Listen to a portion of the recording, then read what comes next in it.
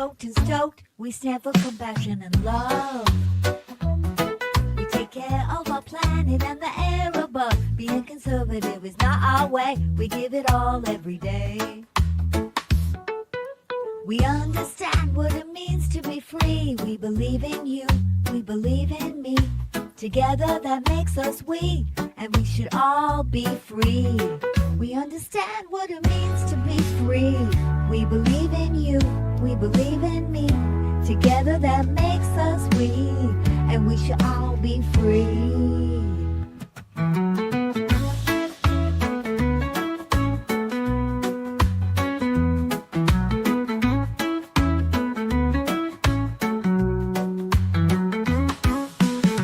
We are the 420 flower people. Our collective soul is our steeple. Love is our religion. Peace to the peaceful is our vision. Woke, tote, and stoked, we stand for compassion and love. We take care of our planet and the air above. Being conservative is not our way, we give it all every day. We understand what it means to be free. We believe in you, we believe in me. Together that makes us we, and we should all be free. We understand what it means to be free. We believe in you, we believe in me. Together that makes us we, and we should all be free. Yeah, we understand what it means to be free. We believe in you, we believe in me. Together that makes us we, and we should all be free.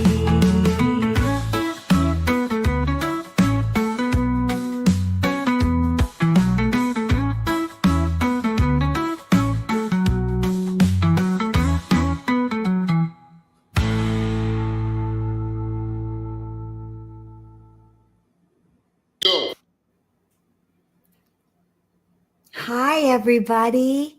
Welcome. It's Tuesday. Yay, my favorite day. Welcome to Live. Today, on this Tuesday, I have a very, very special guest. I'm going to have a psychic reading today. I'm so excited. So, I have a very special guest, and I'm going to bring him up now.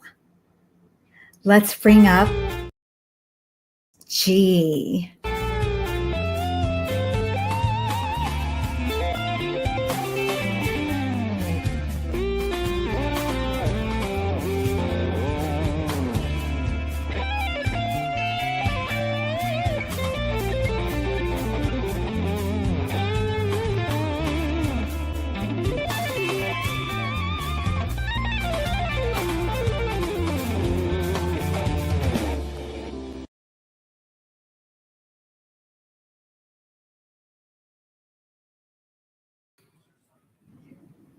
Wow.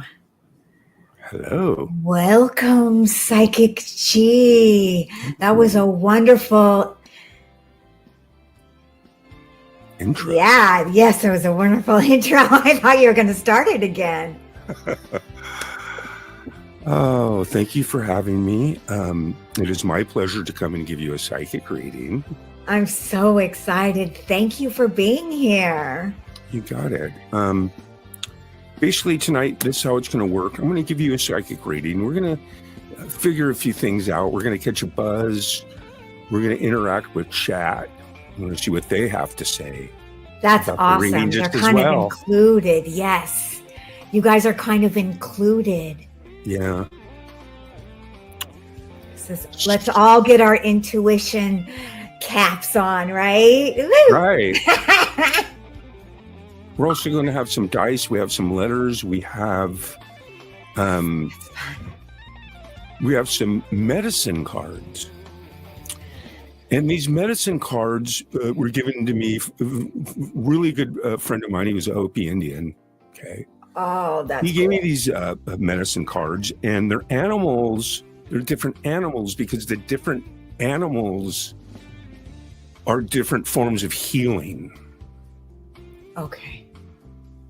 So we're going to use some of those animal cards well, they're actually called medicine cards.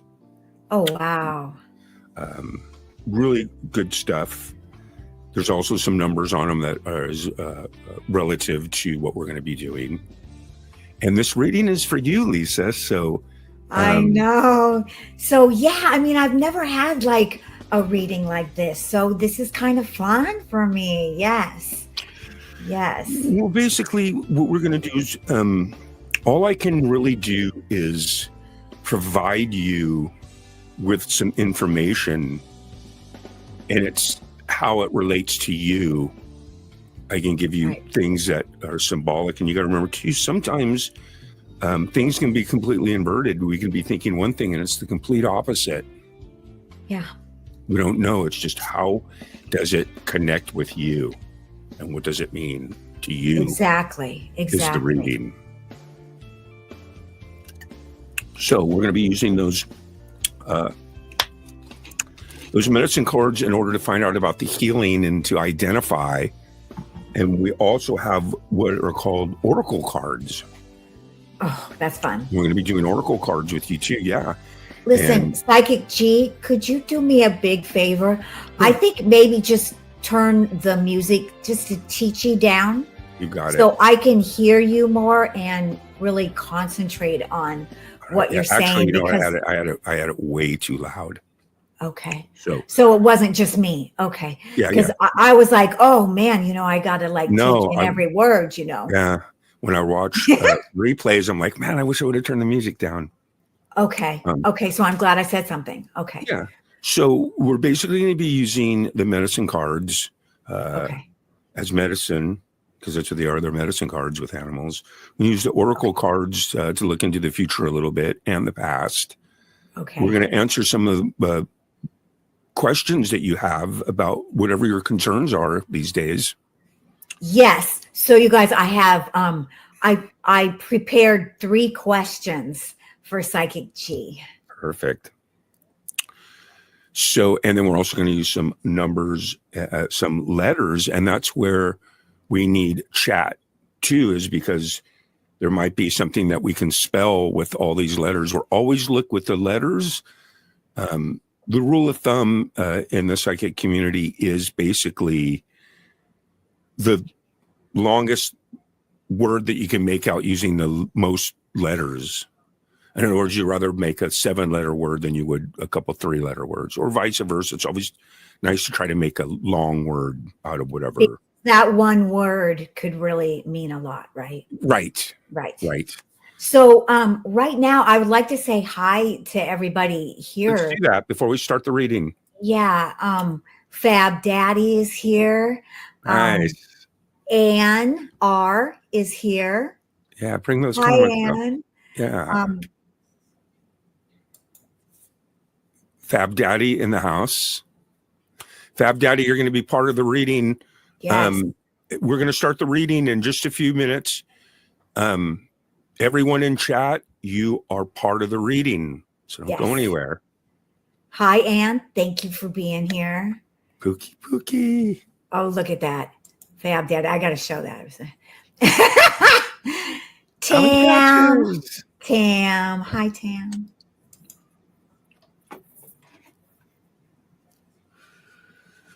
And Allie. Hey, Sam's girl. World. Allie and I are going to like do some funny skits, I think. Can't wait. Yeah. So very fun, very cool. Thanks you guys for being here. Yeah. This very special You can feel the psychic reading because I need some answers, You can feel the vibes. And you know what? You're Feel gonna the get your vibe. answers. Feel it. You're gonna get your answers.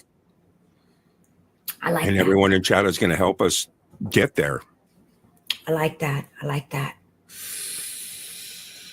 So we're cleansing the palate. You feeling good? I'm feeling it. I'm feeling good. You feeling good? You feel the energy? I'm building? feeling open to Nice. the spiritual, Sure. energy Yeah. here Absolutely. with all of us. Because everyone in the chat room is really spiritual. So here we go. All right. Well, here are our cards. Okay. Over here are our medicine cards, and over here are our oracle cards. Okay. Great. So we're going to use those cards in a few, and then we're also going to give you a little splash. So are you ready for your psychic reading, Lisa Noel? Yes. I you am ready, ready? Psychic Chi. All right. I am ready. Let's do this. Did you want me to put up a question or? Yeah, you have your questions. I'm going to take your questions. And the first question that you have is, Lisa asks me, Psychic G, she says, if the universe could give me advice right now, what would it be? Interesting. Wow. If the universe, so you're looking from a sign now in this present day, you want a sign from the universe, basically. So what we need to do is we need to figure out why you need a sign from the universe, what's going on, what is driving that force. So we're going to use that by using an oracle card. Okay. Okay. Now we do that as like, look, Lisa, we're going to do a quick little shuffle here. You're looking for answers from the universe. Yes. And so something is prompting those feelings that you need a sign from the universe. Right. I just feel like right at this place in time. Yeah. Is there any kind of advice that the universe could give to me that would help me in my life's journey? Right. Well, let's find out right now. Yeah. And we need to find out what that is and what area, why, what area. And boom, just like that, we get the Knight. Wow. Look at that. The Knight. And when you say the Knight, you say, well, why the Knight? How does that factor into everything? Right. Can you see that well? The light's on it a little bit. There you go. That's a little better. Yeah. Yeah. There we go. Okay. Just let that resonate for a second. Okay. Yeah.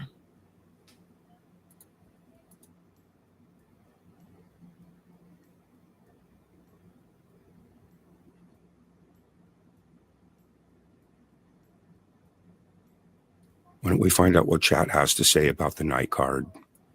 Right. This card is like night, like the day and the night, not like a knight in shining armor. Right. It's the night. It's darkness.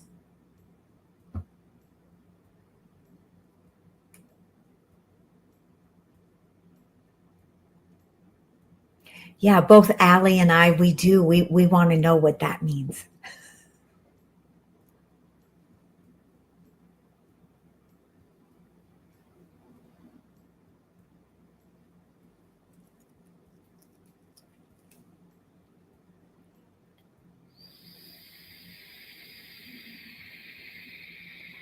Okay.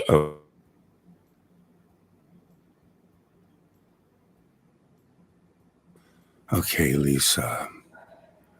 You got the Knight. I wanted it to sink in. I wanted to hear what everyone had to say in chat. Right. Everyone is just kind of with me like, what does that mean? Well, here's what it means, okay? It means that the spiritual meaning of night in the spiritual sense signifies a state of shade brought on falsely by evil, thus also obscurity, namely of the mind. The obscurity of night in the world is natural obscurity, but the of night is the other. Life is spiritual. It's the darkness.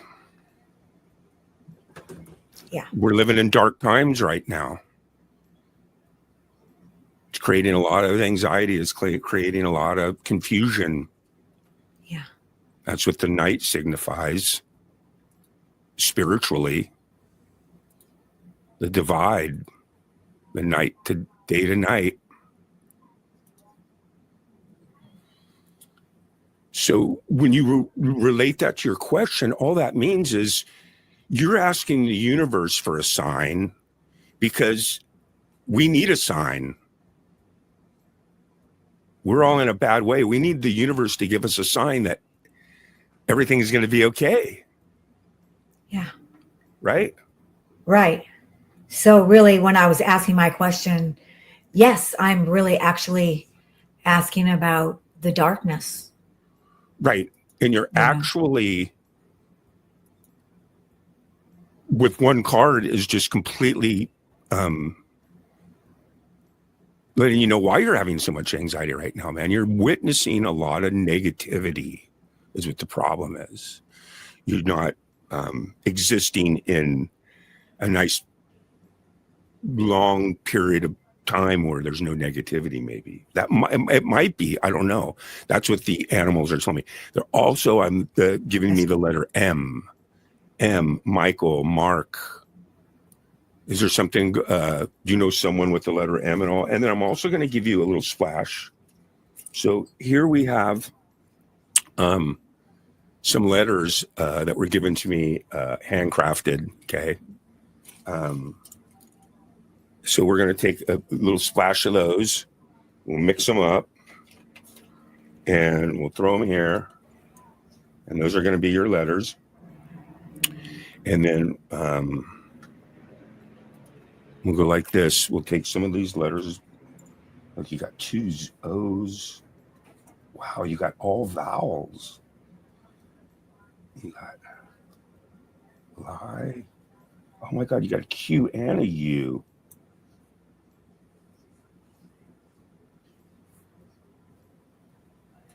Wow, 2 O's.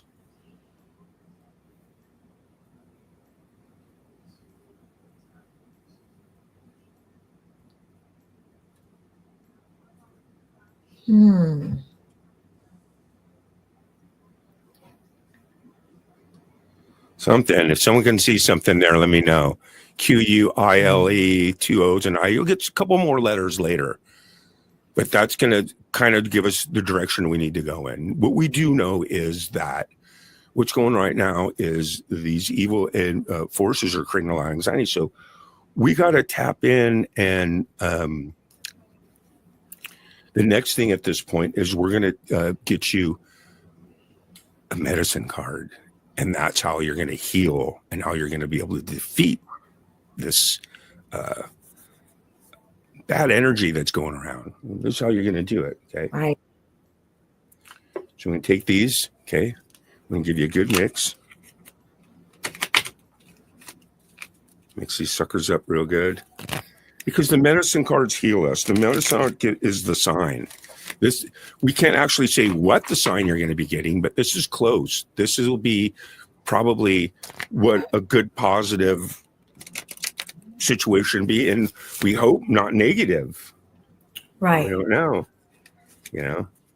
So we're going to mix these up. Say when. You like this one? When. You like that one? Yeah. Okay, we'll give you that one. All right. And so Lisa Noel, here is your medicine.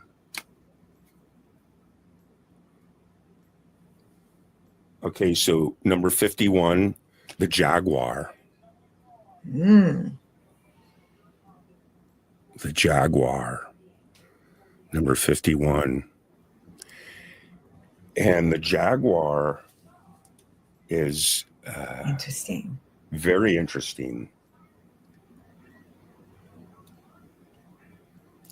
So we got the darkness card and we got the... And you're also going to get a couple more letters. So I'll just give you a little splash. Mix them up. There's your splash. You got an S. You got a D. You got dope. Be nice to be able to spell something really long.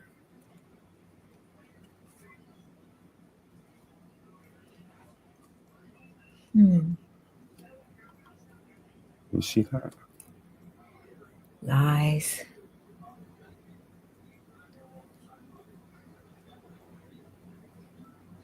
All right, someone can find something out of that. Interesting. Now, isn't that weird? That's like, is there fake lies out there?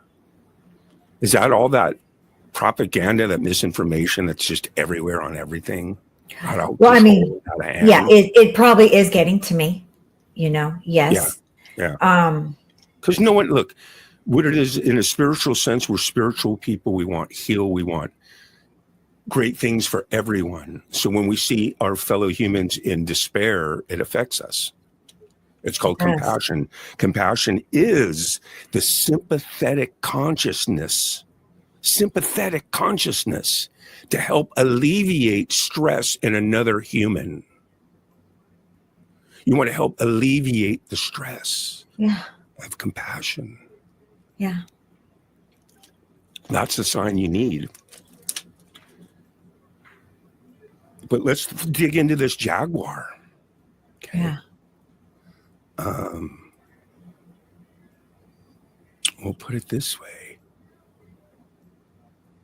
Jaguars are just like this. The jaguar appears. The jaguar, this godlike being who had once come from the stars and led the Maya to prosperity and the golden era of spiritual understanding. His teachings of love and integrity and the power of a compassionate heart. Wow. Oh. Do you get your answer from the jaguar? Yeah. That sometimes I have there's I think 60 of these cards. I made 60 videos. I made one for each card a long time ago. That's cool because that helps explain. That's great. I haven't made the oracle ones, but my medicine cards, they really mean a lot to me, man. That is your healing. You need it again? My healing is the jaguar represents compassion. The jaguar appears. The jaguar, this godlike being who had once come from the stars and led the Maya. Come from the stars. Godlike creature. Interesting. This is a trippy reading. Let's find out our vibe. What I have here is, let's see, is a vibe dice. Okay. And on this vibe dice, we have some symbols. Nothing too freaky, but some symbols. And those symbols are a shark, a star, a sun, a rocket, a snowflake, and a snake. So we're going to roll this, and boom, we get the sun.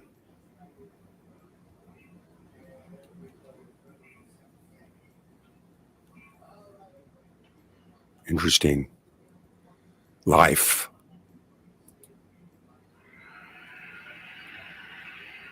Isn't that interesting? Can anybody in chat, what do you have to say about so far this jaguar, this godlike creature? Look what Kristen said. I rise from lies. And here's what Anne says. Oh my God, look at Pookie Ann. Episode. Wow. That's the longest, what is that, a 7-letter word? Episode. So is your anxiety is kind of like episodes. Yes? No? Well, also, I have anxiety over doing the next episode of my show. So that is actually kind of interesting. And what was my question again? It was, what advice does the universe have for me?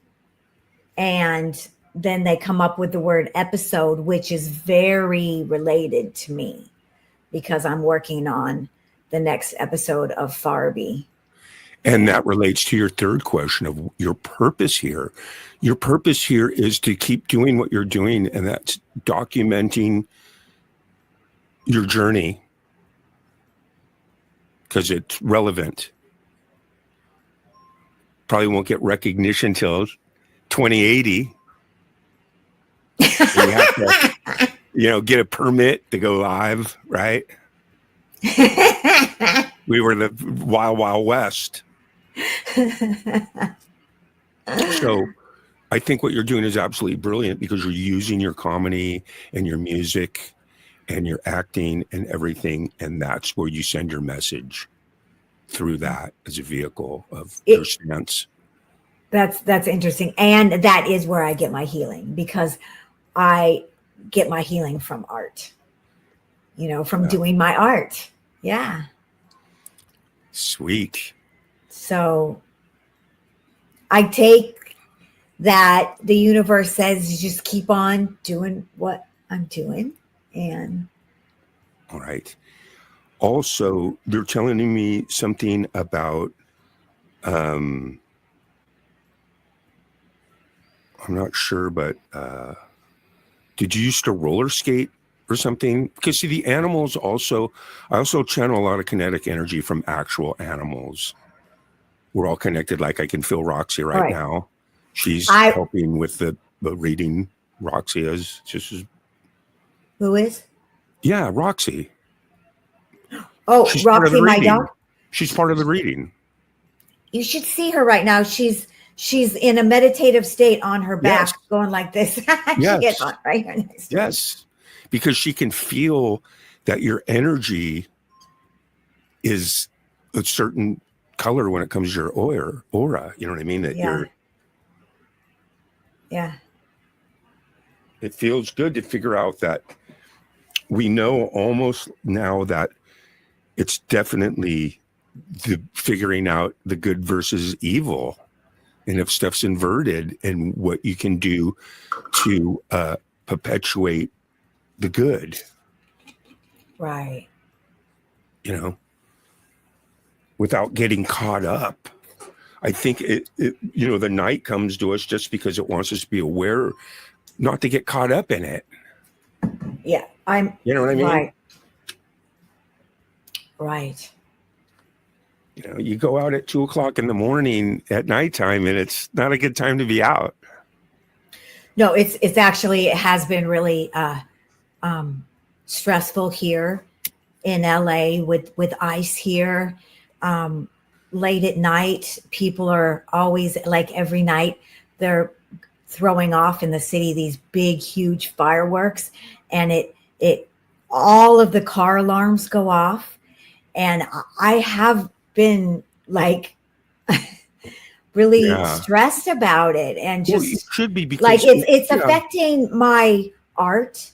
And so then when I see the word episode, that's kind of very interesting to me. Well, and not only that, we also talk about the environment, the negative environment, meaning that psychologically, when someone is listening to like a jackhammer or something loud that's coming from outside of where they live, that creates stress. Doesn't matter who you are. Doesn't matter what it is. Loud, obnoxious noises, car alarms going off. It doesn't matter who you are. It's not like you're going to sit back like, it creates stress. Yeah. So alarms give me extra amount of stress. Yes. So the good news is we're going to be able to find out what the answer is, what some alternatives are, what something that now that we know what we're looking for and we know what's happening, it's time to dabble just a little bit farther into the reading. And we're going to do that because we're going to pull you another oracle card. I'm going to pull you one more final conclusion medicine card. But before we do that, once again, I'm going to give you a couple more letters. And I'd really, really love to hear from chat too, what they think of this whole situation. So let me get over here. And let me grab. That's interesting, Kristen. Mix them up real good. Give you an extra. See, episodic. Look, you got a T to work with now. You got quit. You got a G. Look what Tam says. The jade comes from the stars. The stars can only be seen at night, and the sun gives life. I love it. Give me more. All three tied together. That's good. That's good, Tam. I like that. Yeah. Yeah. Look at that. Let your creativity shine and get rid of the darkness. Yeah. That's really exactly what I personally need to do. Yeah. I like that.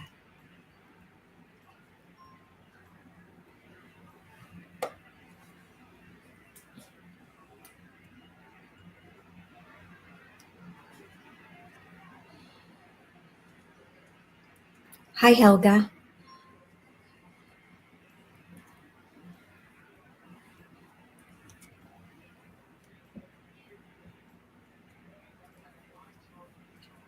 Oh.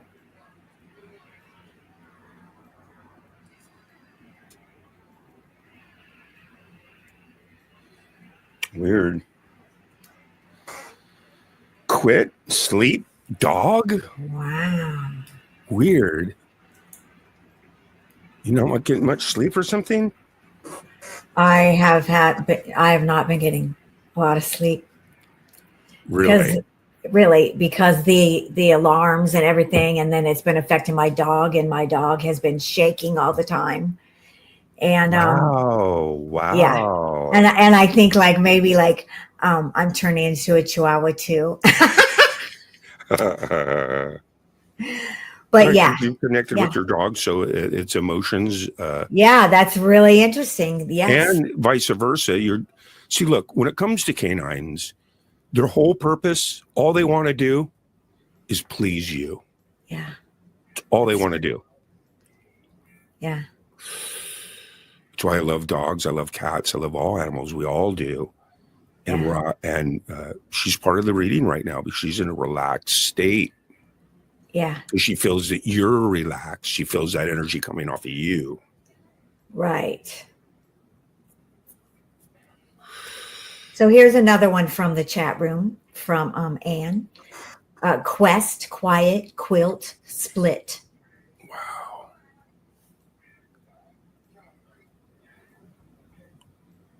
Well, we found out you weren't getting any sleep. Oh, guilt.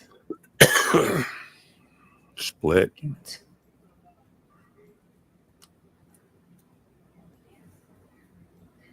I do have a lot of guilt. I have, I don't know if it's guilt, but I feel terrible at what's happening in my city. And, I just wish that we could do something. And, it's, yeah. It does make me feel guilty that us white people have it okay. Color shouldn't matter. And it's, so yeah. Guest. Weird. Empathy. IQ. Empathy. IQ, guilt. I have a hard time with empathy because it goes past I feel so affected sometimes. you know. Okay, well, we know what the sign is. We know that, regarding the base of your question, Yeah. we found out that we need There's the proof. universe to give us a sign. Right? Yeah. We need the Yep. universe to give us a sign. And it did. It let us know that we're in the dark times right now. And we need a godlike Yeah. star to come our way. Energy, love. That's Yeah. what defeats it.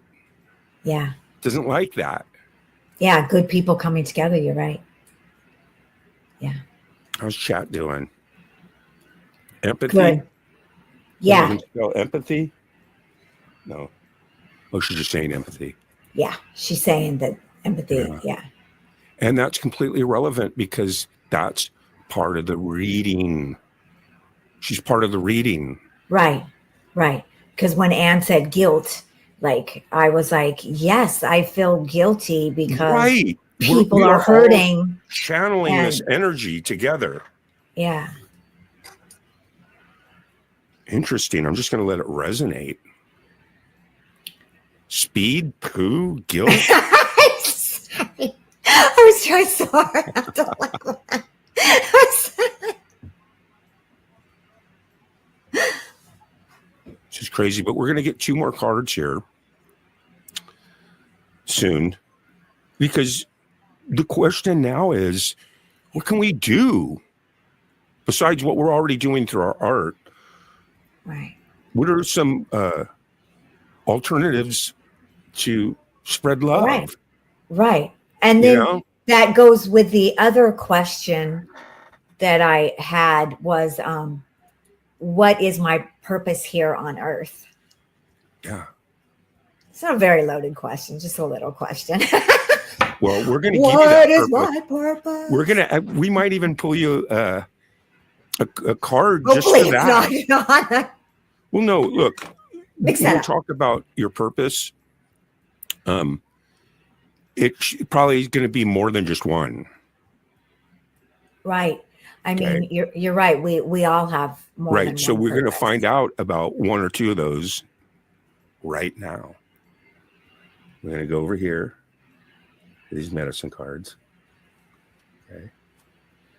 I'm going to mix them up. You're going to get another splash. We're getting thick into the middle of your reading. We're smack in the middle of it. We've identified what we're doing, where we're at, where we're going. And it feels good. The chat is interjecting. It's stirring us. It's helping us lead to the conclusions, to the information that we need. So here it is. Say when. When. Okay. That's yours. All right. There it is. There is your medicine card. And then over here, spreading some love is your oracle card. What is the oracle card again? Oracle cards are past and present. Okay. Like an oracle. Okay. Right. Like a prediction. Right. Say when. When. Okay. And there is your. Oh my God, you don't get to see him yet. Oh my God, I got to smoke a little. I got to channel a little bit. Okay. Because right now the animals, Oh my God. seriously, we were so. they're telling me something about some roller skates or. That's what I was going to tell you. Skateboard or roller skates or something. Can I tell you something? Yeah. All my life, and it hasn't been that many, you know, I've even been with people who are getting a reading, and people always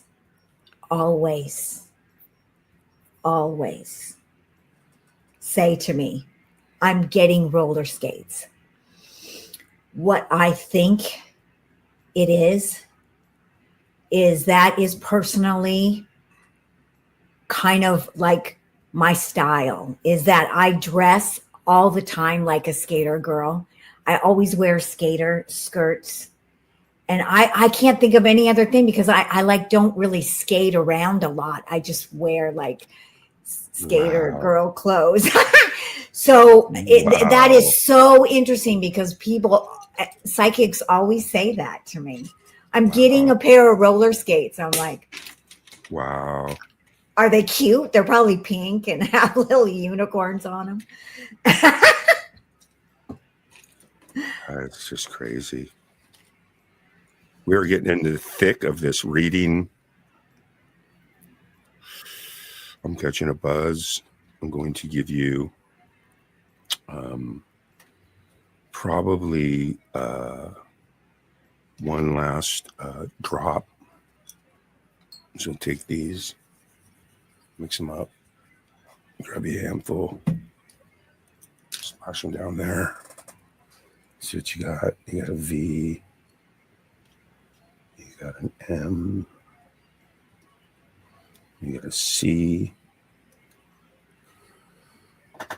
Okay, so I'll mess with that in a few here. It'll give me a reason to smoke some more weed, right? Yeah. Well, let's do this. Let's get over here with this Q because the U always, I've played Scrabble enough to know you always want to have that U next to your Q, right?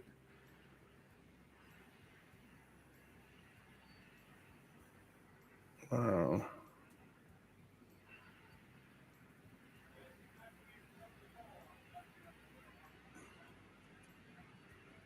Anyway, I'll mess with these here.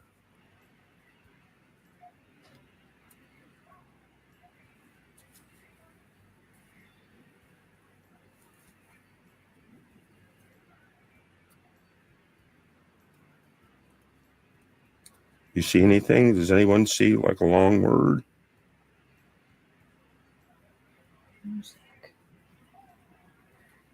Anne sees music. All right. I'll mess with that a little bit later. Who says what? Anne sees the word music in All right, there. cool. Good job. And also, I think that's how to quote, quotes, quoted. She's good with Well, look, words. we're You're good looking with for the- words, Anne. I like the music because we're looking for the answer. The alternatives of how to spread love. Kristen says deep, boom. And Anne also sees volume. That's cool, you guys. Good job.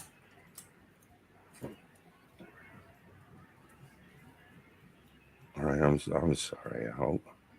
I just see little words, dove, pig, pet. Of course, I see my name.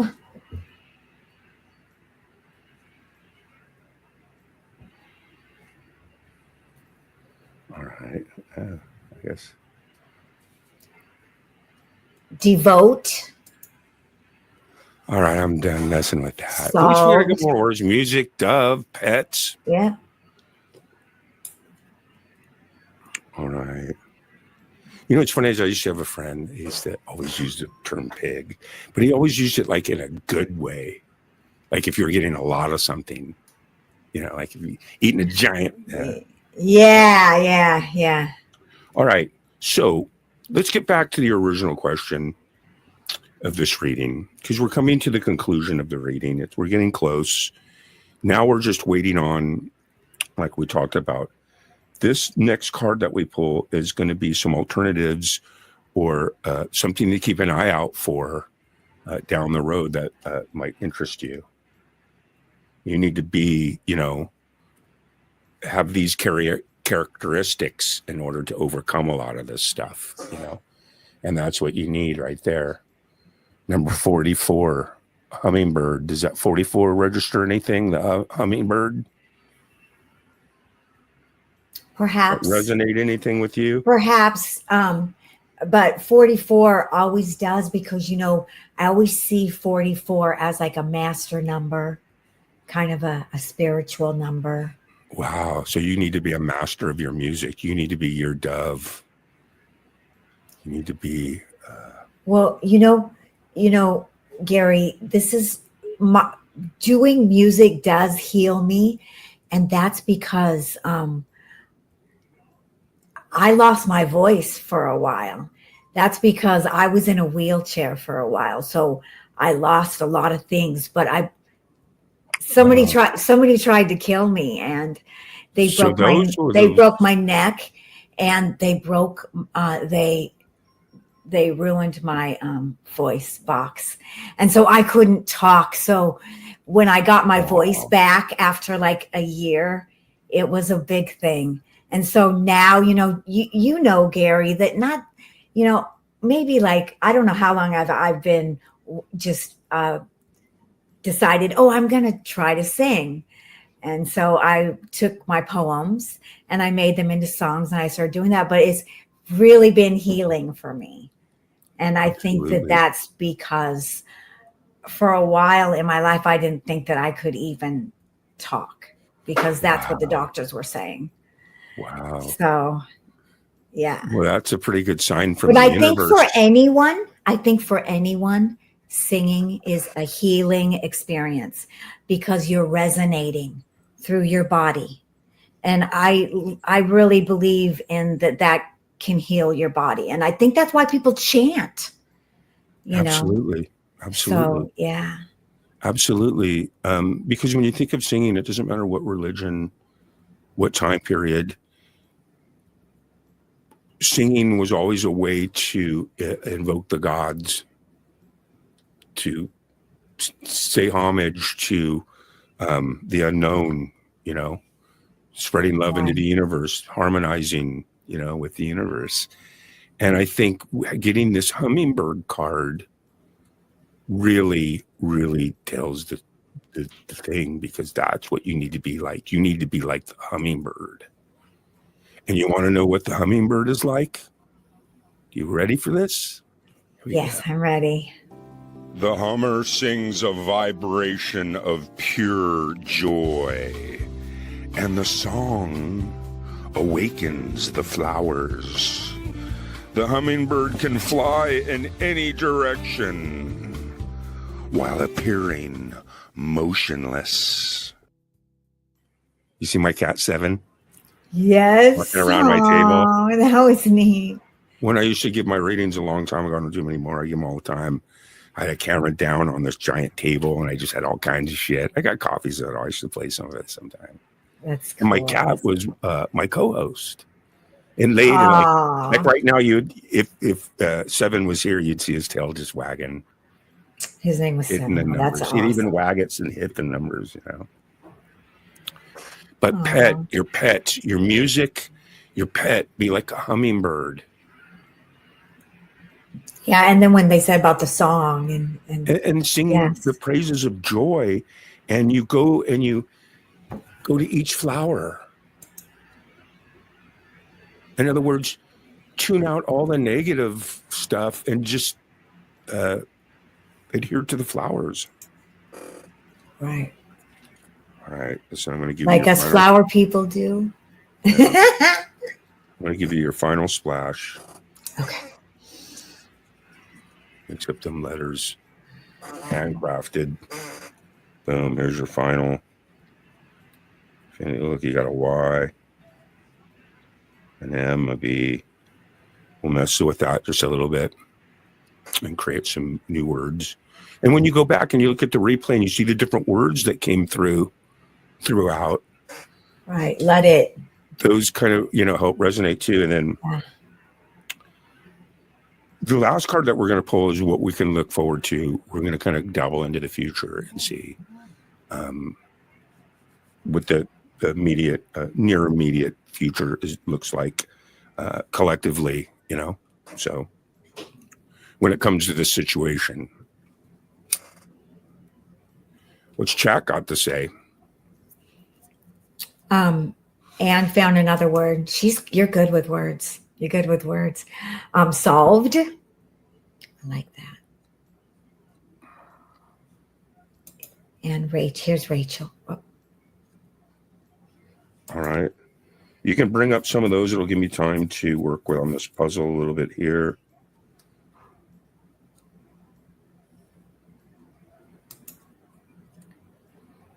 escort equipped. Bumpy. It's going to be a bumpy ride.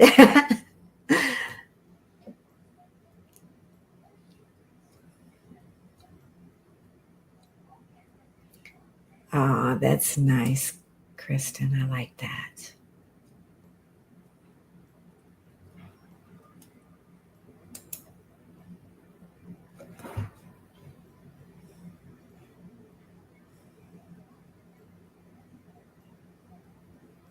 I didn't see this.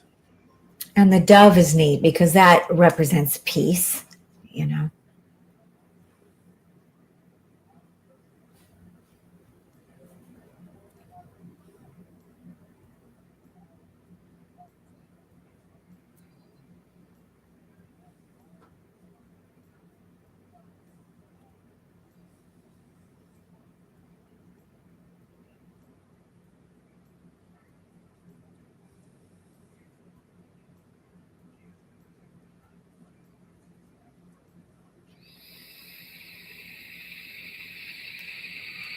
Okay, I messed with that enough. Let's take a look at it. Let's take a look at your spread. Look at that. Positive? Yeah, love. Love is definitely the answer to release anxiety and stress. Pure love. Yeah. No intentions other than just wanting you to be harmonizing, you know? Yeah, I like that. Because I do believe that love can, you know, heal anything, and, you know, love is the answer. Yeah. And when we look at this, I'm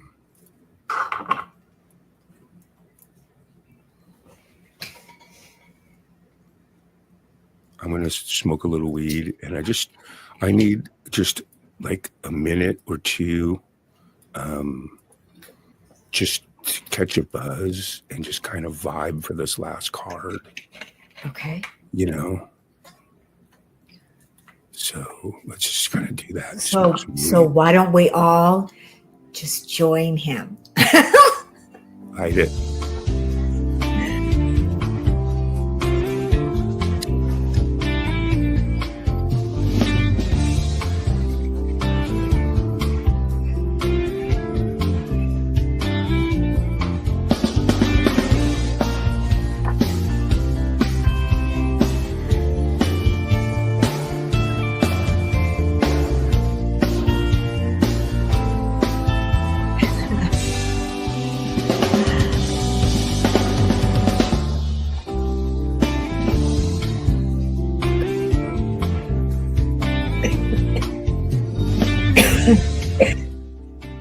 Love you, Rachel. Pookie Ann.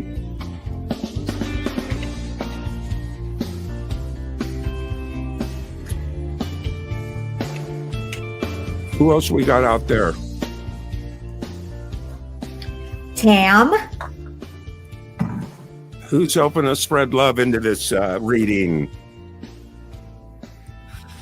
Diffuse this darkness. Kristen Kruger, we love you. Feel the healing energy of the animal spirits. Tam. Nice. Rachel Loha, Pookie Ann, get them all up there. I can't see over there. I only see what you put up. Alley Patches. Oh, okay, yeah. I'm let me give it to you. Give it to me. Give it to me.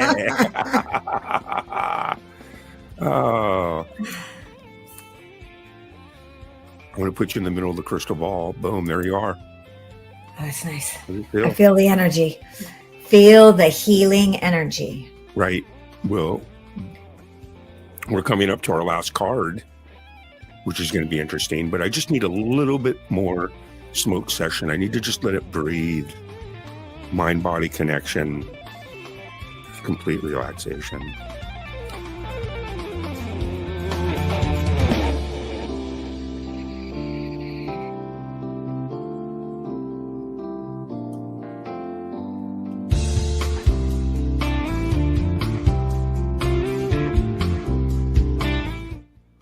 And that is a Camp G May song written by yours truly called Gypsy Woman. I love Gypsy Woman. Yes. Really Well, between good. me and you, we use all our music around here. All of our music. So we're feeling good. And Is everybody feeling good? I hope I'm so. feeling good. I like coffee. Let's get over here. Let's continue on with this reading. We're getting to the final phases of the reading. And we appreciate everyone that's been here and hanging out with us. Very much. A lot of insight, actually. A lot of big love. Big love for music and pets. Oh my God, it's right there. I don't need any more cards to, and letters. And with that being said, Yeah.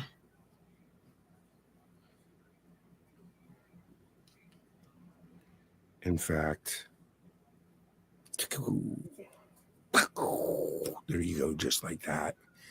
Now, you ready for this last card? You want to sneak a little peek into the future? Yes. Is this the Oracle card? This is the Oracle card. Okay. These are things that can influence us in the future or the past. In this case, we want to go to the future Yeah. because we've got all our questions answered out of this reading. Throughout the flow, we understand exactly what's going on now. We're in complete control of our harmony and who we are and how we are more than just sight, sound, smell, taste. We're more than that. We're infinite beings.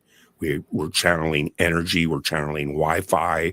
We're able to tap into dimensions. We have intuition. We have telepathy. We're from the stars. Yes. And the biggest power that you have is your mind-body connection. Yeah. That's, yes. Yeah. Right. So when you learn how to tap into that, boom, boom. Are you ready for this card? I'm ready. All right. Let's see here. Are you guys ready? Let's do this. We're ready. Oracle, Oracle.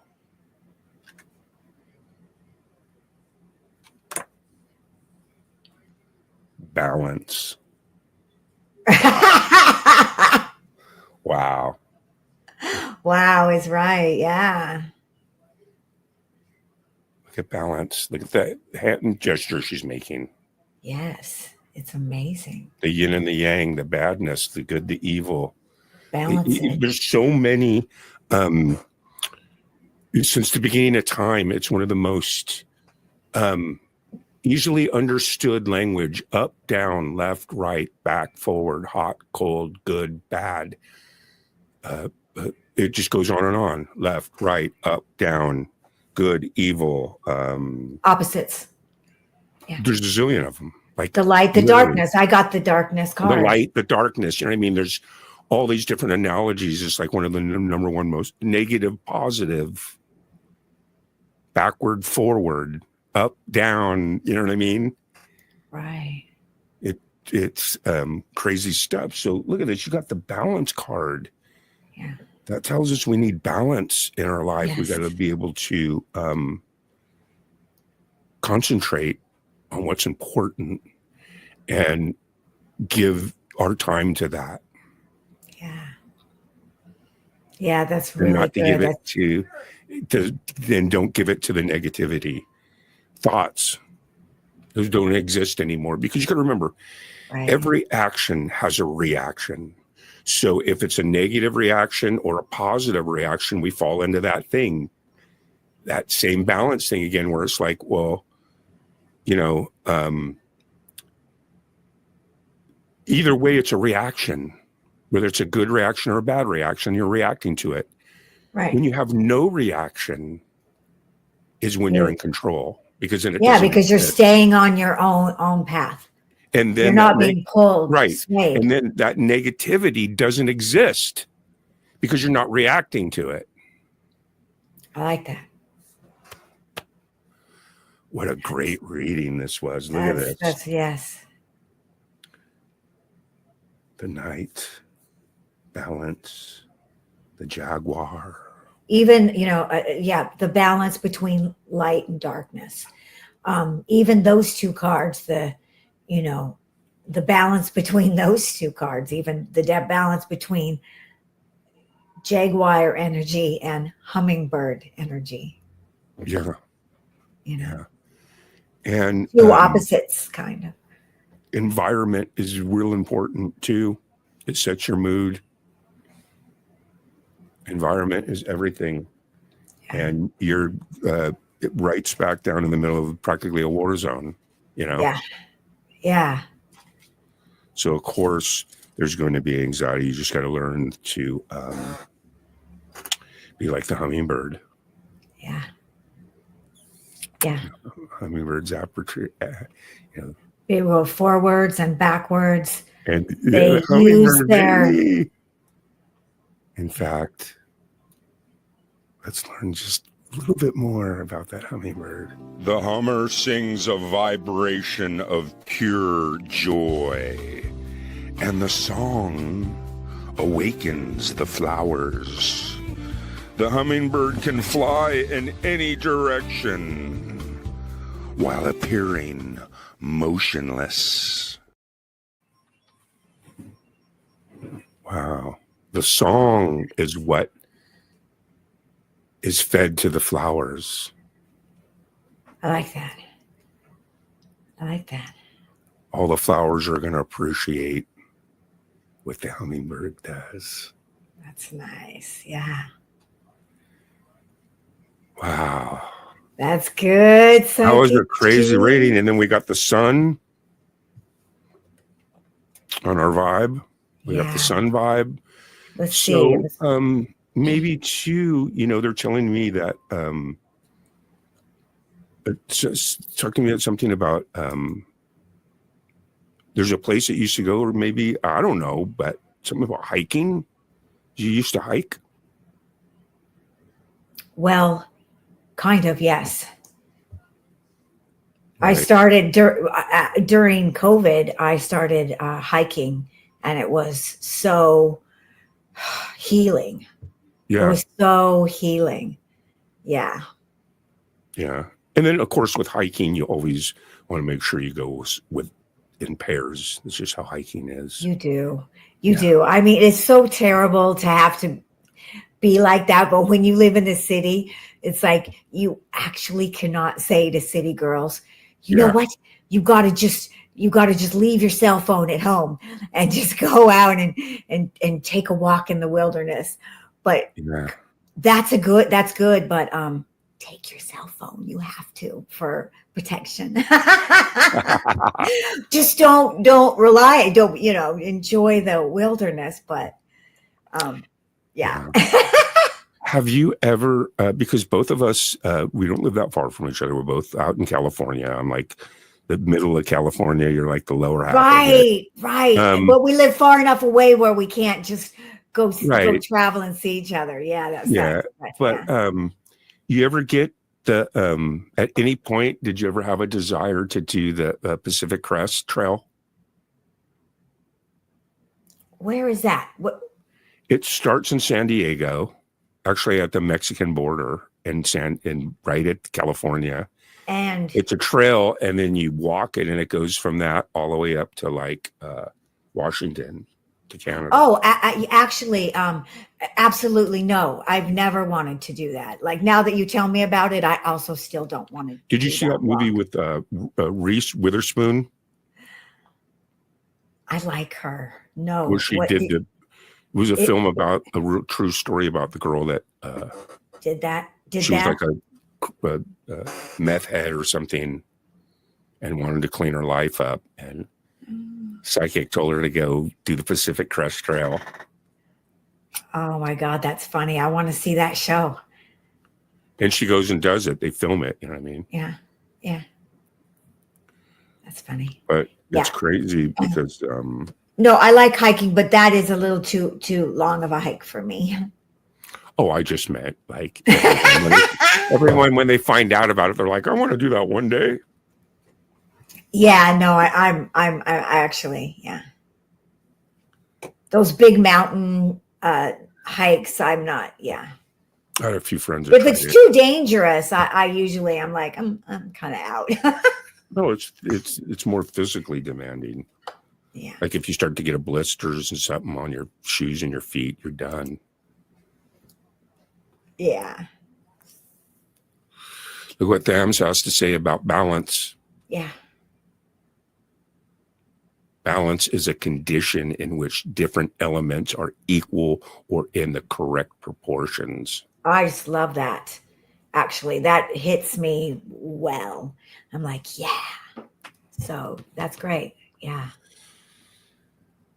And you know, when I play those clips of the hummingbird and all the different clips, right?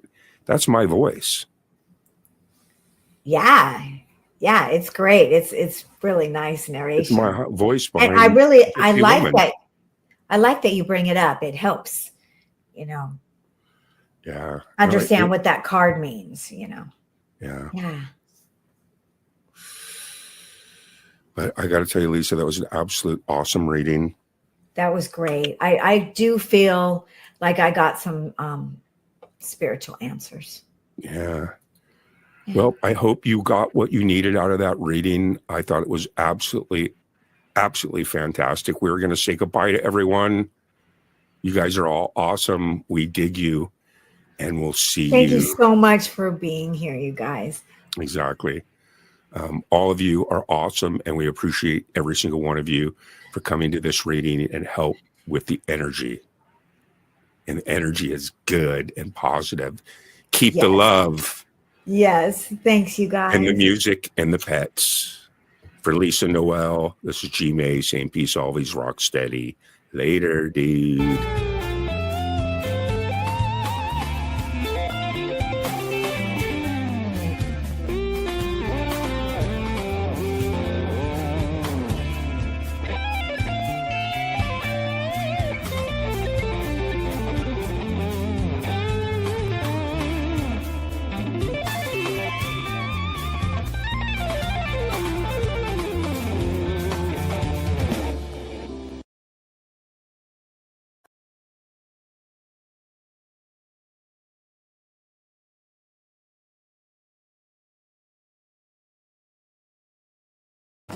We are the 420 flower people. Our collective soul is our steeple. Love is our religion. Peace to the peaceful is our vision. Woked, choked, and stoked. We stand for compassion and love. We take care of our planet and the air above. Being conservative is not our way. We give it all every day. We understand what it means to be free. We believe in you, we believe in me. Together that makes us we, and we should all be free. We understand what it means to be free. We believe in you, we believe in me. Together that makes us we, and we should all be free.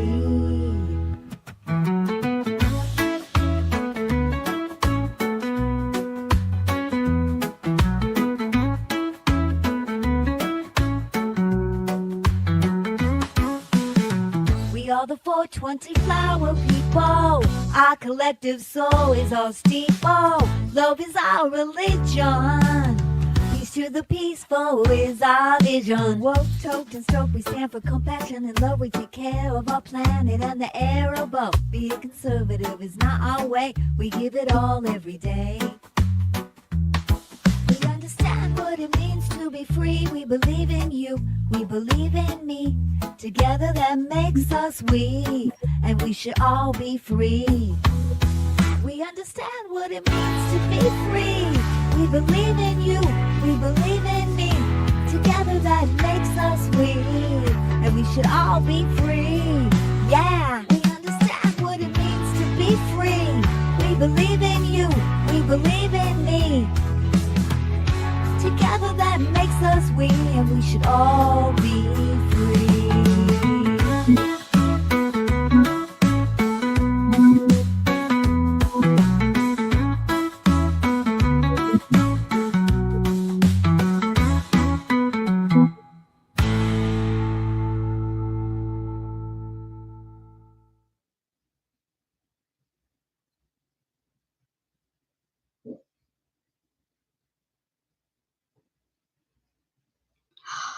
Hi, I am woked, toked, and stoked to be here with you today. On this Tuesday, I'm here in Hollywood. It's a really nice day today. And today, I have my amazing, wonderful, spectacular co-host, Gary from Camp G-May. Howdy, howdy. How are you? Gary. Hi, everybody. Hi, Randy Jean. So How good you to doing, see- Gary? So good to see you. It's so good to see you too. Look, it's Randy Jean Lovely. Yes. Cheers, Randy Jean. See my I'm wearing my board better. artwork by Ali Gigi. Oh, that is beautiful. Fired up, homie. Hurry up, homie. Charlie smoking a joint. Hollywood. That's awesome. That's Ali's shirt? Yeah. And if our moderators, do we have a moderator? Maybe you can make Rich a moderator. He Hey, put up Rick. Ali's link. I know. for That work. is. I want one of those. That is awesome. Yeah, you get that over there on her channel, on the LEGG channel. You just click on the icon and it's got a link to beautiful, her. man. She's got Charlie's shirt. She's got everything. Cult of the West. She's got. Oh, yeah. I Yeah. need a But I just wet- got this. I just picked it up and I love it. Beautiful. Anyway. I love it too. Yeah. So what's shaking? What's new? What's happening? What's going on in Hollywood? Well, I did finally get to see a movie that I've been wanting to see, The Last Showgirl. Wow, The Last Show. I'm not familiar with that at all. Why am I out of the loop or something? What's wrong with me? What is that Mary, on you are Netflix? Or out of the loop. is that like a movie that's out at the movie theaters, or is it like a Netflix thing? Or No, that's the new movie, The Last Showgirl, starring Pamela Anderson, and she was up for an Oscar wow, for this role, Gary. It's when awesome. did that come out? 2024. Yeah. So you know, for you can sure. see it now on I think it's on Netflix. I can't remember which. I did pay $5. I think it's on Amazon. Okay. Yeah, there's Pamela right now. So The Last Showgirl is a character-driven drama about an aging showgirl that has worked on the show Razzle Dazzle for the past 30 years, and now she has just found out that her show is canceled. Wow. So that's pretty much what the film is about. So it's pretty much their 30 years 30 career years. coming to an end. And boom, it's over, you know? Yeah, it's And really she good. dances and sings and stuff, or Well, Gary, I have to say there was only one thing that I was disappointed in this film, and that I was so excited to see her dance. But it's really a character-driven film, and you know, don't expect to go and see a lot of big showgirl dancing scenes, because they do have one, but they save it for the end. You know, so that's the only thing I was bummed. I was like, I want to see Pamela Anderson do some showgirl stuff, but Yeah. a lot of the scenes, you know, take place, you know, in her apartment, in the dressing room mainly. But you know, so Gia Coppola directed this film. She is the granddaughter of Francis Ford Coppola. And I felt like she did a wonderful job directing this. Okay. A lot of the scenes, this is my favorite. I just threw this in there because I love this picture of Pamela. Is this not the hottest picture ever? Yeah. I just love it. That must be when she was filming. I love Pamela Anderson. I think she's awesome. One of the reasons why I like her is because I think I watched a Netflix series on her or something, and she's so grounded out. She's not worried about what anyone else is thinking. She doesn't even wear makeup anymore. She's not worried about aging. She's not trying to get Botox and fillers. She's embracing her aging, and I love that about her. Yeah. That Netflix special, that documentary that you saw, was that not a really great documentary? I thought it was awesome. She's a awesome human, man. I did. Pamela Anderson. Her son did that documentary, and her son got this part for her. Or I mean, he helped her decide to take this role. Her son did.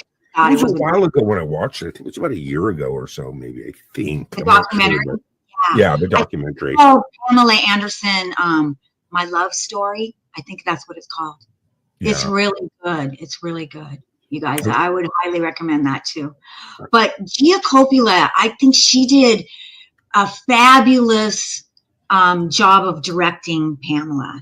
A lot of the scenes were like handheld scenes, and handheld scenes really are very intimate, and they kind of make you feel like you're spying on. What is that? A handheld scene? What do you?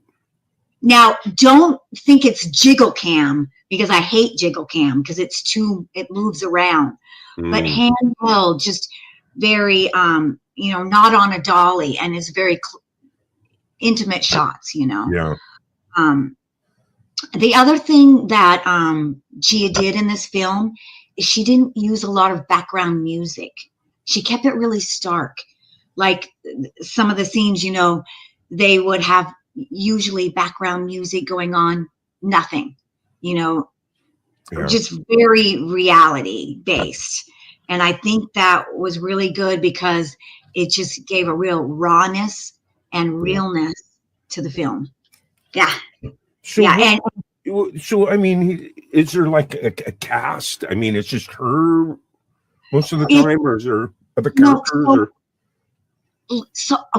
So the most interesting thing about this film is it was filmed in 18 days, and it had a budget. It came in just under $2 million, and that's it. Yeah, that's pretty low in today's standards, right? Yes, that's very awesome. That's very, very cool. So, they were limited. That also limits you. So there was other storylines going on, though. It was her. Mainly it was Shelley. So Pamela plays Shelley, the oldest showgirl in, the Razzle Dazzle show. She's the oldest performer. And the storyline really does focus mainly on Shelley, but there was these other characters around her, the girls that she works with at the Razzle Dazzle. They all were so good. Every single character. Now, one of these girls, the first brunette girl, she plays her daughter. Her kind of long lost daughter, but the other girls are showgirls with her. But Jamie Lee Curtis is a gem in this film. She's a gem. She plays Shelley's best friend, Annette, and she is like this has-been showgirl who is now like this cocktail waitress. She's an alcoholic. She is completely addicted to gambling. She is a mess. And Jamie Lee Curtis plays her beautifully. Oh, man. I mean, this character will warm your heart and break it at the same time. But people like Annette, the character that she's playing, are really like that. Yeah. They're lovable people that just keep ruining their life over and over again and keep showing up at your doorstep, and you keep taking them in because they're just amazing, screwed up people. Oh no. That's who Annette is, who Jamie Lee Curtis plays. And it's so worth it to watch her too. Both those girls together. I loved it. Yeah, and this girl sitting in the chair, she plays in a program that I watch. So it's good to see her get more work. She's great, isn't she? You know who she is, right? She's Macaulay Culkin's wife. That's Macaulay Culkin's wife. Yes. I love it. Yeah, she's really, really good in it. She plays a showgirl. Wow. Yeah. So yeah, you guys, I would definitely say go see this film. Yeah. So this is pretty much large female type cast. Was there also like some cool characters like bouncers and you know what? There was so interesting. It was really just these girls, but there was one male character in it. He was awesome.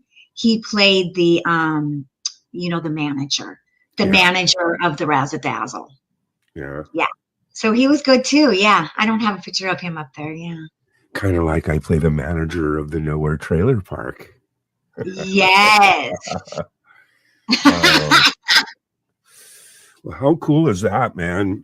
And this is out on Amazon, or I think it's on Amazon. I do remember that I paid $4.99 for it. Mm-hmm. So it's not on Netflix. Otherwise I would have just watched it on Netflix. And it's called The Last Showgirl.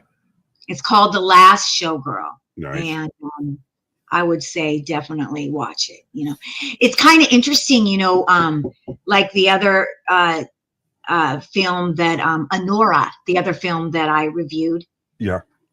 Kind of like that in a way, a little bit. And the ending is they both have similar endings. And I loved them both. So yeah. Wow. I love it. I love it. And I like Jamie Lee Curtis too. I'm a big Jamie Lee Curtis fan. She rocks, man. She's so real. She had an interview a couple of days ago on 60 Minutes. And she's just so amazing. You know who she's married to, right? No, I don't. She is married to Christopher Guest. I'm not familiar. Wouldn't that be fun to smoke a joint with those guys? I dropped out of the Hollywood. When it comes to like mainstream movies and music, I think right around 2000 is where I just fell right off. You can go back. I can tell you every single top 100 Billboard from 1960 to 1999.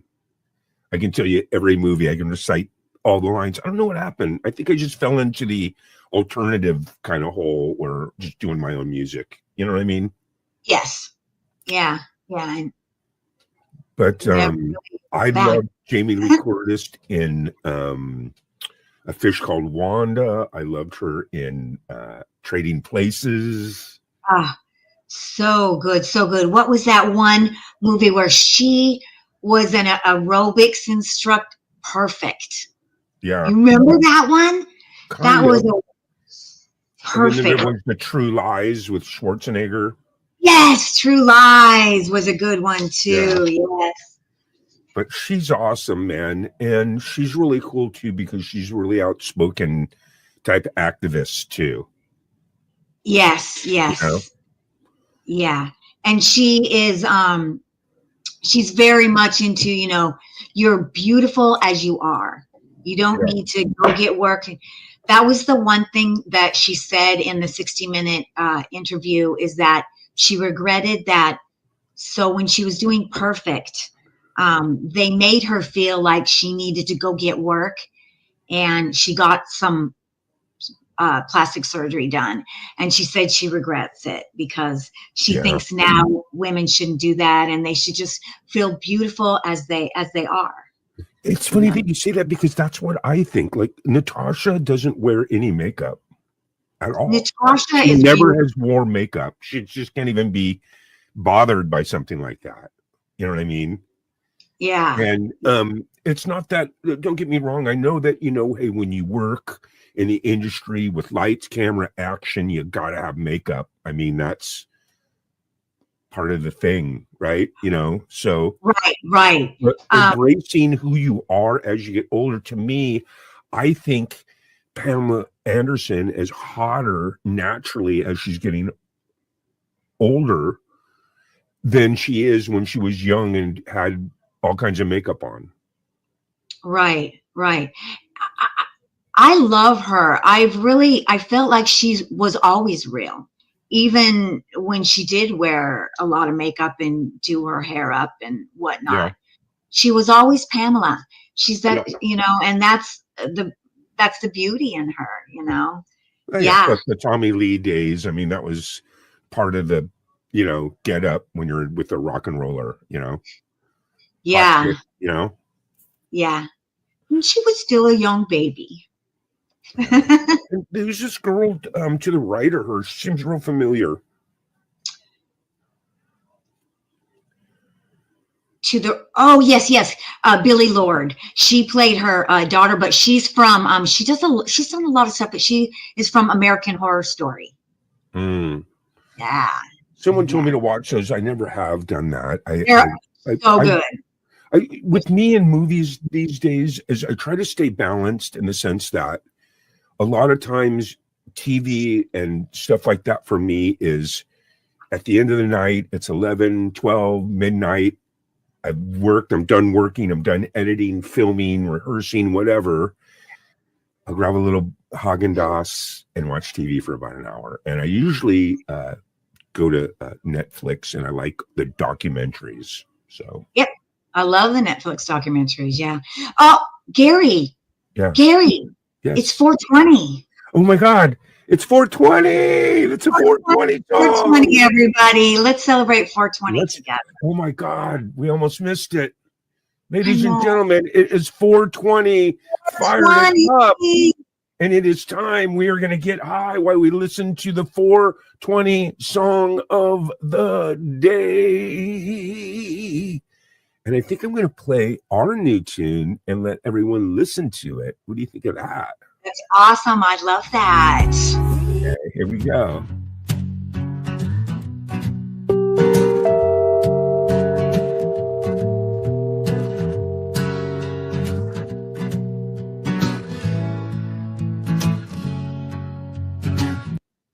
All right. Are you ready for the 420 song of the day? We're going to play Rusted. And away we go. Fired up. In this rusted trailer park, where the stars don't seem to shine, living out in the end of nowhere, but for now this place is mine. Dreams flow with the dusty wind. Moonlight never shows its face, but in this beat down old trailer, I'll find solace in this space. I'll find a way out someday, somehow, some way. But for now, in this trailer park, it's home for me, I'll stay. Echoes of the past, they linger softly like a lover's touch. The end of nowhere, I'll remember every detail, every hug. Broken dreams and hearts still beat. Rust doesn't mean it's over. From this end of nowhere to the world beyond this cover, I'll find a way out someday, somehow, some way. But for now, in this trailer park, it's home for me, I'll stay. I'll find a way out someday, somehow, some way. But for now, this trailer park is home for me, I'll stay.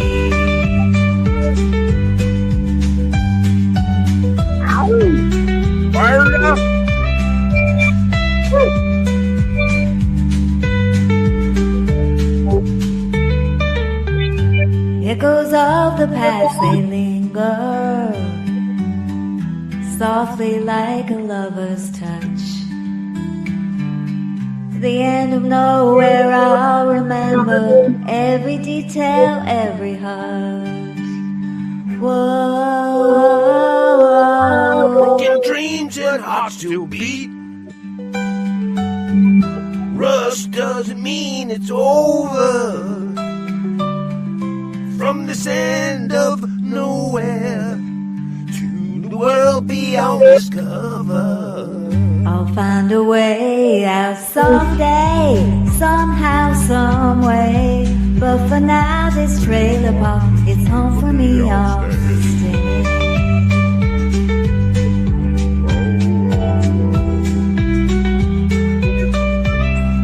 Whoa, whoa, whoa.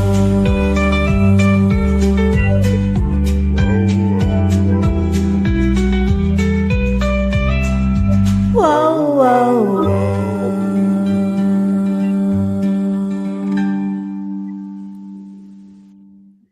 And that is your 420 song of the day. Happy Tuesday, everyone. Happy Tuesday, everybody. We are the 420 Flower People.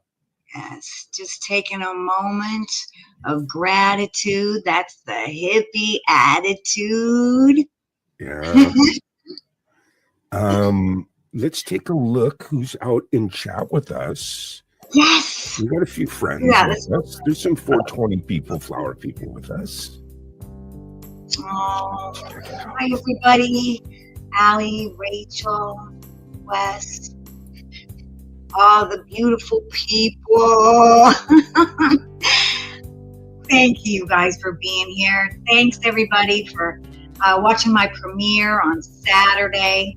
That was awesome. Thank you so much. Rachel Howard in the house. Rachel. Yeah, Rachel's so cool. Yeah. One of these days, I'm going to save up my money and go to Hawaii and visit.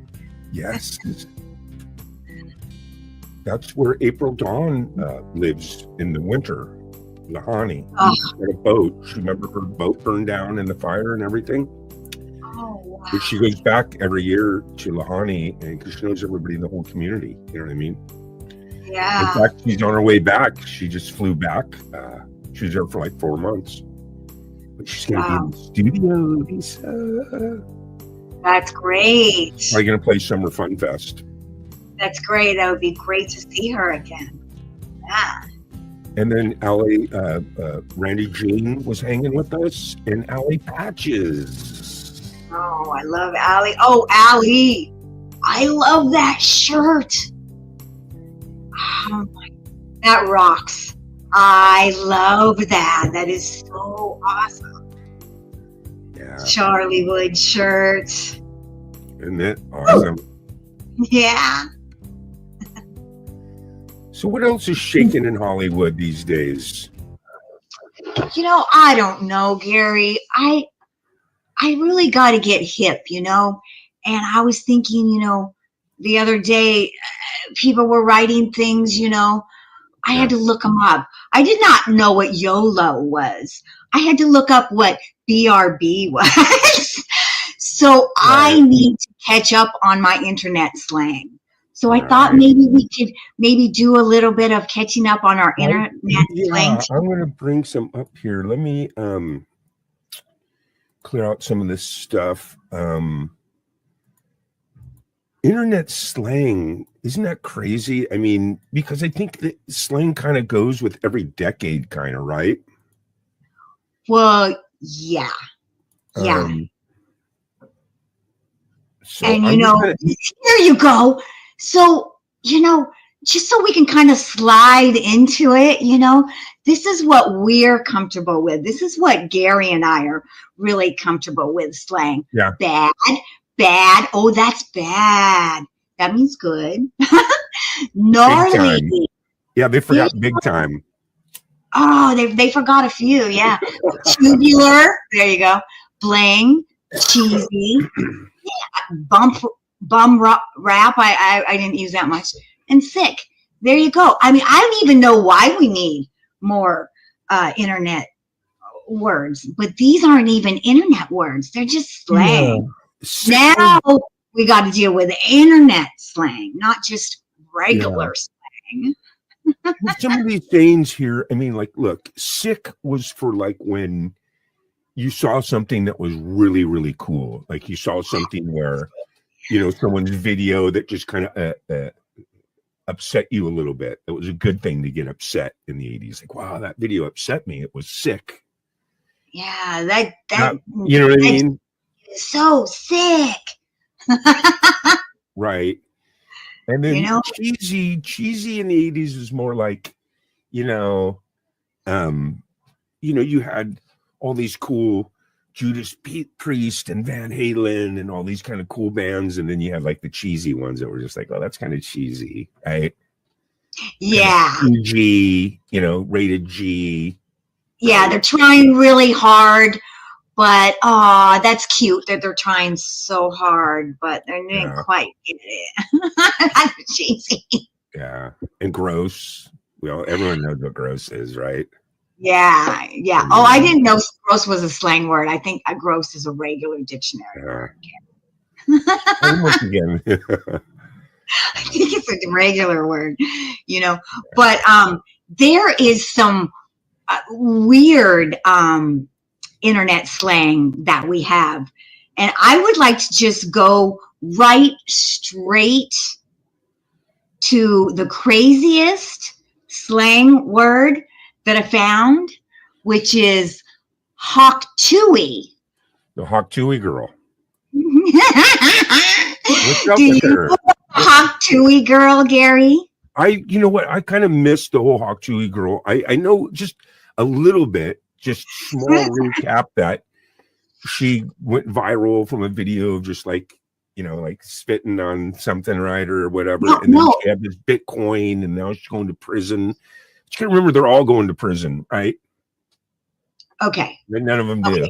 That's not right at all, Gary. That's not right at all. But it's kind of like. But okay. So her name is Haley Welch. There she is. She's a beautiful girl. She was just living her life, you know, in a podunk town in Tennessee. Okay. And then at the Country Music Awards, she was featured in this Man on the Street interview from the creators Tim and Dee TV, and they were going around and asking this question: what's one move in bed that makes a man go crazy every time?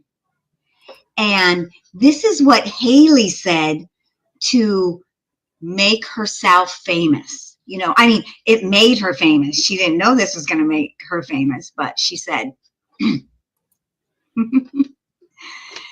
you got to give him that Hawk Tuohy and spit on that thing.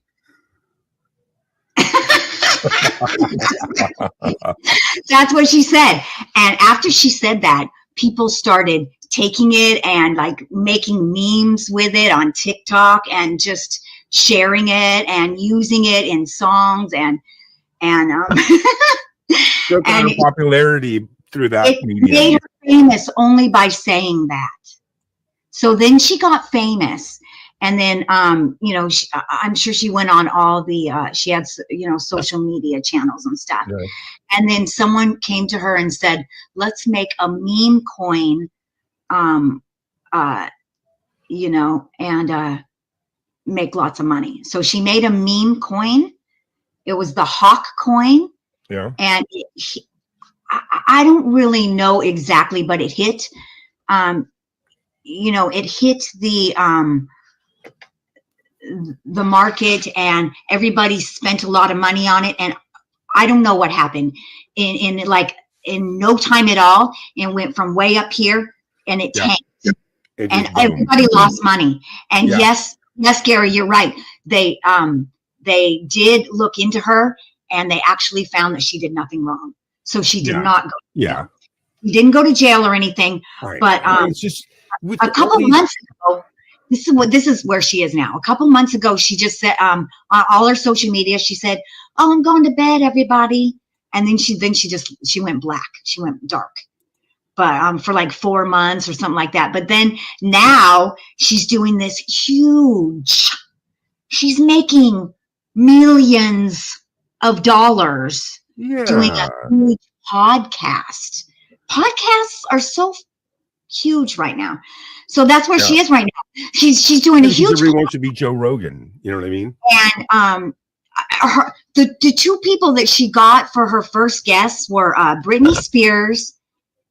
Oh, I can't remember the other one, but somebody famous too. Wow. So she's making millions of dollars. She's going to be set. The Hawk Tuohy girl. Yeah. So Hawk Tuohy, what does that mean? I mean, Hawk Tuohy, it's a like term for when you spit up a loogie. Well, I thought it was. That's what I thought it was. it's just a sound. It's a sound. Yeah, well, listen, on the country, on the farm, what it is when you snort up through your nose and you go, Hawk Tuohy is when you kind of spit. So it's a slang for spitting kind of, I think, right? Yeah, so that's kind of naughty, you know. Yeah. So, you know, and the other one, which I think is also just blows my mind, is another word that makes no sense. It's a gibberish word, and I still can't figure out what it means, but people use it. It's ski-biddy. Now, ski-biddy, do you know what that is from, Gary?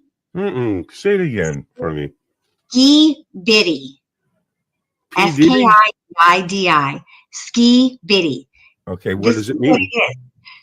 It is actually a super duper huge famous YouTube channel, and it's an animation, and I still don't really understand what it is, but it's a toilet. It's two toilets, and one toilet has a human head in it, and another toilet has a camera head in it, and there you go.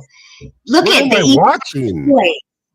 Yes, it's Ski-biddy, and both these toilets are fighting each other for the world, for world dominance. What has the world come to, Lisa? What is this? Millions of dollars. Okay, he makes millions of dollars. So Ski-biddy. So I don't know how I would use that word. Just I really don't know. If someone out there knows a good sentence with the word ski-biddy, please let us know. What is there, like a lever, like the flush thing that you move or something? I mean, how do you play with it? Is it just like I don't know, but what it is an animated cartoon about these heads in toilets. Wow. Mm-hmm. Okay. Oh, it's an animated cartoon. So, and then he just has like an action figure of it or something. Yes. Ski-biddy is so big that now they have cartoons, and that little boy is just holding one of their, toy. He's just holding one of their toys. I got to check out the Ski-diddy, because we do that kind of with Live High or Die. You know, we do the puppetry and the animation over there. Oh, man, yeah. Is that kind of what Ski-diddy's kind of like? Animation and... Yes, but you guys were way, way, way more funny. I appreciate that. We tried, man. I was there last Sunday. You guys are so good. I'm sorry. Yeah. Is it live? It's live. What is your show? What is your guys' show called, Gary? Live High or Die. Thank you. Live High or Die. Everybody needs to check that out on Allie's channel. Live High or Die is really flippin' funny. Okay. But anyway, you should get a question ready for Satan next time we go Sunday. We have a segment where people ask Satan any question they want and give you the answer. I need to have a question for Satan. Yeah. So funny, man. Because look at where the world is. Look at this. What is that? Look at this. I know. So, I mean, is this here's the word slay. Do we know that word, Gary? I think we do. That feels like an old word, you know. So ski bitty is, really slaying now. Yeah. Skididdy toilet. Skididdy be diddy. That's too funny, man. You know what's funny too is this Gen Z slang. Yeah, sus. Okay. Sketchy. I love the whole sketchy buzz, Right. Okay. So, yeah, we do need that word, And then and then at some point I think the Y Our got dropped. administration is very sus. Right? Huh? Did the Y get dropped at some point and it was just sketch instead of sketchy? Well, I think so. I think you could use that. Yeah. After a while, the Y dropped off. I'm telling you, and it became sketch. Okay. That's still is sketch. Anyway, the goat. Yeah, we know go, right? Fam. I think that's a bit around. I just recently found out I what never YOLO did the was. YOLO. Not familiar with the YOLO. I don't Yeah, know. you only You live did the once. YOLO? Yeah. You did YOLO? Yeah. I learned YOLO 2 days ago. Yeah. And that's when I realized I need to, be up on my internet slang. Stan, there you go. I didn't know that. Sometimes I'm a loop with Gen Z. sometimes Hey, I'm a is Stan. Gen Z FAFO? You see that new slang FAFO? F around and find out. Oh, fuck. It's fuck around and find out. Yeah. Yes, that sounds very Gen Z to me. Those are all my male friends. The ones that got baseball bats, behind their seat in their car. Yeah, that sounds very Delulu. Do you ever use that word, Gary? Delulu? No, I never did that one. Not crazy. Do you know what that means? I'm sure you do. You can figure it out. What does it mean? Delusional. Like me. Just kidding. Oh my God. Delulu. So that's a good word, Delulu. How about drip? Do you know what drip means, Gary? No. Drip. No, I don't know that. It's stylish clothing or accessories. Wow.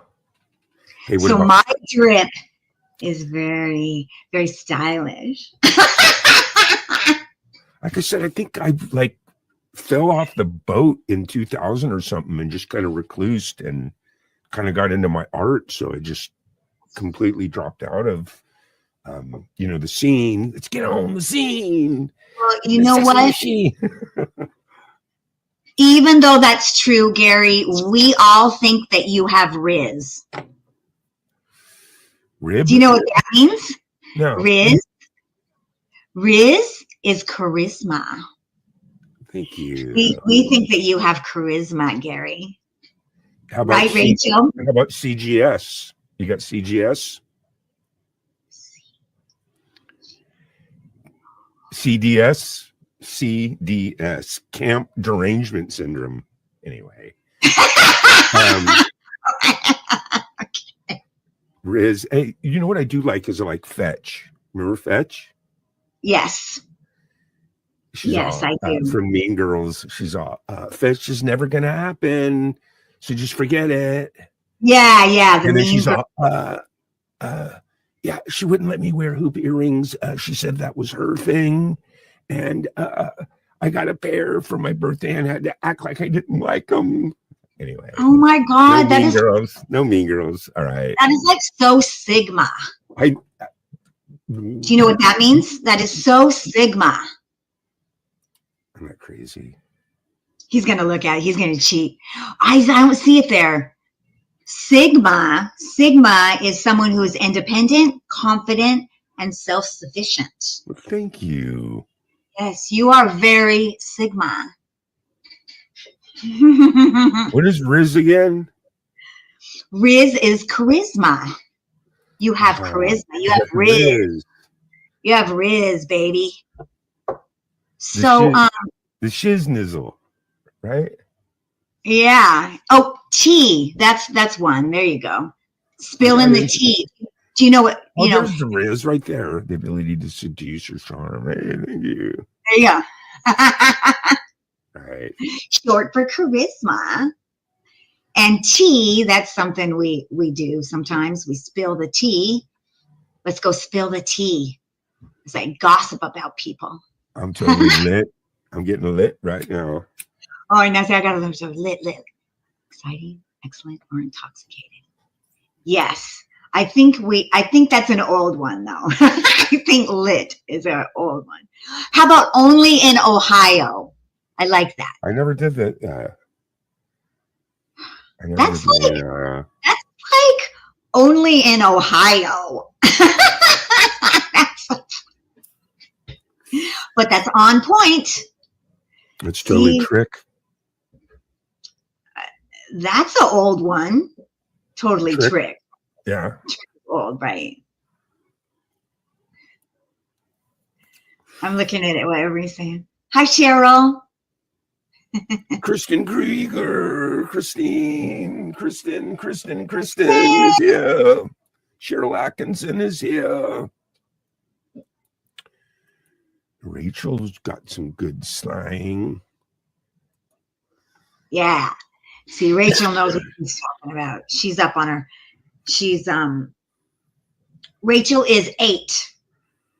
ATE. Do you know what that is, Gary? No, I don't. She's performing exceptionally well. Everybody at Camp GMA is very 8. Well, that's what I noticed too. It's like, even though I kind of dropped out after the 2000s, what I noticed is people want to just say stuff by just saying the first letter, acronyms like, laughing out loud, you know what I mean? LOL. Oh, yeah.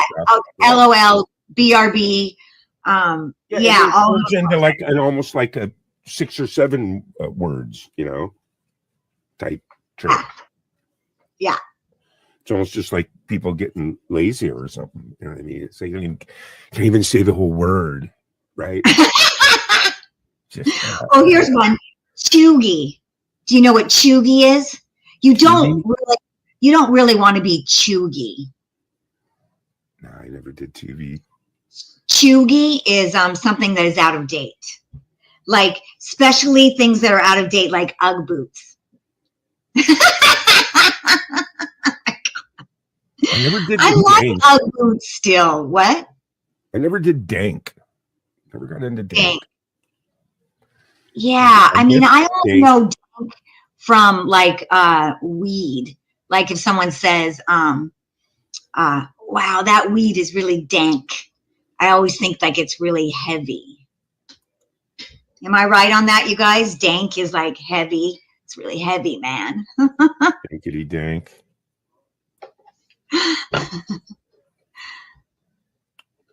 Slang is always gonna ever be changing and evolving, right? Yes, it is. Somebody just said that too. I think Rachel said that, sticky, heavy weed. Yeah.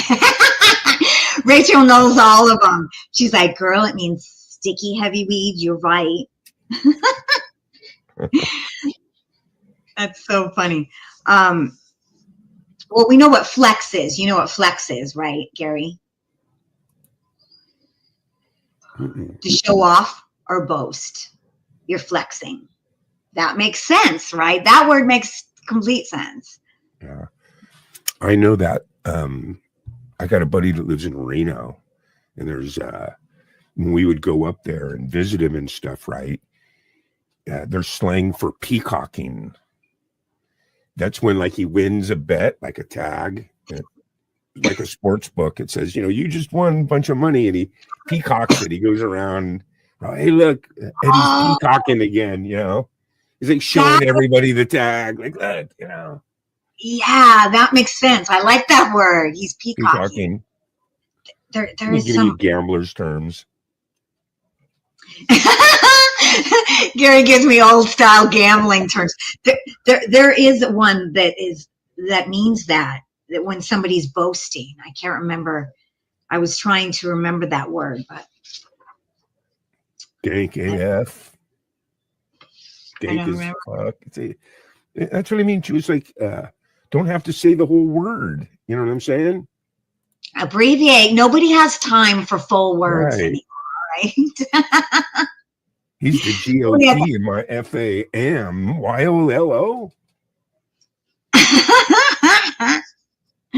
But I have my own word that I would actually like to introduce to everybody. And I made it up like last week, and I'm already like making a song with it. So I'm very confident in this term, and I think we should all start using it. And it's a term for a woman. It's fringe swoosh. And that means a girl who is completely out of date, but she wears it so well, so sexy, so put together, even though she's completely out of date, that her fringe is swooshing.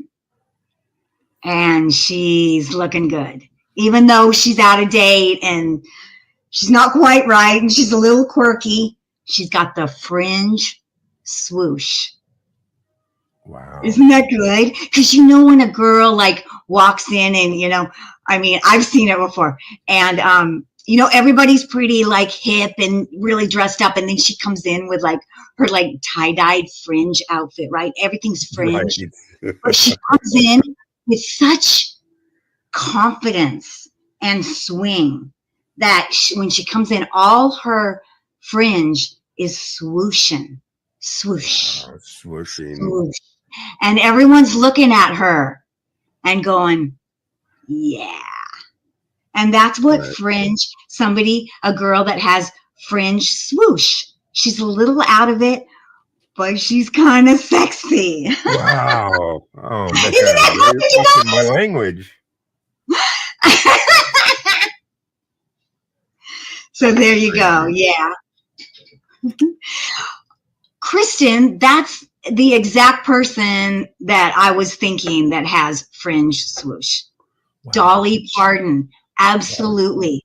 Dolly Parton has fringe swoosh. She doesn't care if you think she's outdated. She is going to rock her style, and she is going to rock it so sexy that we're all going to be like, yeah, girl. Yeah, you got to give props to Dolly Parton. I mean, I love her. I love Dolly. and she looks absolutely fantastic for her age. She is gorgeous still. I mean, I remember being like in the crib with a bottle 60 years ago, and she looks exactly the same. You know, I don't know if it's a clone or something. I'm not sure. And she's so real that, yes, I get work done. And yes, and I just love her to death, you know. That's another person I would love to smoke a joint with, Dolly Parton. Yes. Let's get Yeah. over here and see what chat has to say about all of this that's going on. Over there. Oh, good. You like my word. Good.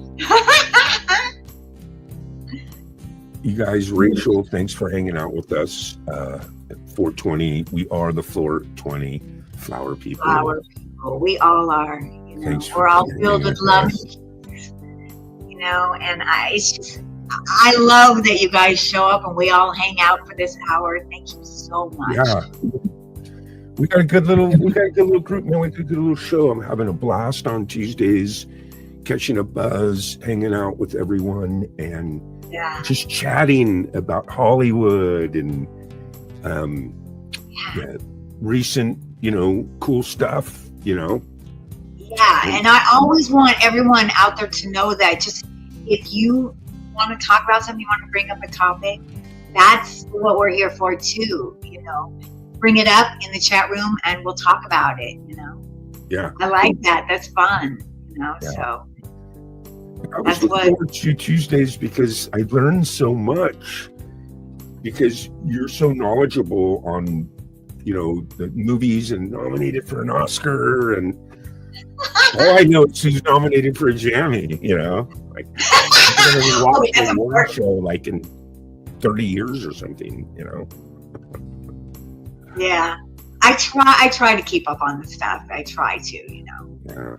It's hard to keep up on everything, See, but I think I learned a few internet slang words today, just every day, just keep growing and learning something new. That's really important, I think.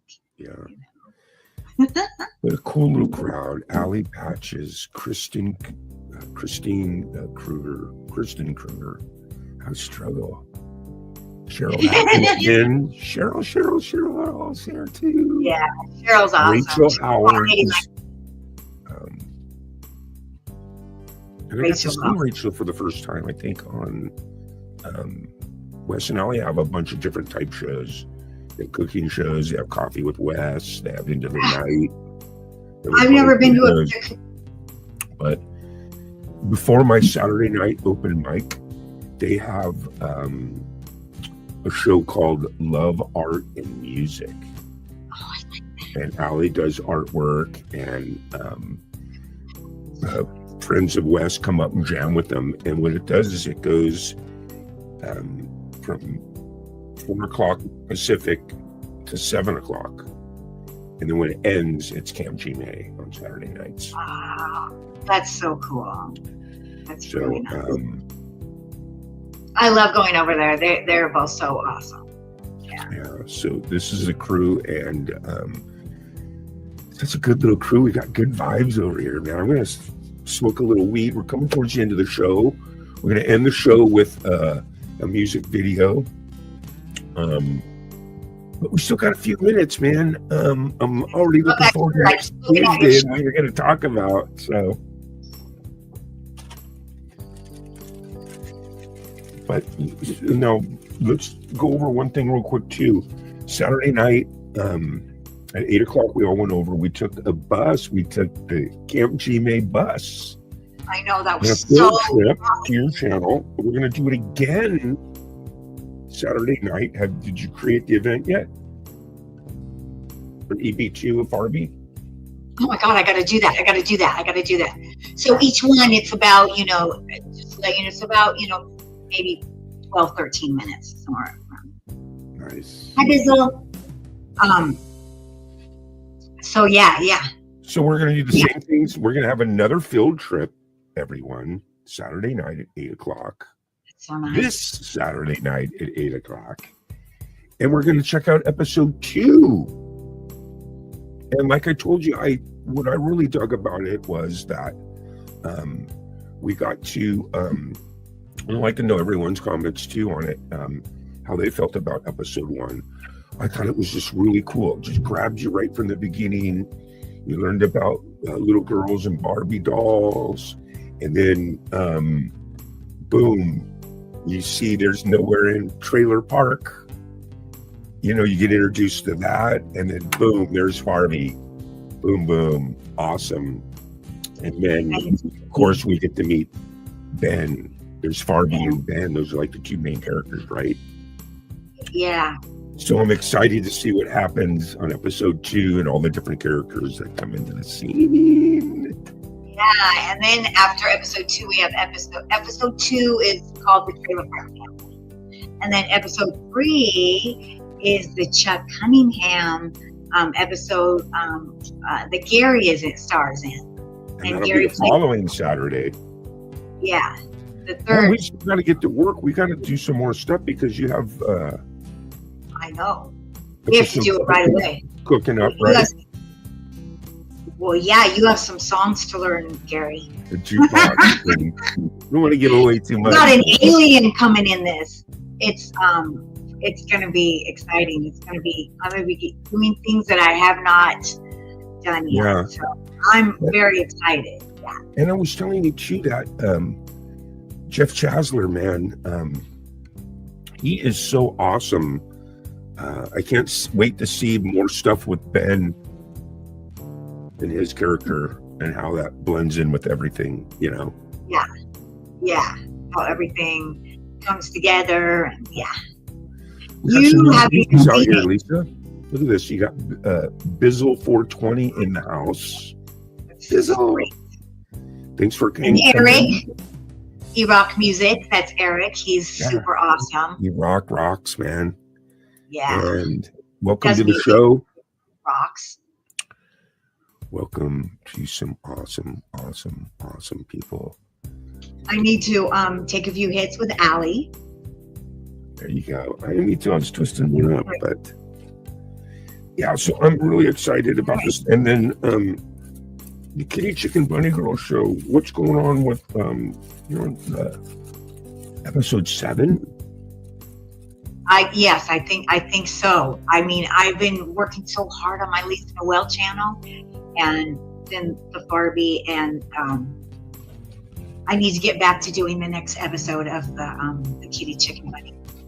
Do you I'm going to think be that focusing more on the show and the inappropriate. you'll probably merger it into the Lisa Noel channel, right? I don't know how to do that, Gary, because that particular channel is a little bit bigger. It's, It's got its own life, huh? kind of got its own life a little bit. 424 people, and not all those people are on my Lisa Noel, so it's kind of weird. Yeah, I would like it. I would love to have everything. I think that if I were to give somebody some advice, I would say keep all your things on one channel until that channel is really big and you're monetized and you're doing amazing. And then if you want to branch out, do it. But I would say keep all your stuff. I had 3 channels, and so now I'm putting Farbie channel onto my Lisa Noel, and I'm feeling really good about that. So yeah, it's hard to have more than one channel. Yeah. Yeah, Really you know is, that it is. Yeah.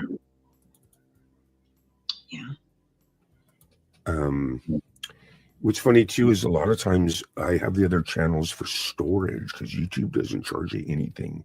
You can just store a ton of stuff, and then anytime you need it, you just click download. So see, Rachel, that kind of answers it. So basically, what I just have done so far is just all of my episodes I've just put on private on my Farbie, and then I'm just gonna, because it was a smaller channel that I just started.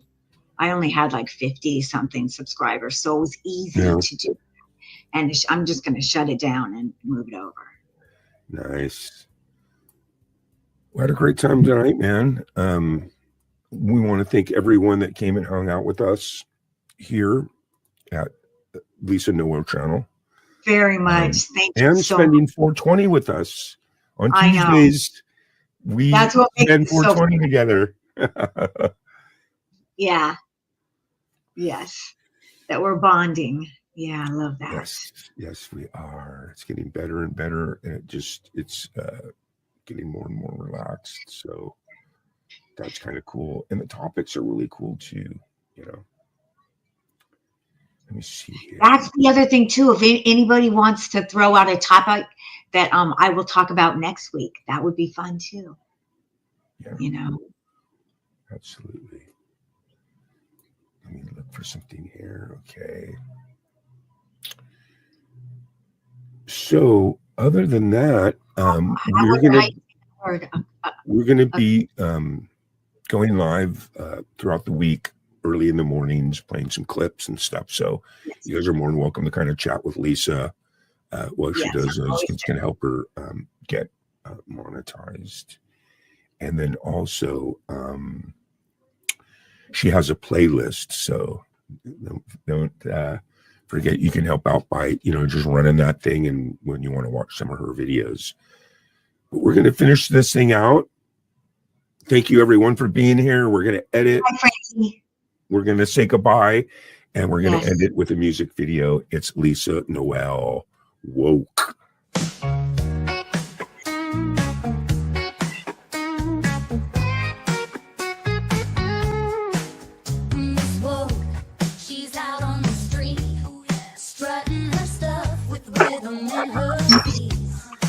She's got the brain, she's got the looks, and when she speaks, boy, she's got 'em all shook.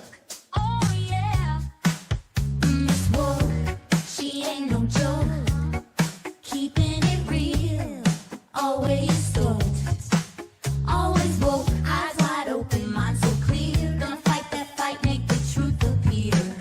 Ooh yeah, Miss Woke, you know she can't be wrong.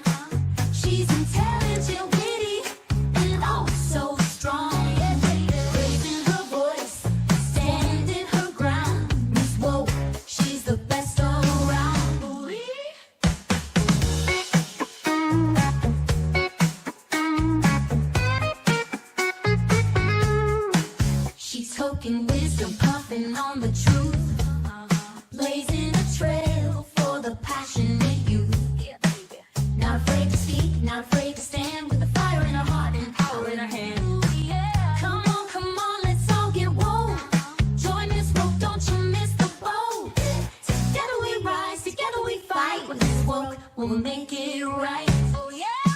Miss Woke, you know she can't be wrong. She's intelligent, witty, and oh so strong. Raising her voice, standing her ground. Miss Woke, she's the best around. Ooh.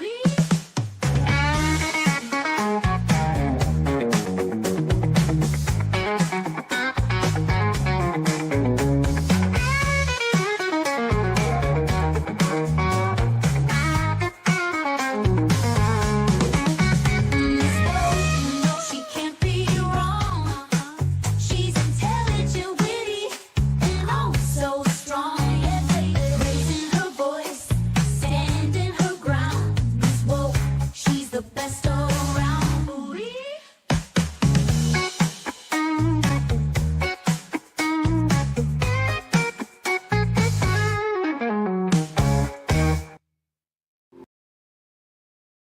Is our vision woke, choked, and stoked? We stand for compassion and love. We take care of our planet and the air above. Being conservative is not our way. We give it all every day. We understand what it means to be free. We believe in you, we believe in me. Together that makes us we, and we should all be free. We understand what it means to be free. We believe in you, we believe in me. Together that makes us we, and we should all be free.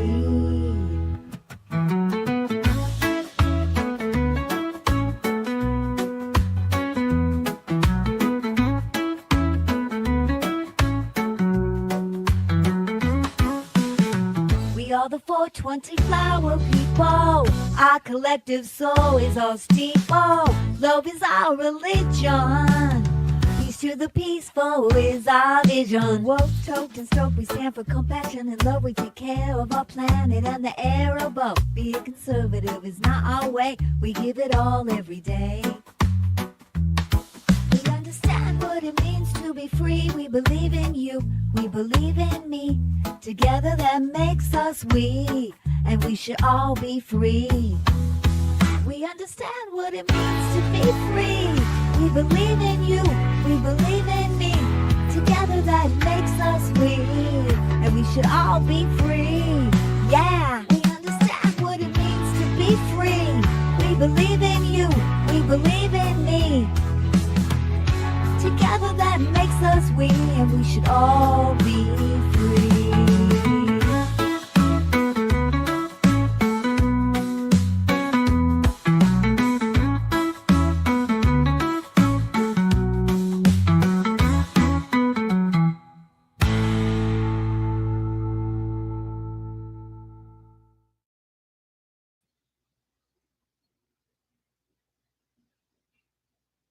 Hi, everybody. Welcome. Thank you so much for being here today on this Tuesday, April 29th. I'm in Hollywood. It's 4 p.m. here, and I am just very excited to be here with you. And I would like to bring up my wonderful co-host, the amazing, wonderful Gary. Yay. Howdy. We How are you the doing, 420 Gary? flower people. Yes. It's so nice to be here with you and with everyone. I see you're already starting. I like to get an early jump. I hope everybody's doing good today. Absolutely. In fact, it's a beautiful day today. Spring is definitely, right where we want it, It's a beautiful day here today in California. I went out and took a walk before I came in, and I picked this rose. Oh, So wow. yes, it is beautiful and springy out. Yes. Hi, Kristen. Hey, Kristen. She is just so full of positive energy, Lisa. I see her everywhere, just She spreading love. is. She just spreads love. That's what she does, man. She's awesome. She We love is. you. She We love you, is. Kristen. You're full of positive energy, Kristen. Yes, yes. So good to see her. And then again, Shelly, I know she's having problems with her tablet, but hopefully her phone's working correctly. Let's see what happens. Ooh, I hope so, Shelly. I hope you're here with us on your cell phone.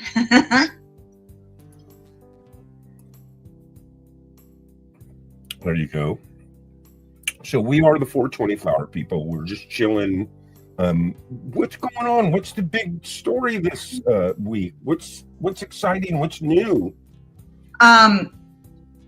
Well, I finally, you know how I've been wanting to watch Wicked, and I finally watched Wicked. So I can Nice. give you a little Wicked review. Sweet. I haven't seen Wicked, but I've heard about it and I've heard people talk about it. Now, wasn't it? We all know it's like the backstory to the Wizard of Oz between these two witches, but wasn't it also like a Broadway play or something, and then even like a book? Absolutely. Absolutely. It was a Broadway play first. Yes. I did not see it. So it was kind of fun to watch the film, not knowing the storyline. I did not know the storyline. And you know that it comes in 2 parts. So this was just the first part. There's a Yeah, they continuation. were saying something about that. They were saying that, at the end, you could tell that there's more that you need to know. It says to be continued. So they Yeah. did film both of them together. So it's probably going to come out fairly soon, Wow, right. In other words, But they probably, yes, right. So in other words, they probably filmed the entire thing, and then only getting half of it now, right? yeah, they made, a lot of people actually complained. They said that they didn't feel like the storyline needed 2 films. But, I'll have to wait to see the second one, to see how I feel about that. But I do recommend this film. I give this film a thumbs up. Wow. So, yes, it going is. on with this film? So I haven't So seen it. so it is about the 2 witches from the Wizard of Oz, the good witch and the bad witch. Elphaba, is that her name? Elphaba and Galinda. And, I really loved both of these girls' performances. Wow. And they worked so well together. You could tell that they got along really well. And, that really made the scenes neat. But Cynthia Erivo, she played Elphaba, and she is an actress from Broadway. And Mississippi And is here, right? yes, she is my favorite voice right now. Beautiful voice. I just love her voice, and I love her style. I love her look. But she does so great at playing Elphaba. Well, the And, reviews are great with her too. Pardon? The reviews are absolutely fantastic with her acting and her voice. They should be, yes. And Ariana Grande, she was awesome as Galinda. There you go. Oh, look at that. She's such a cutie. And I love that the storyline, the girls start out meeting each other at what is called Shiz University in Oz. And it's so interesting because, if you loved The Wizard of Oz, like I loved it. I always thought Glenda was just the epitome of perfection. She was perfect. She was just good all the way through. But it's so interesting in this, when she's younger, she's a little bit, filled with privilege, and she knows she's popular, and she's kind of a little stuck up. So it's really interesting to see that. And Elphaba is kind of loving. So in the storyline, Elphaba has a sister that is in a wheelchair, So, and also she's born green. And when Elphaba is born green, her parents kind of diss her. So she has a chip on her shoulder. So it's just about these two opposite girls coming together, and I love the storyline. They have good little characters around them. I don't want to give it up, but one person who is in this that I love so much, but he wasn't in it very much, was Bowen Yang. Do you know who that is, Gary? No. Bowen Yang is from SNL, but he had a small part in this, so that sucked. But who I loved was Dr. Dillman, the goat, who was the professor at Shiz University. And he was so amazing. He was played by a goat, but the voice was Peter Dinklage. Am I saying his name right? Do you know who that is? Peter Dinklage. I think I do have a picture of him. He is amazing. He is a little person, but he's that actor. He's so good. He's so deep, and his voice is so emotional. And so he does Dr. Dillman. So in the story, which I love because you know I'm a vegan, right, Gary? You know that. Right, sure. In the story is all about the Wizard of Oz wants to take away the rights of the animals, and so the animals can no longer hold jobs, and they can no longer be allowed to speak. So Elphaba sides with the animals, and that's where the story, the girls really first they kind of come together, and then that divides them, and that's the story. It's great. Right. We're going to dabble more. We are going to dabble more into this. But first, look at Bizzle 420 is in there. Hi, KJ. Look at that. Pardon? Hi, So Bizzle. We're going to dabble more into There's Wicked. people here. But look at this. KJ Much is in the house. Yeah. Thanks so much, you guys, for Rob being here. Zombie. Rob C. Zombie. Wow. Zombie. Thank you for joining us. We are doing a Wicked movie review. So basically, what you're telling me is these are the Wicked Wits of the East and the West, and they're young. They know each other. They go to the same academy. They both kind of have some things to work through. Both of them, yeah. Yeah, it's really good. It's a story of how they really come together and then come apart. Oh wow, they come apart. Yes, that's right. There's a prince involved. So yeah. Oh, and the other really fun thing is he's not in it a whole lot, but right there, the wizard, Jeff Goldblum plays the wizard. So the Wizard of Oz actually makes an appearance in the movie? Yes. Interesting. Yes, he does. And you know, we have to think back to the original Wizard of Oz. The wizard, he's not such a great guy, we have to remember, right? Okay. So yeah, I highly recommend it. Yes. So are they like in the land of Oz while all this is happening? Are they? Yes.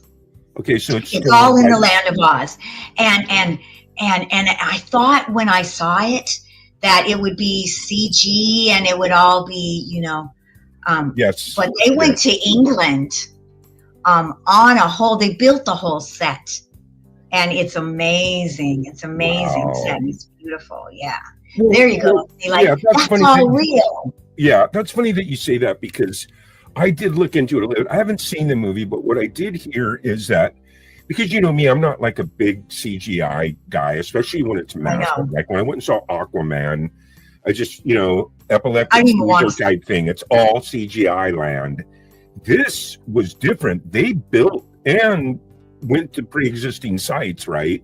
And built all these extravagant sets and then use CGI to extend And, it, and in right? England, they already have this kind of they already have this set built up, and then they just built it up more. But they have this whole area in England that is all, you know. And then I guess they built this train. What's this train thing all about? Yeah, isn't that beautiful? That's the train that actually goes to the Wizard of Oz. Hmm. Goes Look at to that his. set. It's almost like a stadium. Yeah, Look at isn't that that thing. amazing? It's huge. It's huge in England. Yeah.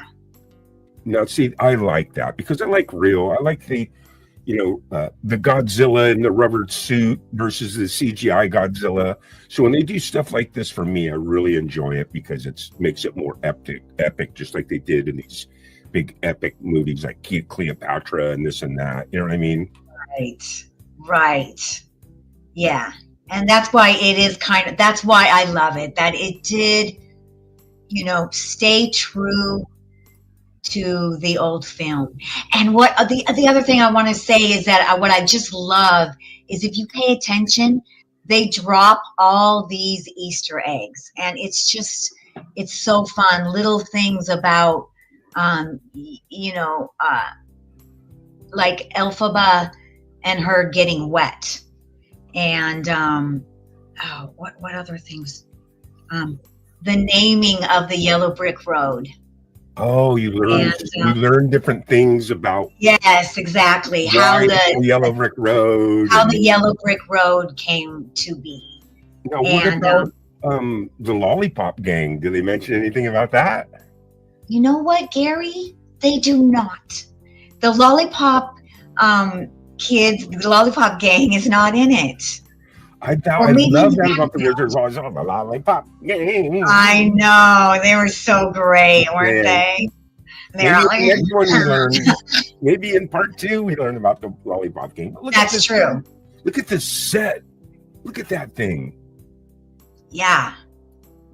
Yeah, it looks like a little miniature. It looks like a miniature set, but it's not. Yeah, look at that. That looks like a little miniature set too, but it's not. That's a real giant set with cranes and Yeah. this must be some type of village or something. Hey Lisa, guess what? What? In about 4 minutes, it's going to be 4:20. Oh, everybody. So, AJ. just kind of Eggs are too recapping. expensive. We need to just use potatoes now. Yeah. Because the eggs are too expensive. We need to have the kids paint potatoes for Easter. Yes. So Gary, you know how I usually just use my THC oil, but today for our 420 smoke, look what I have. I'm going to be super high in this hour. Wow. Yeah. We It's are really good. the 420 flower people. So if you got it, get ready. Twist Yes, it up and please get ready. Please get everything ready. We're about ready to take a moment to express gratitude. That's what we call the hippie attitude. And also in 3 minutes from now, we are going to be firing it up and we're going to listen to the 420 song of the day. And today's 420 song is Thank you, EJ. a little something you're just kind of working on. You just kind of started creating it. It's still in its infancy, right? Okay, you guys. So every time we smoke a 420, we're gonna have a song. So this song is not done. It's temporary. Please don't judge me on my vocals. It's just temporary vocals. But Well, I never get to see Gary, and I want Gary to do some stuff on this song. And it's a song about the indigenous California hippie.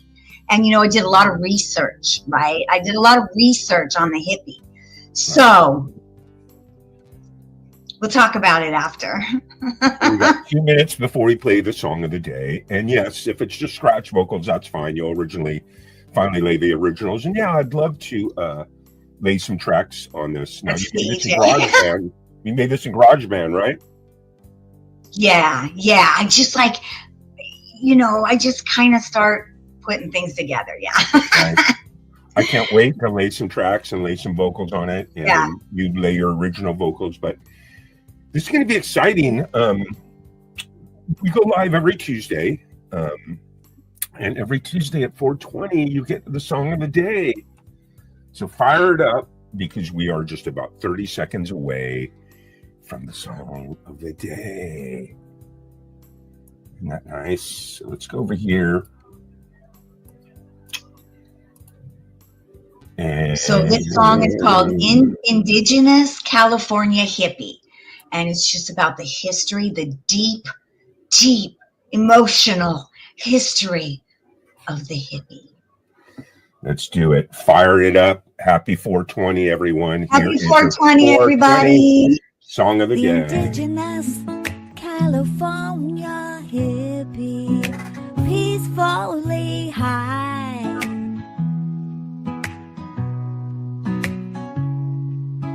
Loving with their long hair flowing, they run in tribes. The indigenous California hippie, the indigenous California hippie, the indigenous California hippie, the indigenous California hippie. The males don't do anything except harvest their own marijuana.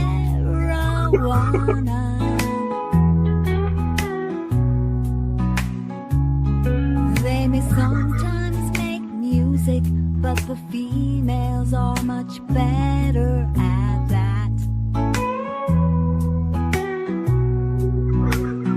The indigenous California hippie, the indigenous California hippie, the indigenous California hippie, the indigenous California hippie.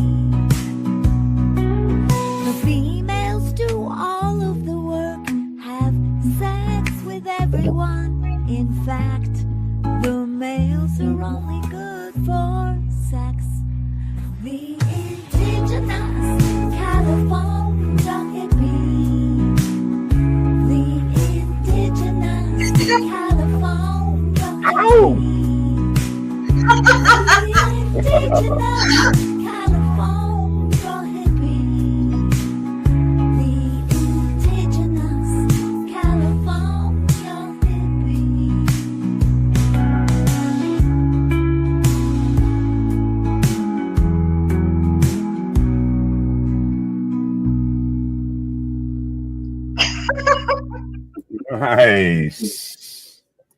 Nice. I'm not sure I if thought maybe you could do the vocals. Listen, I thought maybe you could do the vocals and, bump up the part where, the males are only good for sex. right. And growing the weed. Okay, you guys, that was a joke. But I do want Gary to do this joke song with me. I think it would be funny. It'll be awesome. I can't wait. You could put some extra, additional guitar and additional, Right. and I think it would be funny. It would be like, I want to do so I'm trying to talk Gary into doing like this duo, like a SNL duo thing with me. And I think my name would be like Sunny Daze, Daze. And I'm trying to think of a good name for Gary, but I can only think of Benny. So if you guys can think of a good hippie name for Gary. But I want us to be like this traveling duo that we go to elementary schools and we teach them about the California hippie, the indigenous California hippie. And we have all these completely inappropriate songs. Right. What do you All the think, Gary? men, yeah. all the men are good for is growing the weed, and all the women are good for is smoking all the weed. I love it. That's terrific. That's terrific. Yes. Yes. But the 420 song of the day, that was absolutely a blast. Can't wait till next Tuesday to find out what the 420 song is. It'll be a real one, okay, or a video or something. But we always have a something 420 when we do our 420 share, Well, because that's what it's all about, you know, us coming together and sharing a moment, us flower people, us hippies. But the other thing I forgot to say, the main reason why I wrote that funny song just a couple days ago is because on Facebook, a girl that I used to know, she's a really conservative, right? She is my friend, but we don't really talk that much. But I put something on my Facebook about me being a hippie, and she wrote me a message saying, you should never try to brand yourself as a hippie, because the male hippies only grow marijuana, and the female hippies only have sex with everyone. And I laughed so hard. What a nice person you have. I was crying. I laughed so hard. And I sent her a bunch of laughy emojis, and she didn't send me anything back. Oh, man. Yeah. Facebook's, there's a lot of champions on Facebook, but that's what kind of conservative people don't like me. So that was your inspiration, right? What? That was your inspiration. That was my inspiration, because it made me laugh so much that, you know, what I'm feeling good about is that I'm getting back into my comedy. There for a while, I was just, I don't know what happened to me, but like the last couple months, I've been just like, I don't know, like frozen with my comedy. Now I'm feeling it again, so that's good. Yeah, we know how brutal stand-up can be, you know. It's right, or even like doing, skits. That's Yeah. Yeah. Well, I'll tell you what. Let's take time to get over here and check out who is hanging out with us. Let's do Once that. again, Shelley, thanks for hanging out. Looks like your phone's working. Hallelujah. We're glad Good, to Shelley. That's good. That's good. And then, of course, Thank you, Kristen. I hope that's laughy on the song. yes. And See, I told you I was going to do a girl song for us. Kristen says new moon energy. New Okay, moon. good. I love it. So what does that mean? Does that mean I should maybe that mean that there's good energy around me, and if I try something, I'll succeed? Finally. Let's say hello to, does that say EJ Trills? Yeah. She said, I had come to see you, beautiful ass. You still got it. Now, I'm just going to take that, but she might probably be talking to Gary, but I'm going to take it. She's talking about you, not me. I'm not beautiful. I'm a melted candle. And look at KJ Much, Bizzle 420. Yeah, I'm. That's so nice. Everyone's here. That's so cool. Yeah, thanks for hanging out with Everyone's us. with us. We're here actually live and in person every Tuesday at 4:00 Pacific. We do our little 420 get high thing, and other than that, we're off creating. So there's a lot of good stuff to come. There's a bunch of episodes. Probably I consider it to be season 1 of Farby coming out over the next month or two, right? Episode 1, episode 2. Yeah, Annalisa so Noah chat. I have this comedy series that I do, and I was kind of stupid, actually, I feel now, to just make it its own channel, because Farby, she's like so lonely over there, and Right. I'm trying to get monetized, so I've been just staying on my Lisa Noel, And I think I'm gonna move that girl on over to my Lisa Noel. So Right. then Gary, I was looking at my first couple episodes, and Yeah. I think I might even maybe even do a little, editing, Yeah. because that was a little while ago, and then, Sure. lead up to, I recently did an episode with Gary, and I'm so right now it's episode 7, but I might combine some of those. Right. So maybe sooner that we could But see you're that. going to But be officially releasing them on the Lisa Noel channel soon, right?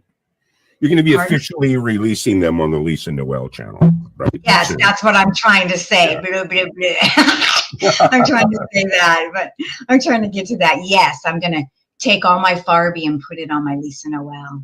Yeah. Sweet. Well, let's see who else is out here with us. We got KJ Much, EJ Trills, Bizzle 420, and then of course your lovely, lovely moderators, Shelly Michelle Morrison.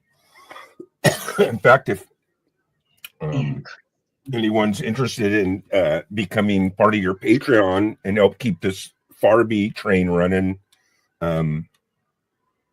please feel free to join Lisa's Patreon. The links are in the description box. Thank you, At least Barry. they should be. I get all The shy. moderators can put it up. And then also Kristen Kruger is also another one of our lovely 420. Yeah, Kristen is so cool. Flower She's moderator. definitely a flower woman, flower power woman. Yes. Yeah. And I like that song, that 420 song is really catchy though, man. Because just like Really? Do you like it? we're all free to be who we want to be, man, you know? That's and the other songs are more like that, Yeah. and that's what it being a flower person is all about, really. Yeah. Okay, So we're gonna shift. Buddy, we're all different, man, Yeah. and that's how it should be. you know? Exactly. We're all who we want to be. Just like the song says. I love that song. The interesting thing is, I do get a lot of flack from conservatives.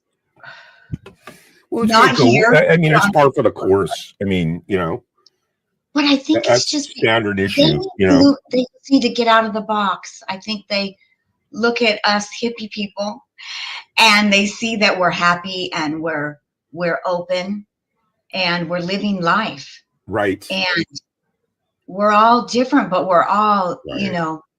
about peace and love, Right. And how could you get mad at someone for being happy? kind of are in a box. And I wish we could just all be out of the box. Well, that's what we're doing here. We are But if you spreading want, the but the universe. thing is, I have to say, that's the thing about being a hippie, is we do let everyone be who they are. And Yeah. that's the thing, man. If you want to really be conservative, that's cool. And we're like totally with you and totally love Yeah. you. And we want everybody to just, basically, I think hippies are like, we don't really dwell on what you're doing, but we do dwell on how you're doing. Nice. We're not I going like to come up that. to you and be like, what are you doing? I like We're going to that. come up to you and be like, how are you doing? Because we are here for you. Yeah. And that's what I think a true hippie is. Yeah. I My was parents- used to joke before. I hope someone didn't come in and be like, oh my God. My parents were actual gypsies, descendants Oh, wow. from the vaudeville era, where you traveled Wow. by coach and did vaudeville and sold snake oil and had a good time. Wow, Gary. That's a absolutely. rich history, actually. Well, because out here in California, before the tech boom in the late 70s, so 20, 30, 40, 50 years earlier, it was just beautiful, nothing but orchard. cherries, apples, every fruit, apricots, Lemons. everything you can Yeah. ever imagine. And people were able, believe it or not, to just live off that. They lived off the land, and they traveled, and they just ate the fruit, and anyway, gypsy, hipsy, right? There's Gypsy Soul, baby. Okay, I'm going to flip the script on you. I want to talk about the Oscars, because we did the Wicked review. Now, at the Oscars, wasn't there a movie that just won all the awards or something? Well, there is, and it was an independent film too. It was Honora. Have you seen it, Gary? No, I haven't Yeah. at all. I haven't even heard That's of it. it, Honora. Can you believe that? I haven't even heard of it, Lisa.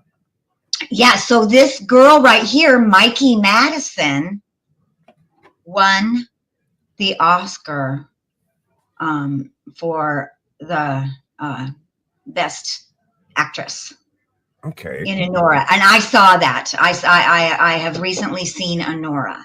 And that's her Now, name. what I say about character. Honora? Go ahead.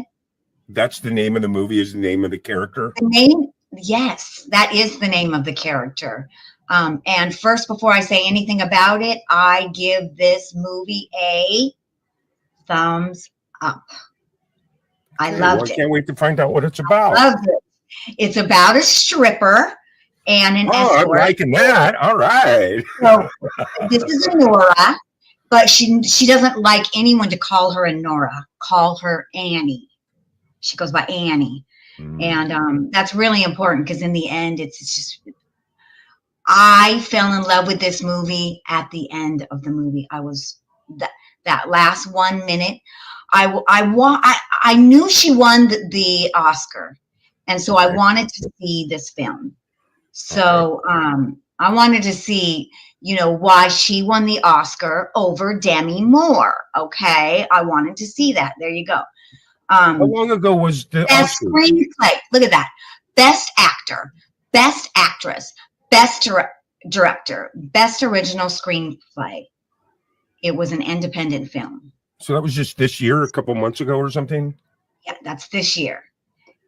So the film is she's a 23-year-old in New Jersey, a 23-year-old stripper, Okay. and sometimes escort. The beginning of the film, I just thought it rocked with reality, and I loved Wow. the directing, because the beginning of the film, they show Honora at work. Yeah. And actually, they have this one scene where she's like standing in the strip club, and she's smoking this. She's looking around for the next fucking prospect. But they have the camera at this one point. All the girls are doing lap dances, and they have the camera, and it goes and it just scans down, and they're all squished together. Like it really is. And they pan across, and all the girls are doing lap dances, and it was Yeah, it pretty looks real. really cool. I mean, But then it gets, into, so Honora is a romantic comedy. But, and I don't usually love romantic comedies, but I Right. really did love this film. well, I mean, so- like you said too, it won a bunch of Oscars, right? Yeah. Yeah. So, She's just a stripper. I mean, no. So this is what happened. It's it's one of those Cinderella stories, kind Okay. of. She is a stripper. Then she talks a little bit of Russian because her grandma was Russian. So a Russian oligarch, young 21-year-old Russian oligarch with some of his friends come into the strip club, and they happen to ask the manager to point out someone who could talk to him in Russian. And so they get Honora, and these two, there you go. They get together, and on a fly-by night, they go to Vegas and they get married. And then his really rich parents find out about the marriage, and they're like, hell no. Oh man. And they are in Russia, so they call a priest who takes care of the house and everything. And he gets a couple thugs, and they go and try to round them up so to force them to get a divorce. And that's what the movie is about. Yeah. Okay, so It just sounds like you're like, but it's good. And the reason that she was really good in it, but I'll tell you, I think the reason that she won the Oscar is for that last 1 minute of the film. That last 1 minute of the film is awesome. And it takes you off guard. And I also think that the director, it was Sean Baker, if you know who he is. He does a lot of independent films, but go way back, and he did The American Werewolf in London. So he's been around for a while, but after that, he just did independent films, and all his independent films are about sex workers. So then now he's at Anora. So he got everything right. He got everything right. So the sex And worker finds Prince Charming. What? The sex worker finds Prince Charming? Yeah, but Even though then she's it a sex doesn't worker? go so well. You know, Love it. it doesn't go so well. Yeah. Wow, that's awesome. So yeah, so I recommend both those films, Anora and Wicked. So Wicked, I only paid I paid $6 to rent Wicked, and then Anora was free on something. I can't remember which one. You know, you just gotta look around, and then you just gotta see where you can find them. But yeah. Yeah, I'm definitely going to look for the Sonora movie because And, like I you know, said, I don't if know. you're- I've never even heard of it, and it looks like a lot of new faces too, right? So Mikey Madison is a new face, but so the last thing that she's really, I'm so happy for her, because the last thing she did, she didn't have any words, but a big impact. She was in Once Upon a Time in Hollywood with Brad Pitt, and that Once Upon a Time in Hollywood was about the Manson family, and so she was in that? and so she played just one of the Manson girls at the very end in the pool scene. Yeah. So she got all crazy, and that probably helped her get audition for this one. Yeah. That's where I'd seen her. So, Yes. yeah. Wow, that's awesome. So yeah. So you definitely recommend both of these movies, right? I definitely recommend both of these movies, Wicked and Anora. And if you weren't here before, like a couple times before, I highly recommended Substance with Demi Moore, and she was up for an Oscar. Yeah, we did that on a stream. She lost The to Substance movie. Yeah. Yeah, That's the awesome. Substance movie is really good, and that was also a independent film. Like who said, independent films can definitely be amazing. Absolutely, Kristen. I think that that's why the Oscars and Hollywood is really noticing that, and it's also a better moneymaker. If you know, I mean, if you're going to spend I would say $100 million on a film, you have to make all that money back. So independent films, I think, are like getting a thumbs up in Hollywood right now, because, you know, we're having problems in Hollywood. You know, things are kind of tough, you know. People are going other places to shoot. So we are losing all the business here in Hollywood, and it sucks. Yeah. Right. And not only that, I noticed a big difference in, and maybe I'm wrong, but just the quality, the angles from these, like, Netflix and Prime, and you go watch all these things that are produced by them, series, not just reruns that they're playing of different stuff. It's a lot different than the actual Hollywood Lionsgate films, or you know what I mean? Yeah, but you can tell they're making them a lot less expensive. making the stuff. I that think does they are not- now. I think they are now. Yeah. And I think that's a good thing, to be honest with you. I think it's a good thing because then you spread the money around and you can make more films. You can hire more people. You can, write many more films about different subjects. And, I found it interesting that they kind of snubbed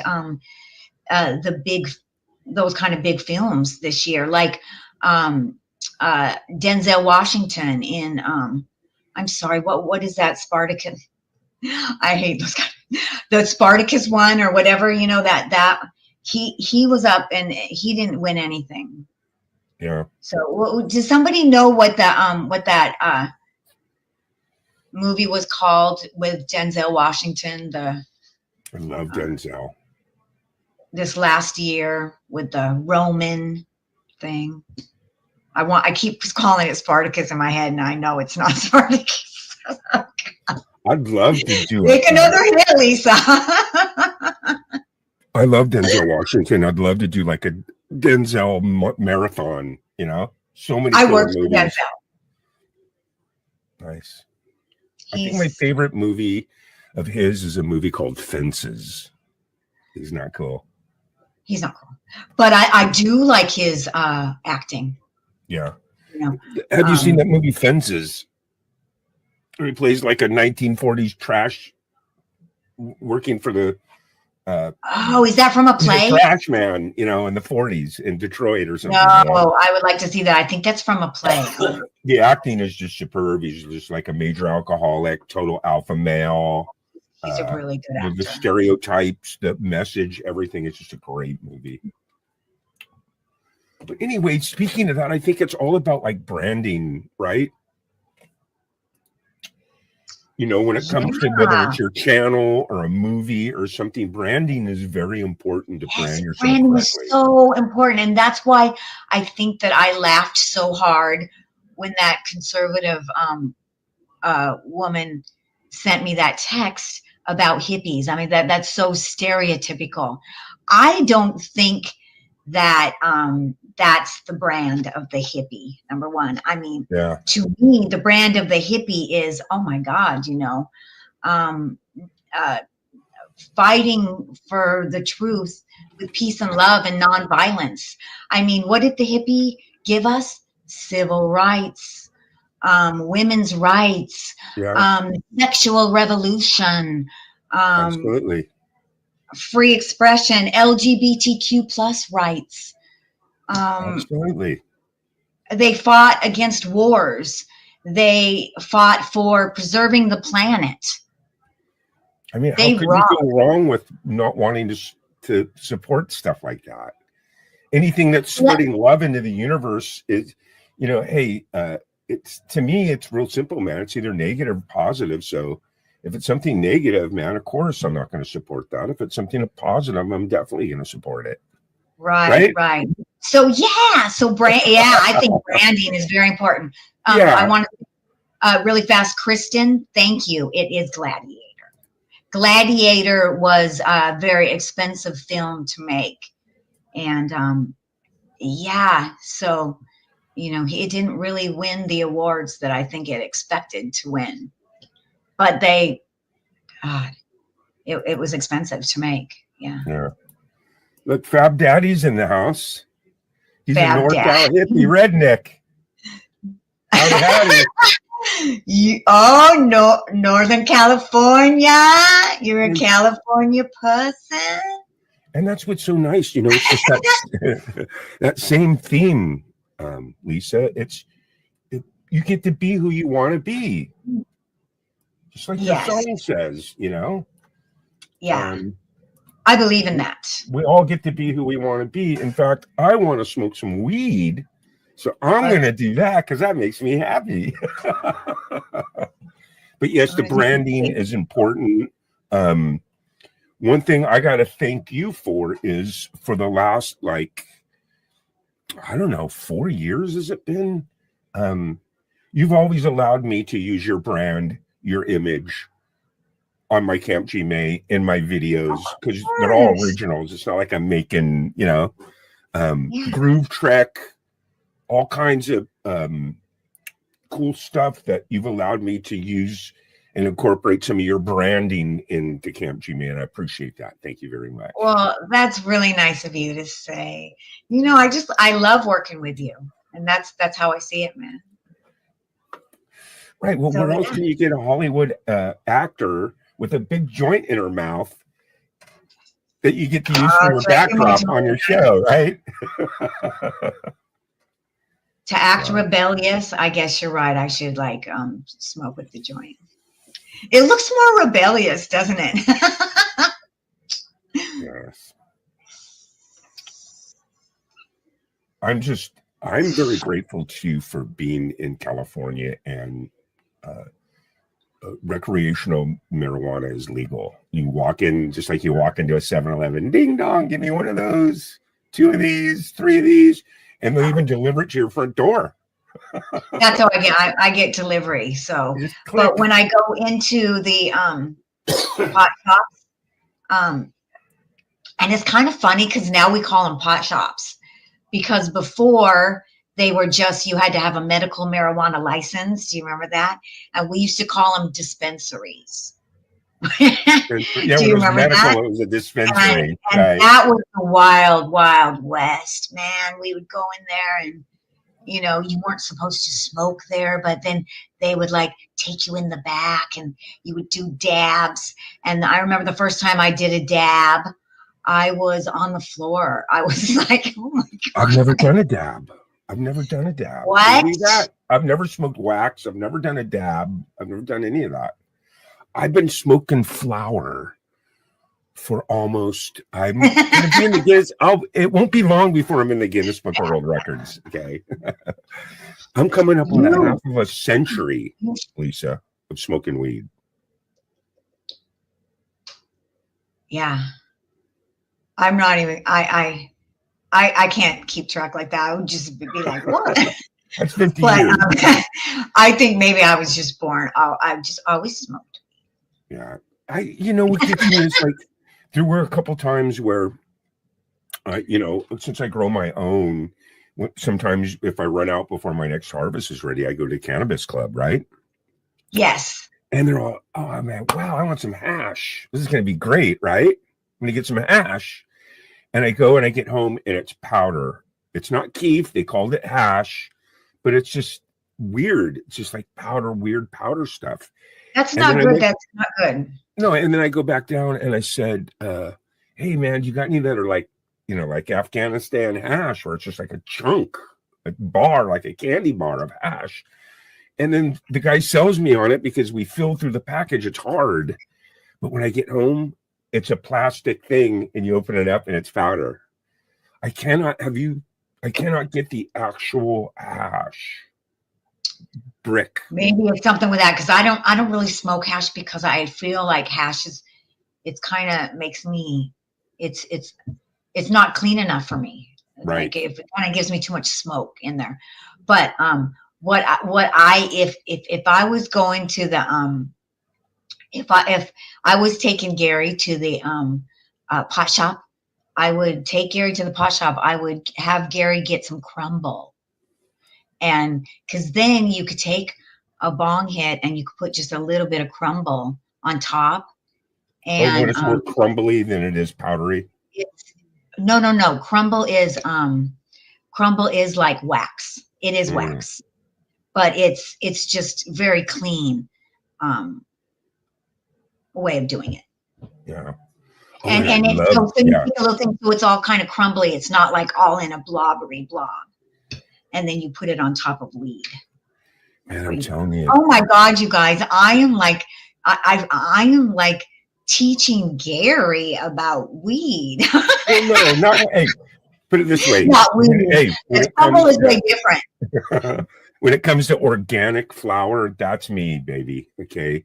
And on top of that, even before there were cannabis clubs, I'm not that far from Humboldt County, so I got a lot of friends, and I haven't seen it in a long time, but you get those vials of oils, hash oil, and you dip your paper in it, and you roll your joint, and then you put a couple drops in the weed. You ever do that? with the oils. Absolutely, absolutely. And crumble's kind of like that. Yeah. You can put crumble in your joint. And it just And makes it burn forever too, because it's got Yes. oils on it, you know. Okay, so you kind of, Thanks, Fab Daddy. But yeah, I am super weird. right. I'm And, totally weird. well, I'll tell you what. I like that idea we were talking about too down the road this summer. You going down to some clubs and shit and getting hit in the street as a roving reporter. I'll stay I back would like here at camp and we'll send you out in the field to see what's happening on some of these clubs on Saturday Absolutely. night. I absolutely do love to talk to all kinds of people. And that's why I have, you know, encountered so many weird things on Facebook, because I'm like super open. Like if you're a Trumpster, I'm like, let's have a conversation. Right. But now it never turns out well. Like this one guy, and it just kind of ended, and he just kept sending I poop emoji on your face. I poop emoji on your face. Right. I'm like, dude, that's so mean. Yeah.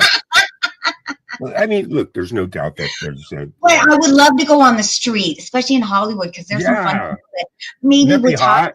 And like ask people like the same question. You get the different responses from each person. You know, just ask them like a simple question.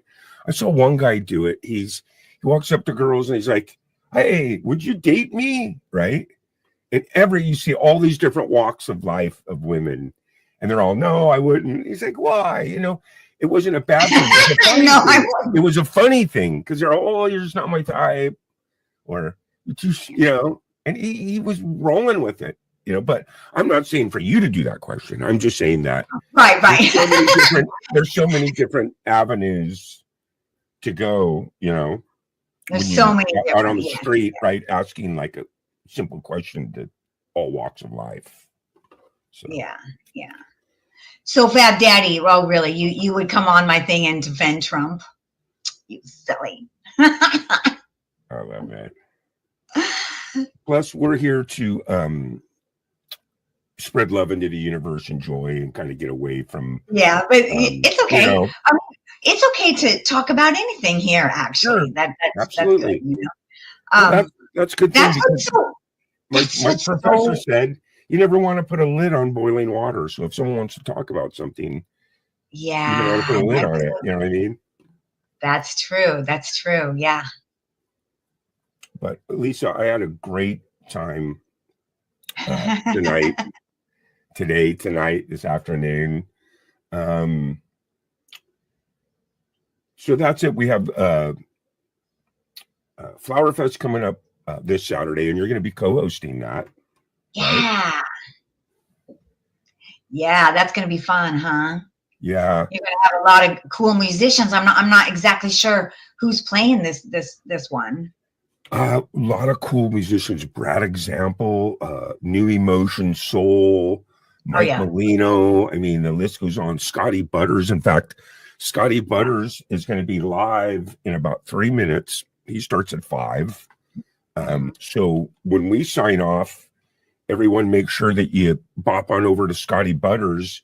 He's just amazing, Lisa. He's new to the community, but he comes up on my Saturday open mic, and he was able to make really good friends with Axe and Nacho, which I'm real tight with. And Yeah, he's cool. they're just exploding. They're both out there jamming all the time, and just drawing in the crowds, man. So Yeah.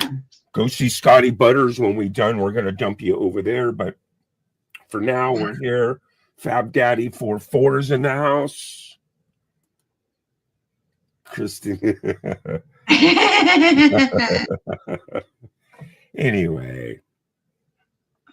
And you know what? Well, I see, it is BS. I'm glad you said that. and here's what I like about Fab Daddy. Hi, Cheryl.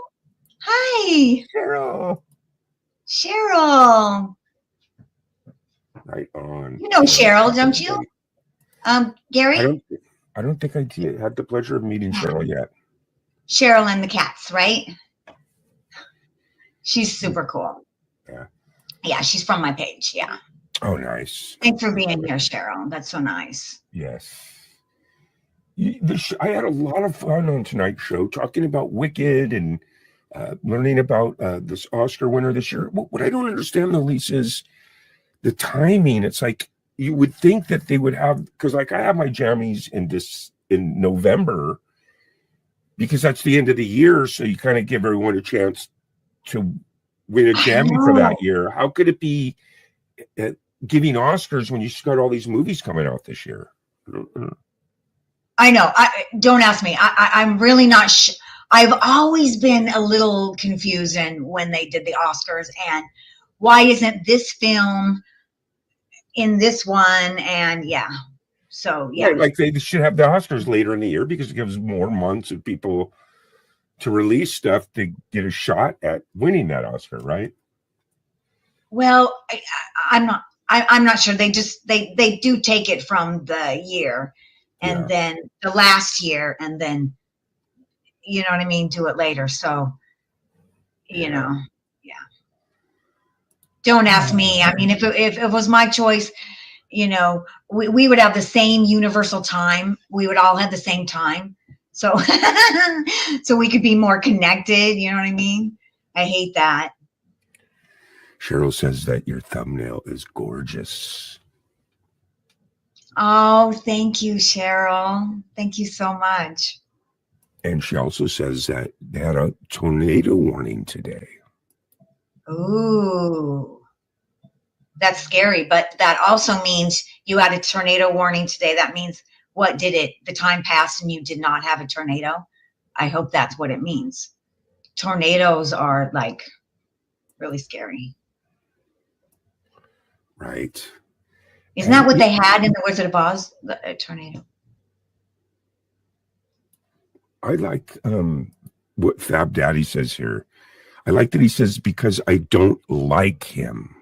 Now, you know what I like about that? You can like and dislike whatever you want because that's what you choose. But when people say I hate something, that rubs me a little bit the wrong way because I don't hate anything. I might dislike something, but I don't hate. See what I'm saying? So kudos to Fab Daddy. He's like, I don't like it. And you have the right to like whatever you want, right? Right. And I say kudos to Fab Daddy because he's a smart motherfucker. Yeah. Because Well, that's what I meant. he's an asshole. He didn't say, hey, I hate the guy. He was like, hey, I don't like him. And I love people that use the word like instead of hate. I love that. You are correct on that, Gary. You are right. He's so loving. Gary is so Yeah. loving. Yeah. He's always, you know, Because you're got your allowed back. to like things and not like things. That's part of being a human. Right. You know, I don't like mint chocolate chip ice cream. Okay. No. Hi, offense, Rachel. chocolate chip. Well, you got to be Rachel crazy Howard. not to like chocolate chip ice cream, but Richard Howard in the house. Look at that. look at. She's part of I the know. I need to check music out her community. stuff. Yeah. Yeah. Thank you for Funny. popping in. So cool. No, and we're talking about Wizard of Oz, and she's having tornado warnings. I know. That's what I said. I was like, isn't Uh, nice. She has unicorn sparkly ice cream. Straight up my alley. I love unicorns. I know. I have a thing about unicorns. Yeah. Mac and Pat with the unicorn tattoo inside. Oh my God. That's The so unicorn snack pack unicorn pudding. Oh my And God. it I has know. I tattoo of remember a that. That's unicorn. real. Remember that? Yes. And I know, I remember you have a shirt that I love. It has a unicorn on it. Couldn't believe it. I was like in a Target or a Walmart or something, you know, shopping or something. I see this unicorn snack pack pudding. It's got a big unicorn That's on the it. weirdest It's thing. so fucking. It's targeted to kids. Well, it just hit me like, yeah, they target the kids for everything. Mommy, it's a unicorn. I need to have this. You're like,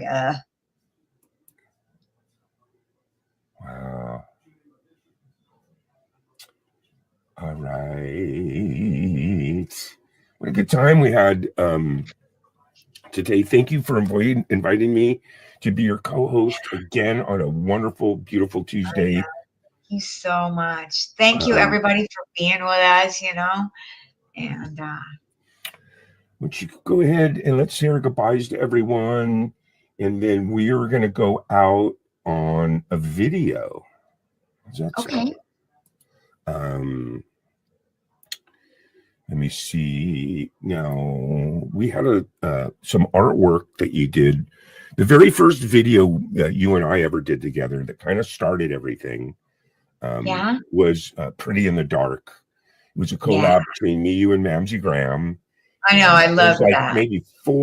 Maybe 5 years ago. I'm not sure, man, but Bye, Rachel. Yeah. Yeah. Bye, Fab Daddy. Thank you for being here. Yeah, thank you for being here. Let's say goodbye to everyone. And you did some art. Most people don't know this, but you're also an artist. Yeah. Right? Yeah. Okay. And you did cool paintings. So you have a painting called The Truth About Lies. And me and Mamsie took that painting and that piece of work, and we came up with this Pretty in the Dark video. You guys ready? Let's say goodbye. KV Much, thank you for being here. Thank you, everybody, so much for being here. Kristen, Rachel Howard, Fab Daddy. We missing anyone? Cheryl Atkinson. Who else? All of you. Thank you so we much. love you. We are the 420 Flower Power people. And we are all pretty in the dark.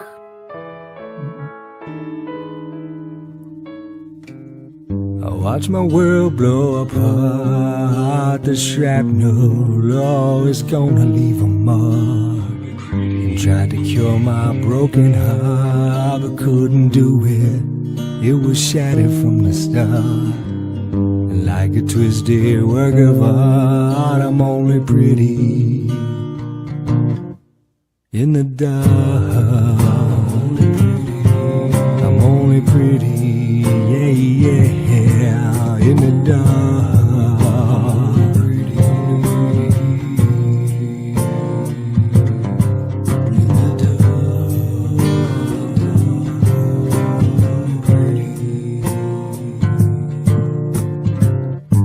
Never claimed to be too smart. I'd be swimming, with the sharks. My paranoia is off the charts. I'd be creeping, avoiding all the knocks. And like a twisted work of art, I'm only pretty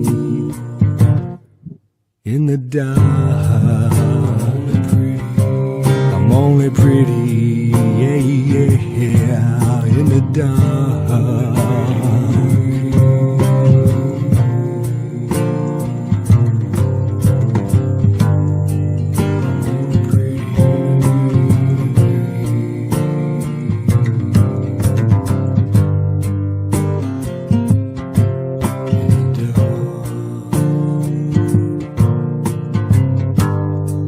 You better open your eyes to see, that beauty only lies skin deep. Seems the only time you think I'm pretty,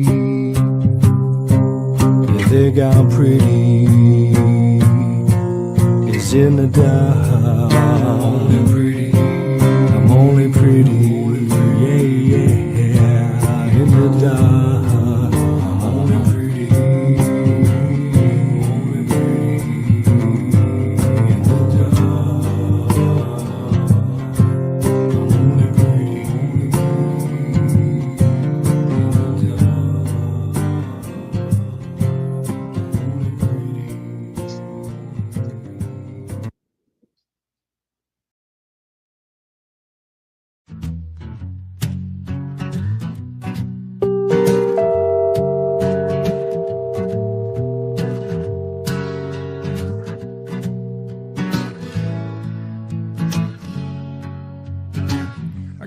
trailer at the end of the road.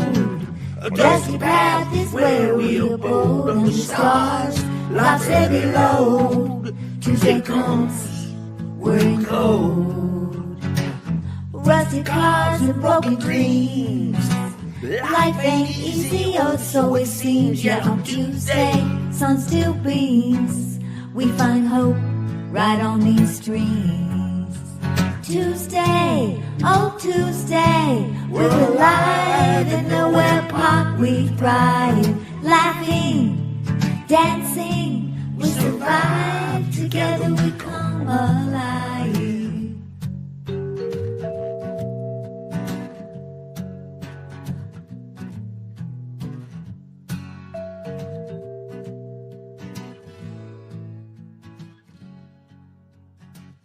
Old guitars, they start to hum. Beating drums, we hit and strum. Hi, Allie.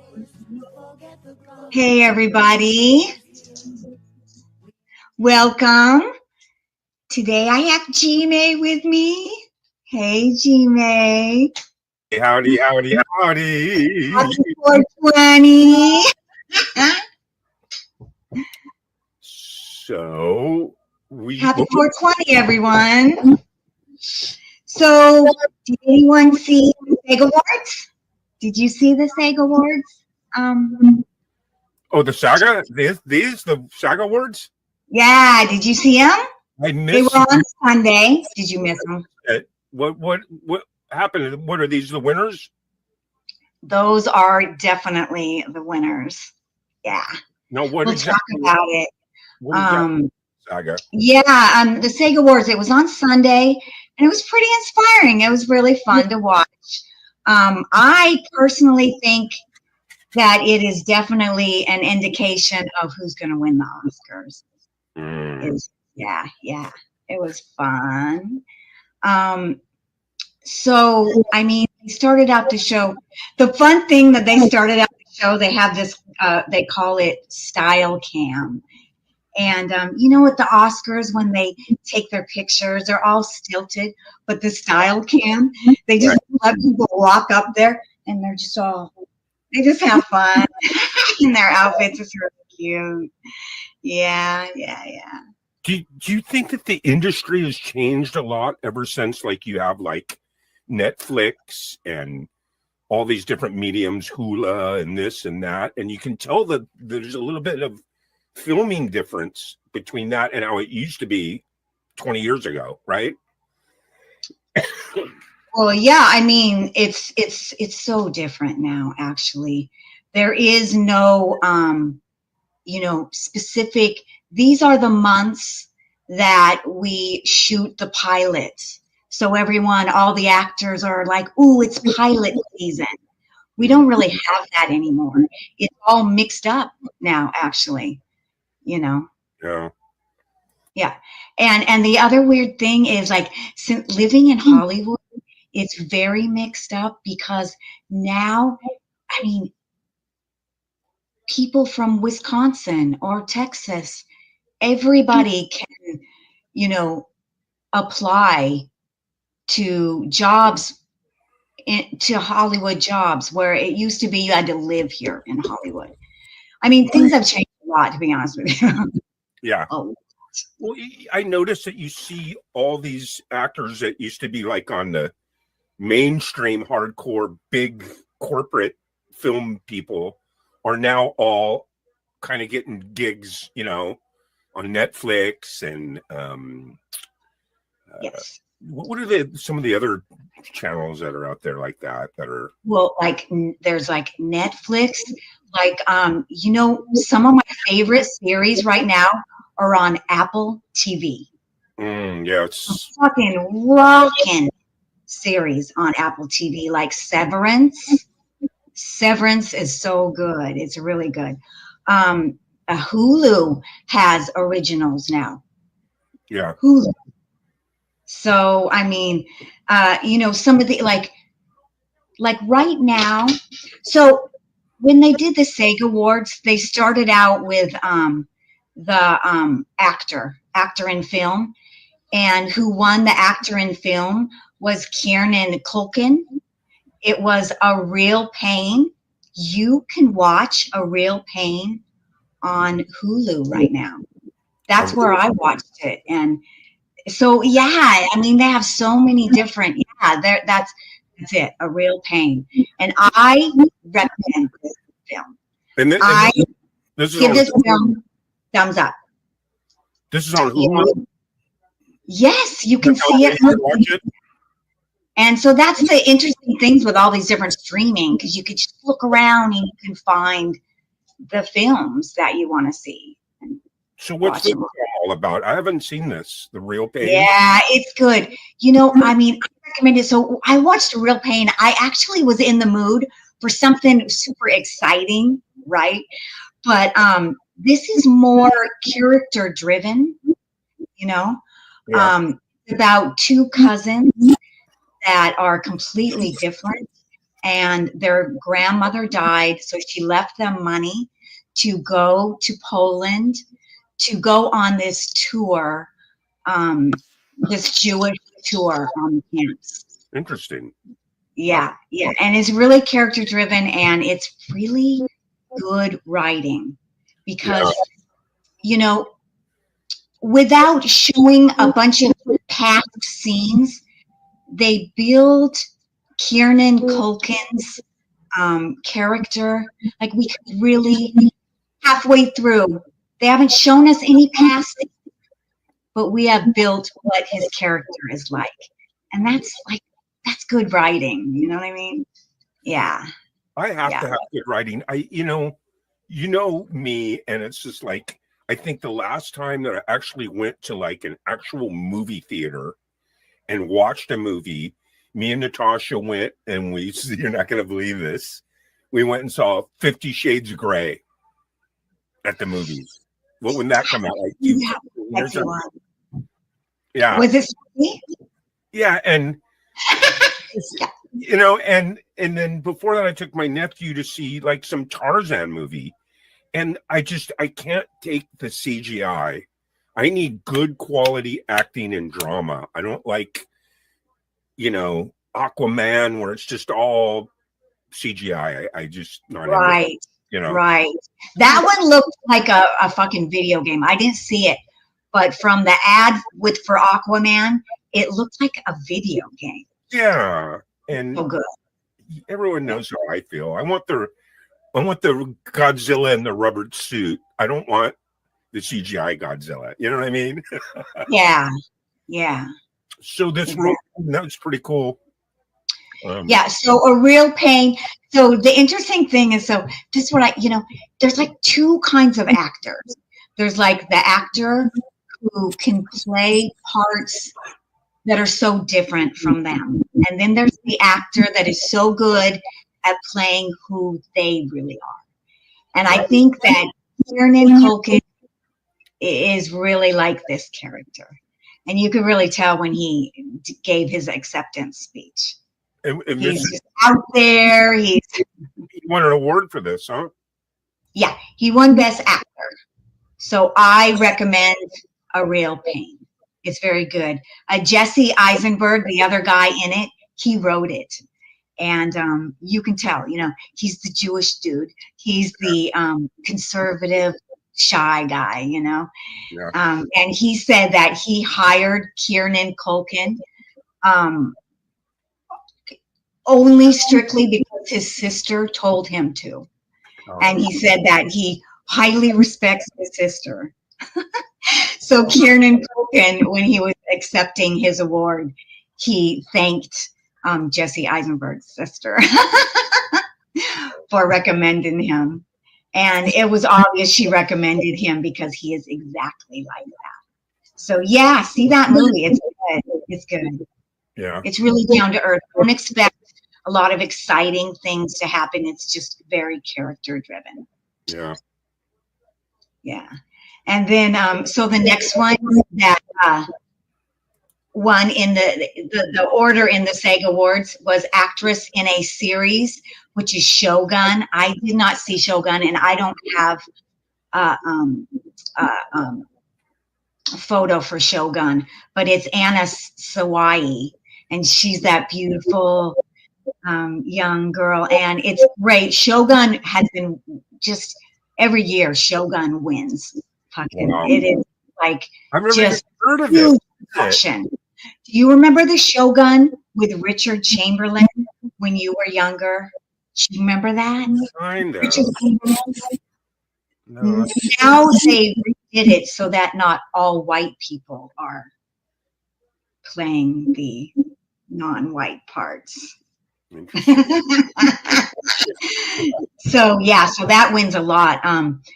Then the actor in a series was also Shogun. The female comedy in a series was Jean Smart. Do you guys like Jean Smart? She rocks in Hackers. And I do not watch Hackers, I'm so but I wish I did. I'm so I out think- of the loop, Lisa. I'm out of the I loop. think Hackers, the reason I don't watch Hackers, which is really tough when something is on HBO, because I don't have HBO. So I don't get to see that one. But I do see Only Murders in the Building. I watched that. That's on Hulu. And Martin Short won male actor for comedy series. And they all talk in this, man. Selena's really cute in it. Who doesn't love Martin, right? I love Steve Martin and Martin Short. And together, they rock.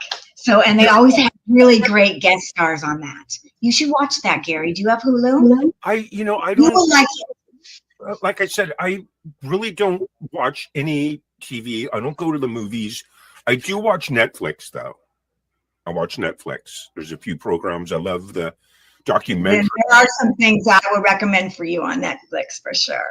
But I love Martin Short. I go all the way back with him. I mean, I used to watch him in the late 70s. After Saturday Night Live, we would watch Second City Television. Before it was even popular, people really didn't even know about it that much.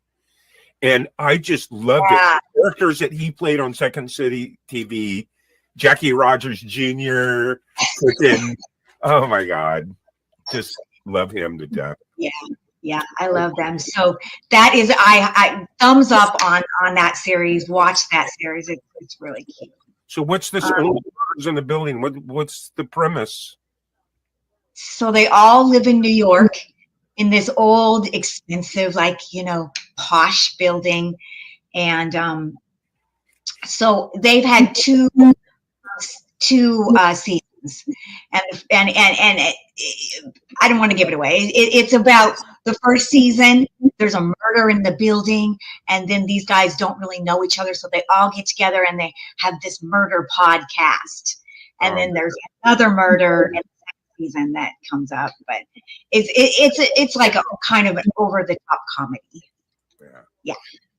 Well, you got some cool people hanging out with us in the chat room. I see Allie Patches in the house. Hi, Allie. Rich New Design. Hi, Rich. Cool. Seven Thank Dust. you guys for being here. The Art of Floundering is here hanging out with us. Has anyone seen any of these movies we're talking about? I haven't seen any of them myself. Chime in if you have, please. Yeah, So the next one in the line was female actor in a comedy series, and that's Jessica Gunning in Baby Reindeer. I don't have a picture of that either because I don't watch it, so I can't really talk about it, but it looks fucking over the top hilarious. It's about a stand-up comedian who is kind of crazy in his own self, but then he gets a stalker who won't leave him alone. It's a true story. wow. He wrote it, a true story that has happened to him. So I kind of really want to see this series. But I haven't. I like stalker movies for some reason. I don't know what it is. I'm saying what's those ones? The Hand That Rocks the Cradle. You know those? Oh yeah. Those are Yeah. all the good classics of the women stalkers. Women stalkers are the best, right? Right, Allie? Action started it all, right? I mean, but there's more. It goes way back, right? So here's another one on HBO that I've not seen either is The Penguin. Does anyone watch The Penguin? It looks so styled. I mean, the color and everything looks so cool. But Colin Farrell, who is cool, is a great Is that actor. like the Batman penguin type thing? Yes, it is. It is. And it's all dark and the colors are just, I mean, it looks good. It looks really good. I dropped Then, the whole Batman thing like probably 20 years ago. There's a zillion of them, right? A zillion Batmans, right? There's a zillion. I mean, should we bring up a movie now? Okay, so I watched The Joker. Now, I watched The Joker knowing that it has already gotten the Razzie Award, the worst movie of the year. So I already knew that. So that's why I wanted to see it. I was like, Lady Gaga in the worst movie, one of the worst movies of the year? No. Yeah. I saw it. I see why it had problems. It was visually gorgeous, honestly. It was visually beautiful. But what they did, it was musical. And what they did was really weird. They took a bunch of old, really popular 70s songs, and that's the soundtrack. So it wasn't original music. And it was That kind of sounds attractive to me. I love 70s music. I know, and it was all the music that we love, the Carpenters. Yeah. It just didn't. There was something that didn't fully do it, and so I like after I saw it, I was like, yeah, I see why people and here's how Joaquin came up with the idea was that he just dreamed it. So maybe he dreamed it, and he's like, this is amazing. So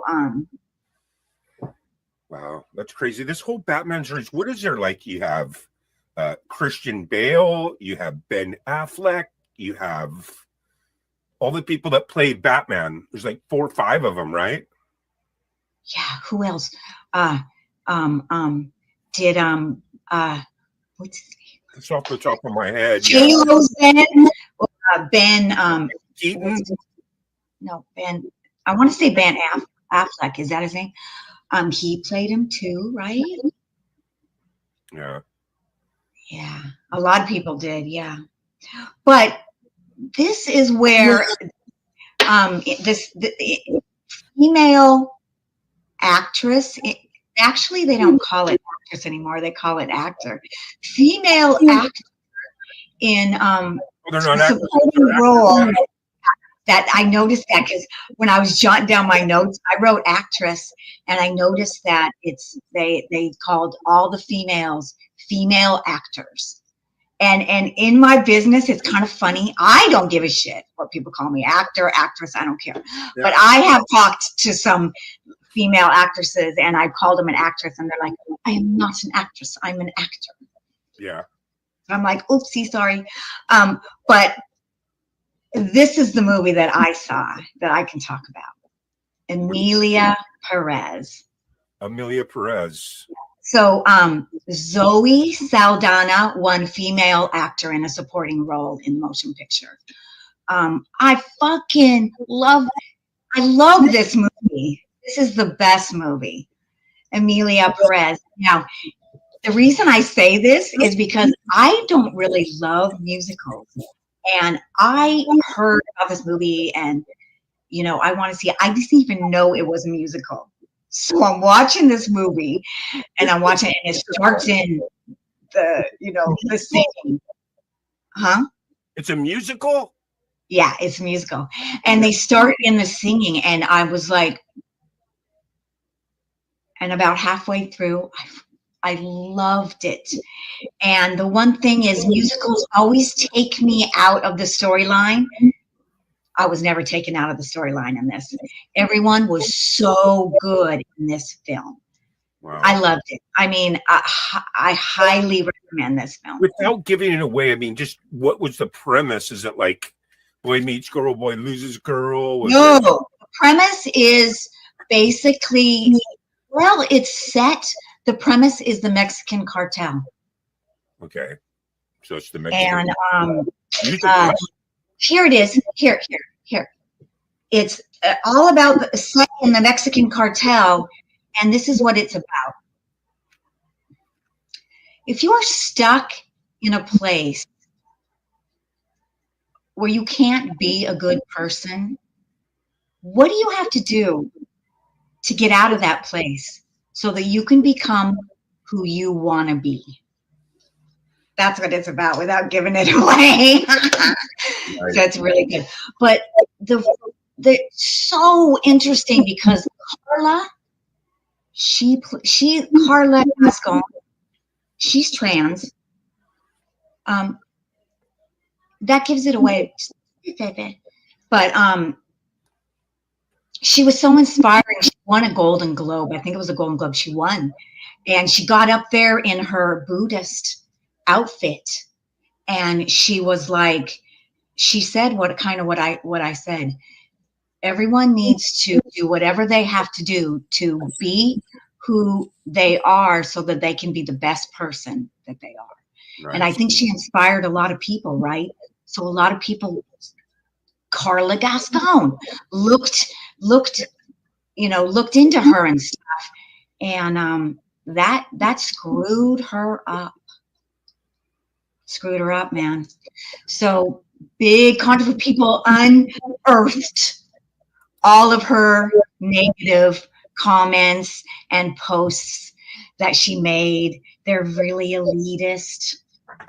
They're really racist.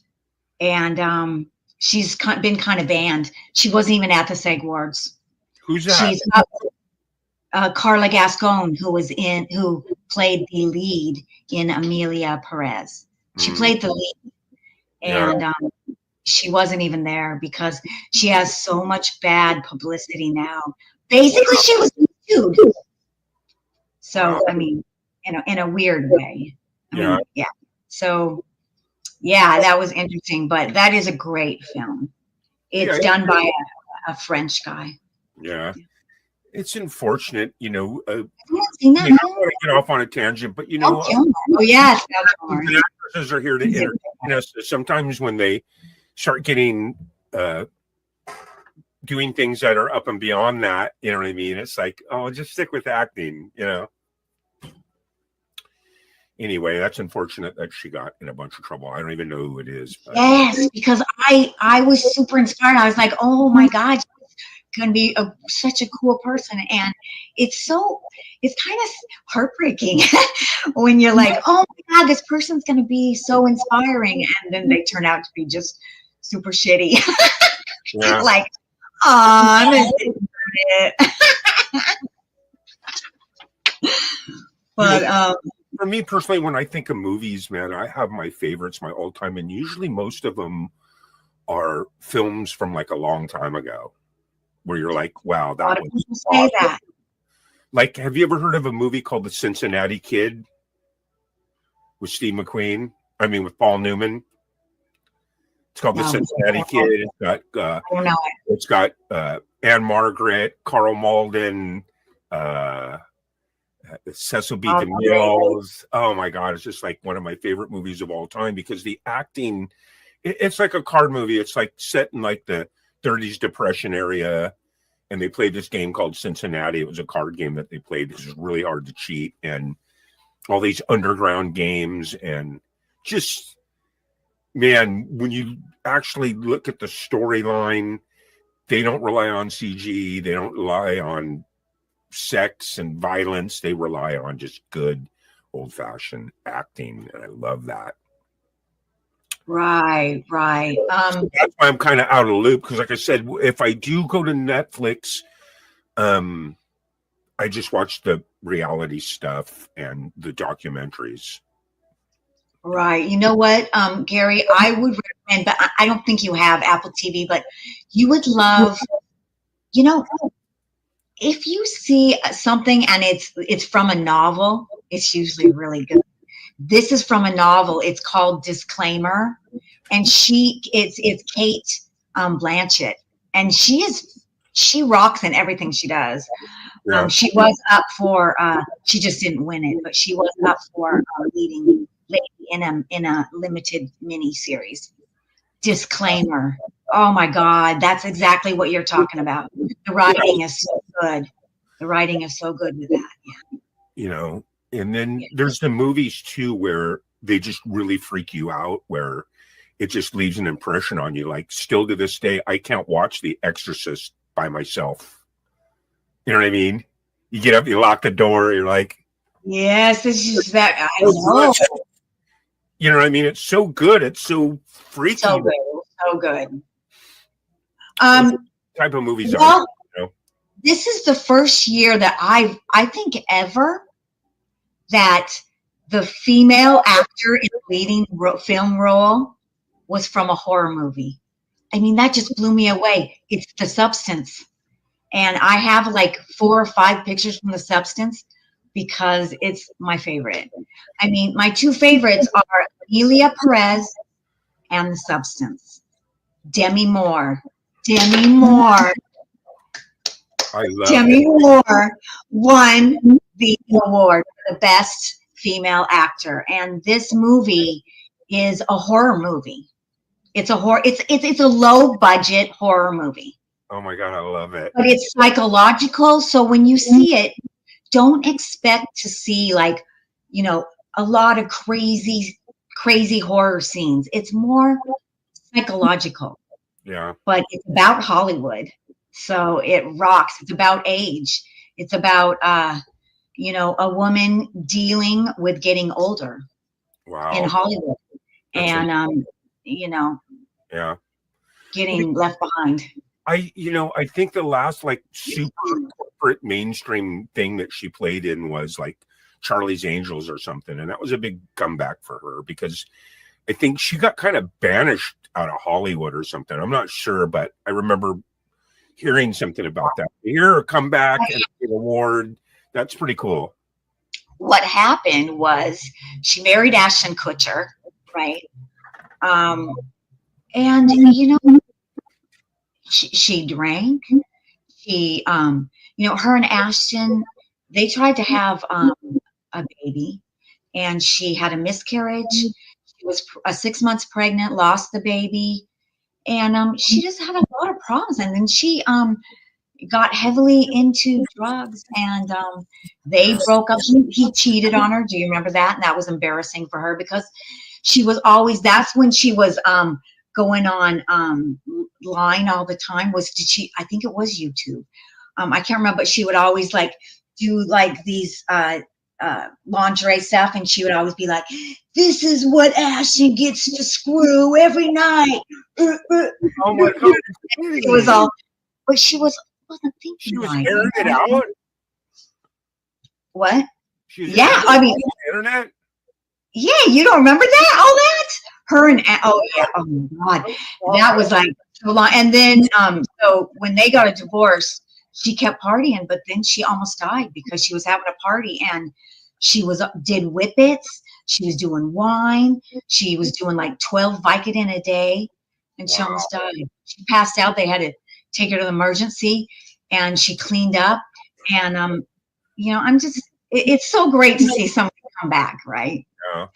So now she won this award, and I think she's 62. Wow. Echo, how old is Demi Moore? Demi Moore is 62. Is that Alexia? Yeah. Glad she's here with us. So if you need to ask her anything, she can help us. I like Debbie Moore.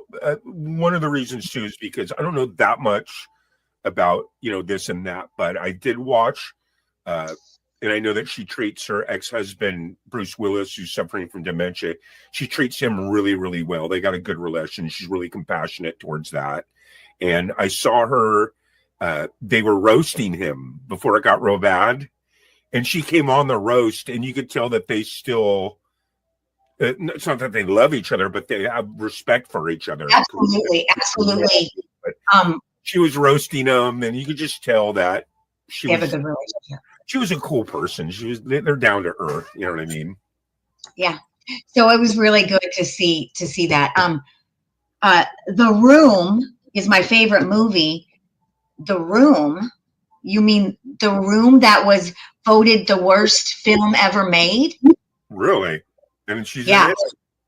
No, she's not in that, but I'm just looking at the Art of Floundering podcast, and Oh. it said, and Let me get over but that. the room is interesting because I'll tell you why The Room is interesting, because James Franco made I can't remember what year, a Disaster Artist, about The Room.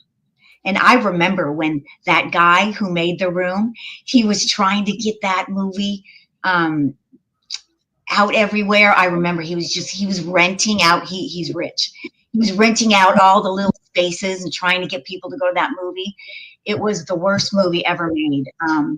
Wow. But the Disaster Artist, so James Franco makes the Disaster Artist, and he's booming. He got the Golden Globe too, I think, and he's ready to set up to get the Oscar, and he was Me Too'd.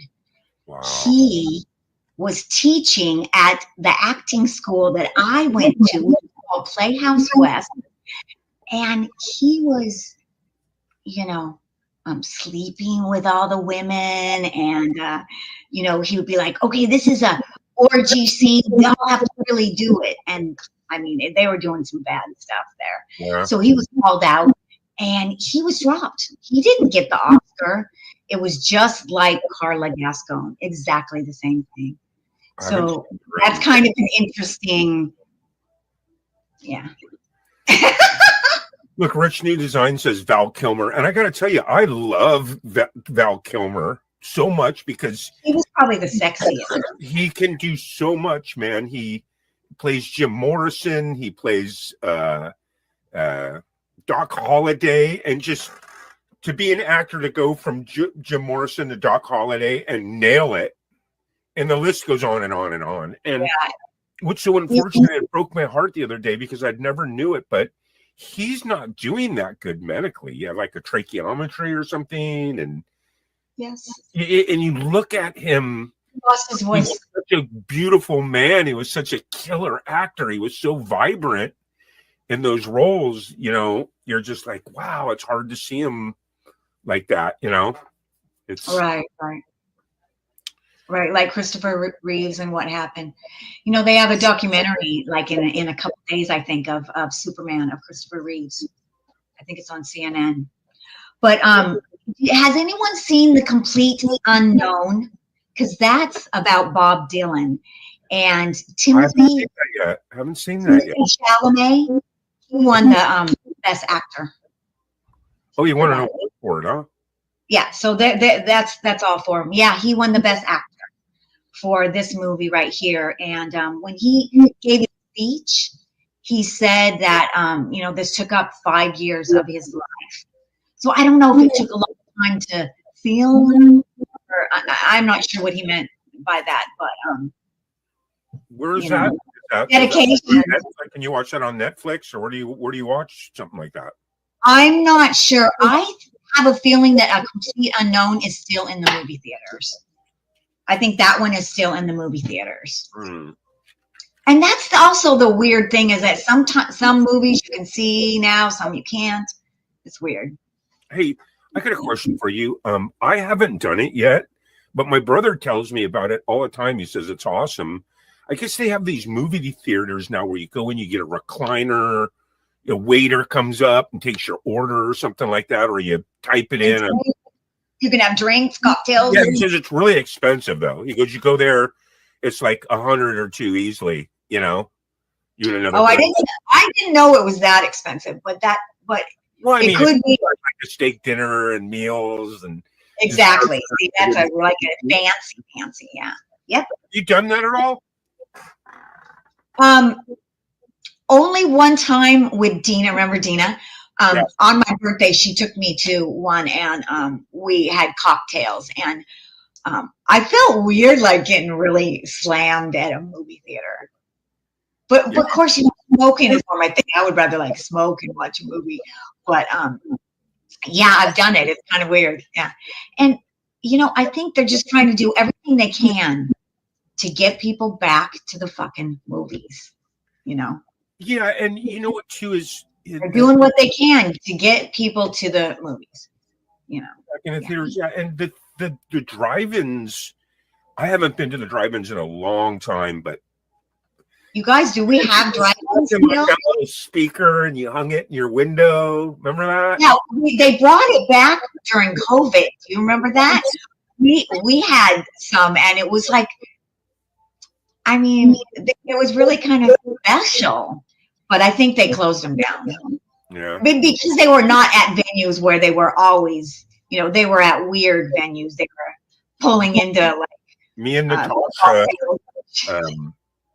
25 years ago, me and Natasha would go to the drive-ins, and I have like one of those Ram F-150 gigantic trucks. It's real high. Oh yeah. And I'd put a queen size mattress in the back bed, and I'd back up, and we'd be in there on a queen size mattress in the back of my truck with just tons of pillows and our own popcorn, and we'd go to the drive-in. That's People that are backed in with their truck. Yes. Yeah, we did everything at the Love drive-in. going to the drive-ins, man. We used to go. We used to party in the 70s. The drive-ins was like the funnest thing to do, It wasn't just the 70s, the 80s, the 90s, but then, I don't know. When did I think it's about the 90s that they got rid of them. So Early 90s. So this Complete Unknown, it's just pretty much like what, just the Bob Dylan story, basically, right? Right. It's Bob Dylan's biography. It starts when he hasn't made it yet, and it How old is he now? Ask Alexia how old he is. who? Alexia. Bob Dylan? Yeah, Echo? How old is Bob Dylan? He's 83. Wow. Yeah. Yeah. So this is another one that I definitely want to see, The Complete Unknown. Yeah. Nice. Yeah. Here's another one that I also want to see because I love her. Is she was up for a female actress and she didn't get it, but it was so fun that Demi Moore was up for it and Pamela Anderson. Pamela Anderson was up for Best Actress for Showgirl. And I really want to see Showgirl too, but that's still in the movie theater. And that's about a showgirl. That's about Vegas. That's about how they're closing all the big shows. And she's a showgirl losing her job. It looks good. It looks good. Looks good. So, and I love Pamela Anderson. So she's on this kit. I Know about love this? that. Do you know about her kit that she's on now that she never wears makeup? I watched And that. Yeah, yeah. So she looks beautiful without it, but yeah, I that's think- her thing now. I think she looks absolutely gorgeous as she's aging. She doesn't need any makeup. She's gorgeous, man. And I like that for some reason. I mean, look, anyone can do whatever they want to make themselves look good. I'm into that. But, Yeah, that's what I Like Natasha doesn't even wear makeup. I don't think she's I know ever, how good she looks. ever, Right. That's That's what I love. I love everybody doing their own thing because I love that Pamela's doing that. I mean, at the same time, I love Dolly Parton. I love her. fuck. How old is she? Jesus. Echo, how old is Dolly Parton? Dolly Parton is 77 years old.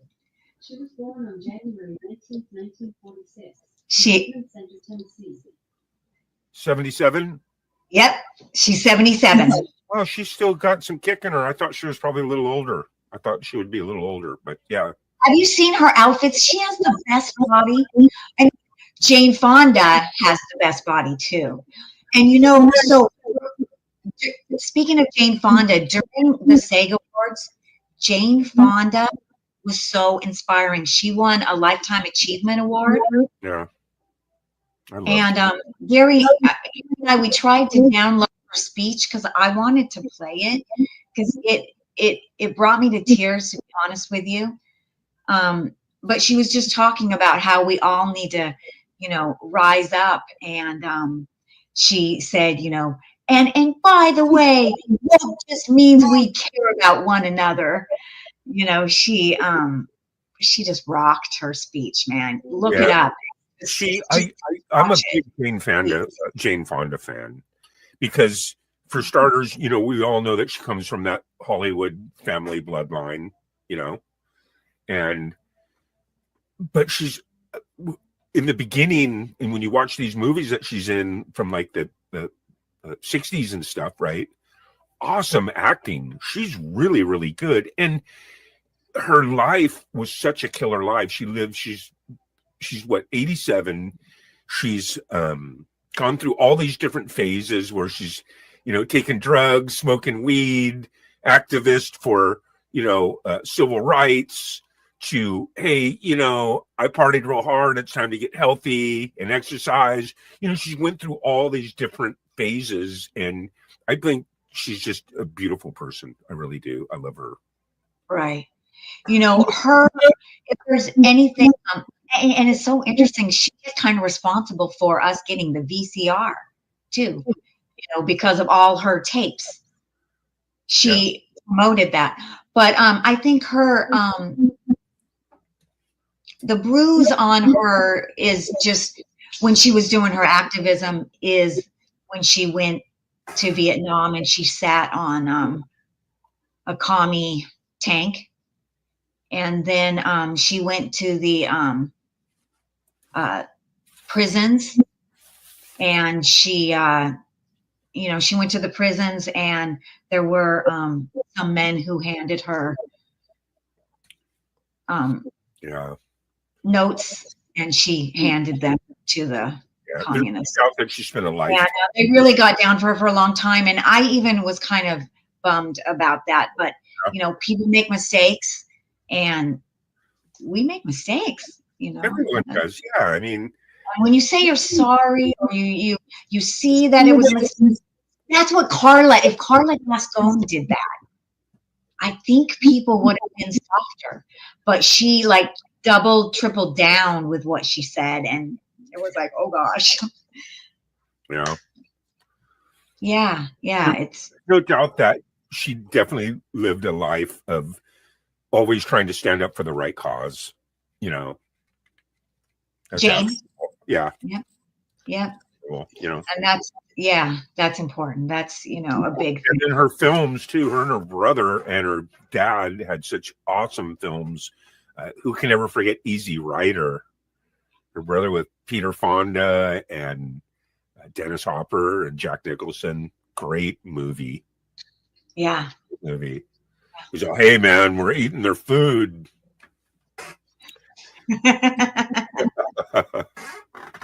But you know who my favorite actor is of all time? Take a guess. No, you don't have to take a guess. There's so many. I was like a needle in a haystack, huh?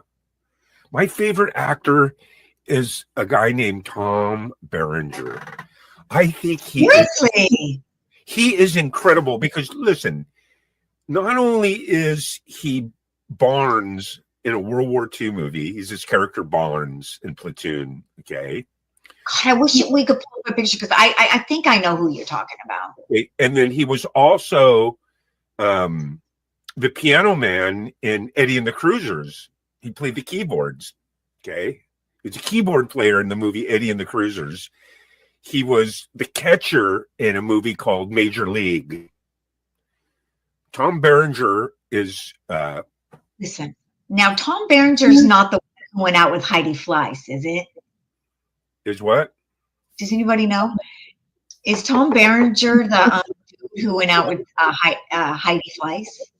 I'm not sure. I just know his movies.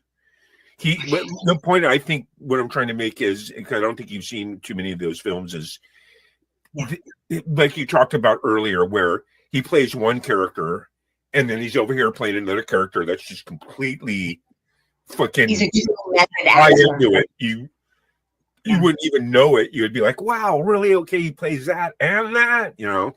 Yeah. Major Yeah. League is like a baseball movie about the Cleveland Indians with Charlie Sheen, Tom Berenger, Wesley Snipes. It's a baseball Oh, movie. I mean, I was just like, it's interesting how we can actually watch what happened to all these people's lives. You know, I mean, Charlie Sheen, he's kind of sick right now. He has AIDS. Well, it's weird too. You notice how like a lot of them will get into the buzz where they always kind of play in each other's movies. Because look, Charlie Sheen and Tom Berenger both played in Major League, which was a huge hit. They both played in Platoon, which was directed by Martin Scorsese. Huge. Platoon won tons of awards. So yeah, it's weird how you kind of, you know, see like the same people, you know, in movies. You're always going to get the same little clique of people, you know. Yeah. How do you Well, feel? some people are just what? Western movies. Yeah, westerns are not really my favorite. Yeah, there's a lot of What's cool. your favorite western? Are they your favorite? The Good, the Bad, and the Ugly with Clint Eastwood. Yeah, that's I mean classic. Yeah, you know, and the music soundtrack, and there's something about One of my favorite bad guys in that. there's something for me as a young male growing up in the 70s and maybe early 80s.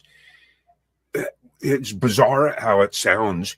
You could always, now you can find them anywhere, but back then you can only find a good old school cowboy movie on a Saturday afternoon. Back then there was something, I guess it's a guy thing or something, I don't know, but watching an old Western on a Saturday afternoon Right. was just like magic for a young dude growing up. You know? Yeah. Yeah. Yeah, that is a thing. That is a nostalgia thing that we don't have anymore. Yeah. TV used to be different because TV used to be very, we had what, you know, 5 channels, you know, everything came on a certain, I remember my mom sent us to the Saturday matinee and we would pay with, oh, this makes me sound really old, but I lived in a really tiny town. We Yeah. would pay with Pepsi tops and she would just leave us there all day. Like it was in the middle of the city and she was, we were like 5. Yeah. We don't do that with kids anymore, but I think it was around 1978 or 79 is when the transition really took place, because back then, you know, you had the TV, you had the rabbit ears, you had the VHF, the UHF. You get 3 or 4 channels here, then you switch it over to UHF and you get like channel 20 and 36 and 44, and you watch the Flintstones. And it was about 1978. All of a sudden, the cable companies started coming out and they gave you this little box. It was an A-B switch. Remember that? You switch it over to A or B, and that's how you got more channels. You're on A, and then you get more channels. You switch the box over to B, and you get more channels. And then that was like the very first one. And you got to remember, I'm in the 9th grade at that point, smoking weed. So I saw when the whole transition come to go from that A-B box. The next one was you got like a little box, and then it, you know, you have the different channels that you click through. That was the start of it. Right around 1979, 1980. And the same thing with the telephone. Back then, you know, if you wanted a phone, you called the phone company, and they came out and they installed the phone. And then right around 1980, they're like, oh, we don't do that anymore. You got to go buy your own. You were like, what? We got to go buy a phone? There's a phone company. Come put a new phone in, you know? And that's when they started selling phones, and they started introducing, you know, caller ID and, you know, before, you know, you if someone called you, write down a little note on a piece of paper and you'd put it in a basket. Yeah. But it was right around that when television and phone kind of took off, you know what I mean? Yeah. And water too, because back then I remember it was like maybe 1981 they started selling bottled water. It's like, what? Water? Right? You know what I mean? Faucet, huh? All right. So what was after the Bob Dylan movie? Well, the last winner was Ensemble Cast, and that's Conclave. Now, Conclave, I've not really, I've heard it's an amazing film. It's about picking the next pope, but I'm not fully, you know, I don't know. I might see it, but there's a lot of other films I want to see before Conclave. But it was with Isabella Rossellini, which I do love her. And yes, Tom Sizemore. Thank you. Tom Berenger is the other Tom. Because Tom Sizemore, I was like, oh yeah, he was obsessed with Heidi Fleiss, and that was a weird story. So yeah, Conclave. It was the last one that won. Yeah. And another film that I saw this year, it wasn't up for any awards, and it should not have been, but I didn't really love it, and I was excited to see it, was The Fall Guy. Did anybody see The Fall Guy? Because that's, yeah. So yeah, The Fall Guy was, it's a lot of dialogue, and it just, you know what that was supposed to be about, right, Gary? Which movie are we talking about now? Fall Guy. Oh, The Fall Guy? Yeah, it was based on the TV series. Now, I never saw the TV series. Did you? Fall Guy? Oh no, The Fall Guy TV series? Yes. Yeah. I mean, it's ringing a bell. I kind of remember it. Yeah, I watched The Fall Guy. I would have to like see it a little bit to just kind of bring it all back. But yeah, I watched The Fall Guy. Who was that? Was it the $6 Million Man guy who was in Fall Guy? No, that's Steve Austin. Yeah. Who married Farrah Fawcett. Yes. I always had a crush on Farrah. But this is, let me see if I can share this. This is Tom Berenger. Maybe this will ring a bell. Yeah, let me see. That's your favorite actor? Yeah. You see this dude? Oh, yeah. He's Tom awesome. Berenger. Like, this is Barnes from Platoon. He played just so many good characters. Yeah, Platoon. That's that really good. Eddie and the Cruisers. He was the keyboard player. Yeah, he's so good. Yeah. I wonder how old he is. But look, there's if you've never seen Platoon, it's How old probably is Tom Berenger? Tom Berenger is 75 years old. Tom Berenger is 75 years old. he plays in a lot of old films too. He played in this one where it was like I forget the name. It's a really famous movie. He played like a homosexual from New York or something. So his career has just been just all these different characters. And if you've never seen Platoon, I have. It's so amazing. It's an amazing movie, man. Like an apocalypse. It's like you have to like, yeah. I think one of my favorite dudes is Matthew McConaughey. I love Matthew McConaughey so much. I love him. From Who is the guy? It was such a killer movie. What movie? Dazed and Confused. Everything he does is killer. But yes, that was good. Great. He was a teenager. It was his first movie. It was about a bunch of stoners graduating in 1970s Texas. It's called Dazed and Confused. Really cool movie. So look, the Art of Floundering podcast says he highly recommends Conclave.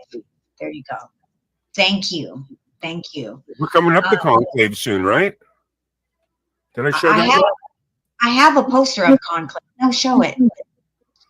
They were cute. They all came up together because they won Best Ensemble for Conclave. So the four actors went up on the stage. Yeah, that's just it right here. Yeah. What's this all about? Conclave. I wish he could tell us, but it's about picking the new pope.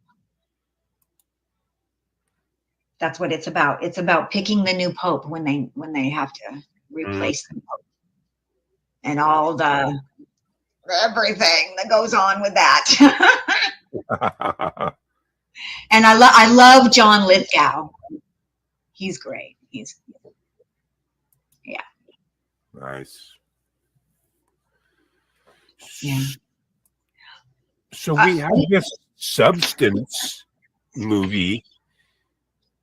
That's a horror movie. I've never even heard of it.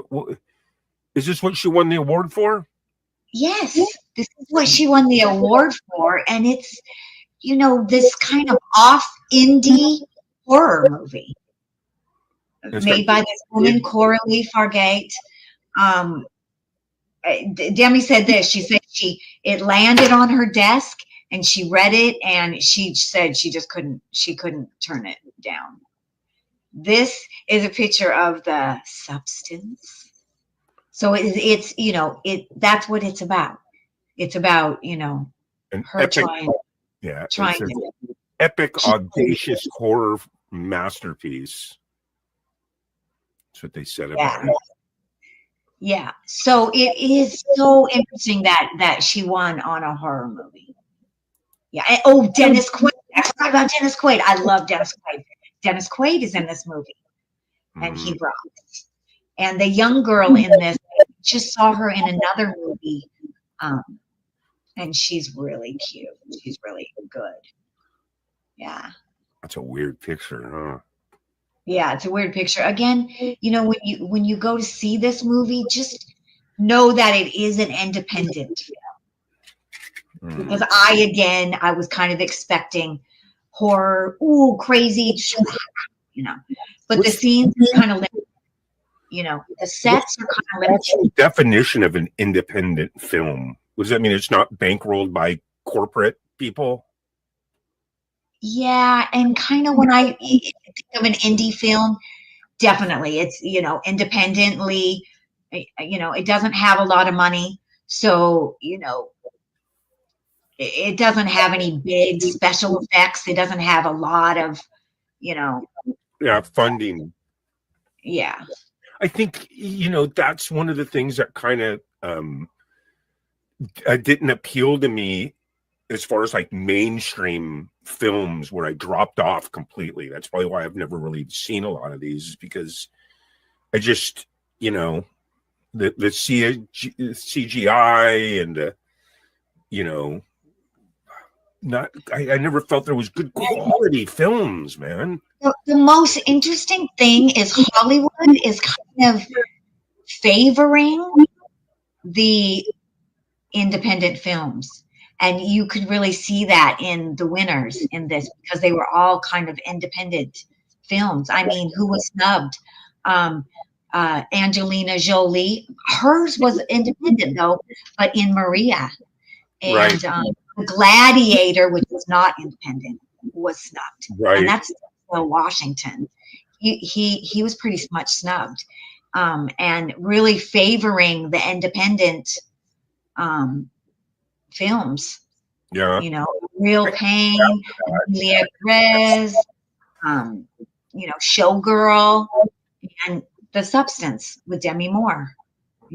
This is going to be, I personally think this is going to be Demi's big comeback. I do. I think we're going to be seeing her more. And I think, she was really fragile and emotional in her speech. And at the end, she just, it was really funny. The Sega word must be really flipping heavy, because every single person was like, "Oh, this is heavy." But at the last, she looked at it and she was just like, you know, she kind of was lost for words, and she was like, the little girl inside of me thanks you, you know, and she was misty eyed. So, you know, it meant a lot to her. And I think it's going to bring her back. Yeah. Yeah, that's it. Lee Majors was in The Fall Guy. That's got Yes, that's what I thought it was, Lee Yeah. Major. I You remember were it now. supposed to be And I think he busted. had Heather Locklear was like his little Yes. female. So the film is different than a little bit different than that setup. But what is the guy in the film and the guy in Barbie? Ryan Reynolds or no, Ryan Gosling or Ryan Gosling. Ryan Gosling. Ryan Gosling is so great, and he's just coming out of Barbie, and then he did Fall Guy. Yeah, see, I liked that movie, The Notebook, because it was good writing, it was good acting. You fell in love with these characters, Noah and Allie. See, when you can recite something without, it's not like I'm looking at anything or looking at notes or anything. I'm just going, we're just ad-libbing. We're going, you remember characters, you know that those actors did something right? Yes, definitely. Yeah, definitely.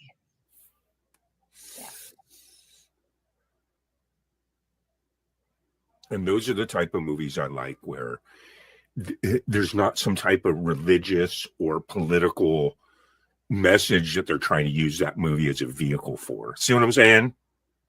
So you like films that are like more like about a slice of life every day? Or just, yeah, that is someone's imagination, and then they've said, hey, I'm going to make this film, like, and that's usually the older ones. Like, you ever see that movie with James Caan when he was really young? It was called it's like from the 50s or something, called Lady in a Cage. You ever seen that? No. Where it's like a real, highbrow area in Hollywood, and she's an old, actress, and she's paralyzed. She's in a wheelchair, but she has this elevator that takes her to the different floors in her house. And one day she was stuck in it, so she hits the alarm, and the alarm goes off on the outside of her house for help.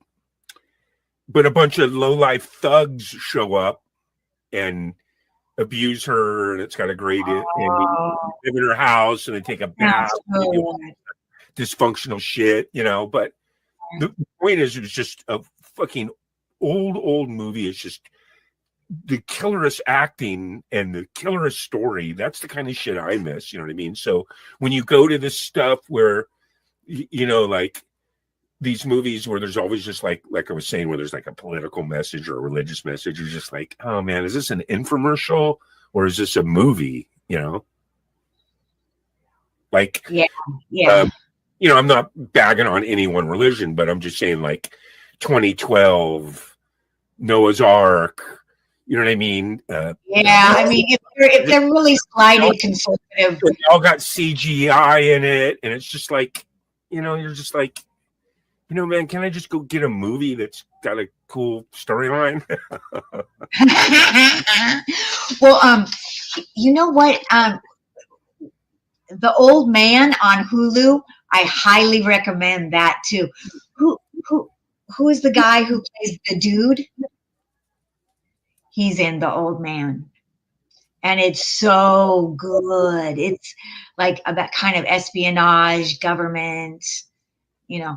Echo, who played the dude? The dude is played by Jeff Bridges. Jeff Bridges. Yeah. Remember we had a scene and we were talking about Jeff Bridges, Gary? Yeah. Jeff Bridges. I love Jeff Bridges. Jeff Bridges in The Old Man. That is a good series, and that's on Hulu. I think because we can all relate to the character of the dude, right? Huh? You know what I mean? We can all relate to that type of character. Just The having a dude? drink, smoking some weed. The dude. He's, yeah, that's Friend great. that's kinda like that. You know what I mean? I got like 3 or 4 friends that are just like the dude, Yeah.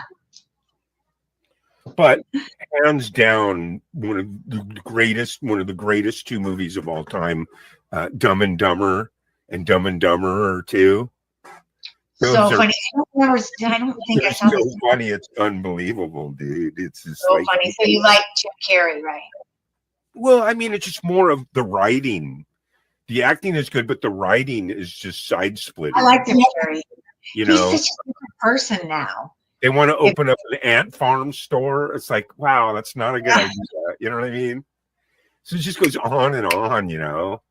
When they find the suitcase and they think the person's named Samson, but it's the name of the luggage, you know what I'm saying? Yeah. Yeah, Just- they are so classic. You know, here's a musical that I do love, love, love. Is Rocky Horror Picture Show. Oh yeah, I did it. You know, So I mean, it just like can just be funny now, and it spans all these years. You know, it holds up. you yeah, know? because that was the entertainment back then. In the sense that when we talked about, hey, there's only 3 channels on the television, it's 79, 80, you know, there used to be these places, you remember these, it spilled into the 80s and 90s a little bit, but it was really big in the late 70s where you went to these midnight stuff, or whether they were showing Three Stooges, or they were showing bizarre movies, or they were doing the Rocky Horror, and the people were really down front acting it out, and Yes. Everybody got together in a group and did things. Even when we watched TV, we all were watching it together because we knew that. We were Right. all watching The Cosby Show, or we were all watching, you know, whatever Family Ties, or whatever it was. You know, we're all watching it together. You know, they and used that's to- what's so different now is you know. Pink Floyd and Led Zeppelin song remains the same. You go and you sit, and they put it on the thing with lasers, and you know that a lot of that stuff doesn't exist. And you think about it, man, the stuff they could do nowadays.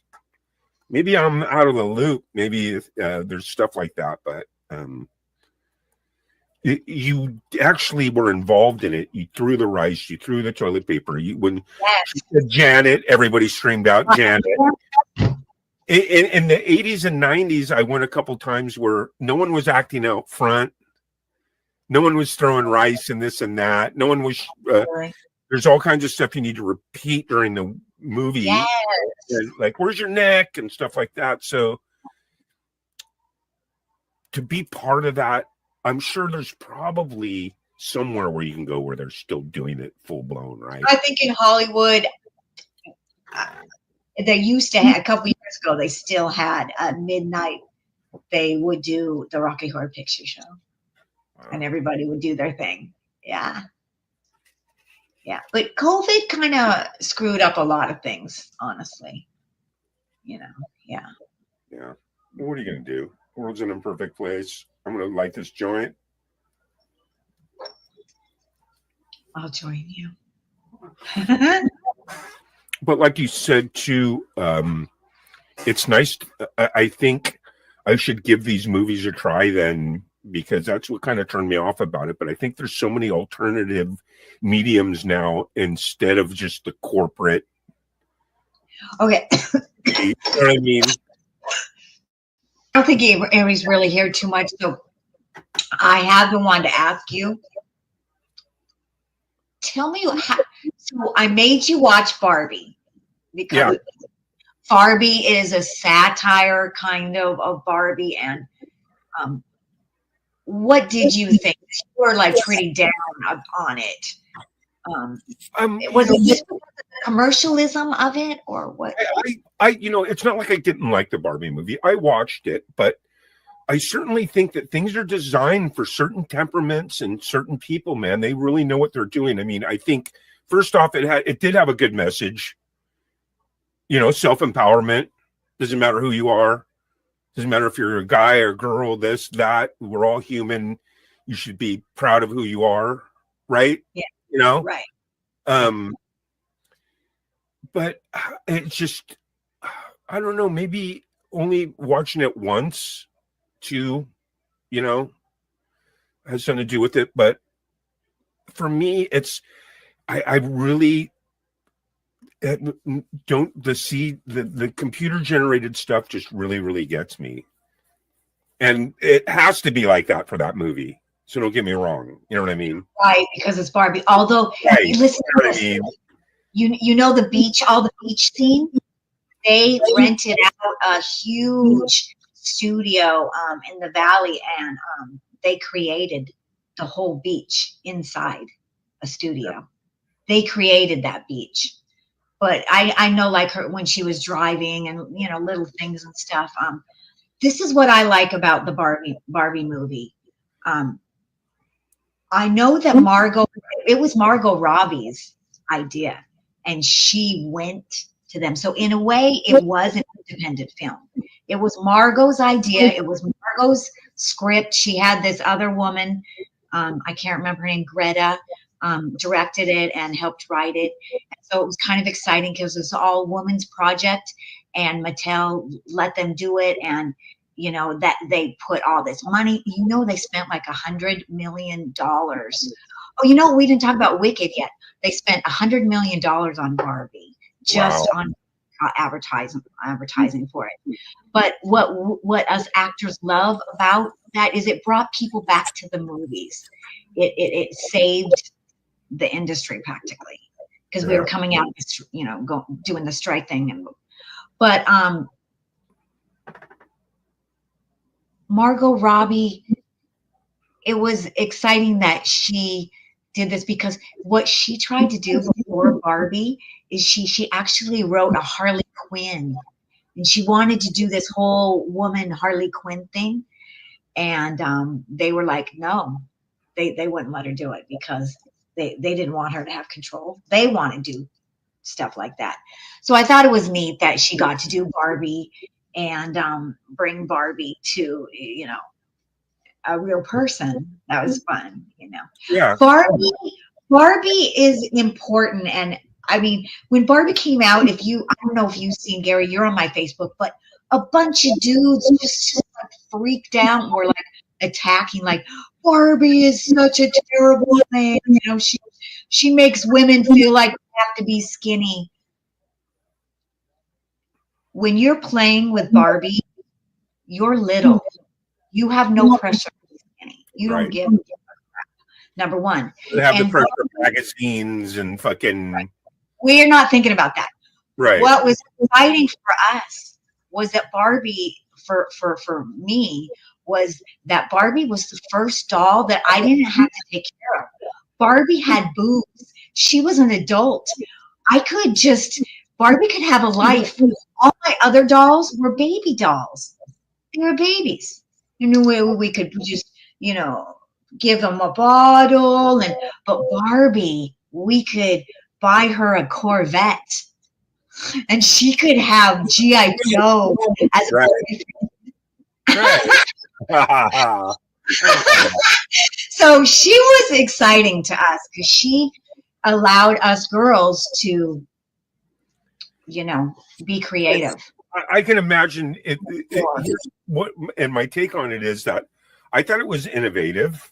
I thought it was pretty cool, because they tried blending these different mediums and stuff. And then also too, it's got to be it's appealing, because for people that, like, if I grew up and I was a girl that played with dolls and Barbies, I would love it. I'd be like, oh, finally they made a Barbie. Let's go. That's how we felt. Yeah. Like, a movie about, like Rounders. You ever seen that? With Matt Damon. Rounders are the card players. Yeah, I didn't see it. I know of it. My point is, that's where I'm like, hey, I want to go see that. See, so that Barbie was kind of cool, but then there's probably some of the Barbie community that are like, well, I don't like the way they did it, but I thought it was cool. I thought that they did have to be careful. It hold my attention, because I'm not in the CGI. I didn't grow up using Barbies and stuff. You know what I mean? Right. What kept me in it was just to see what they were doing, and then it was actually kind of cool how she went from the Barbie land, right, to like the real world. So that was kind of cool. Kind of bought into that a little bit, Yeah. Yeah.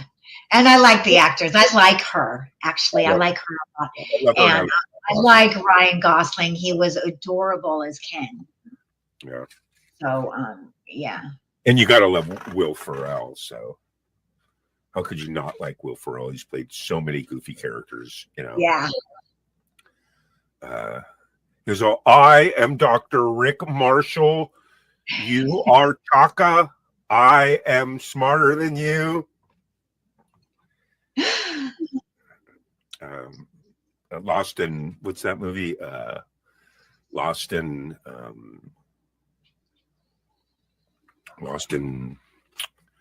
the river raft. They go down the river.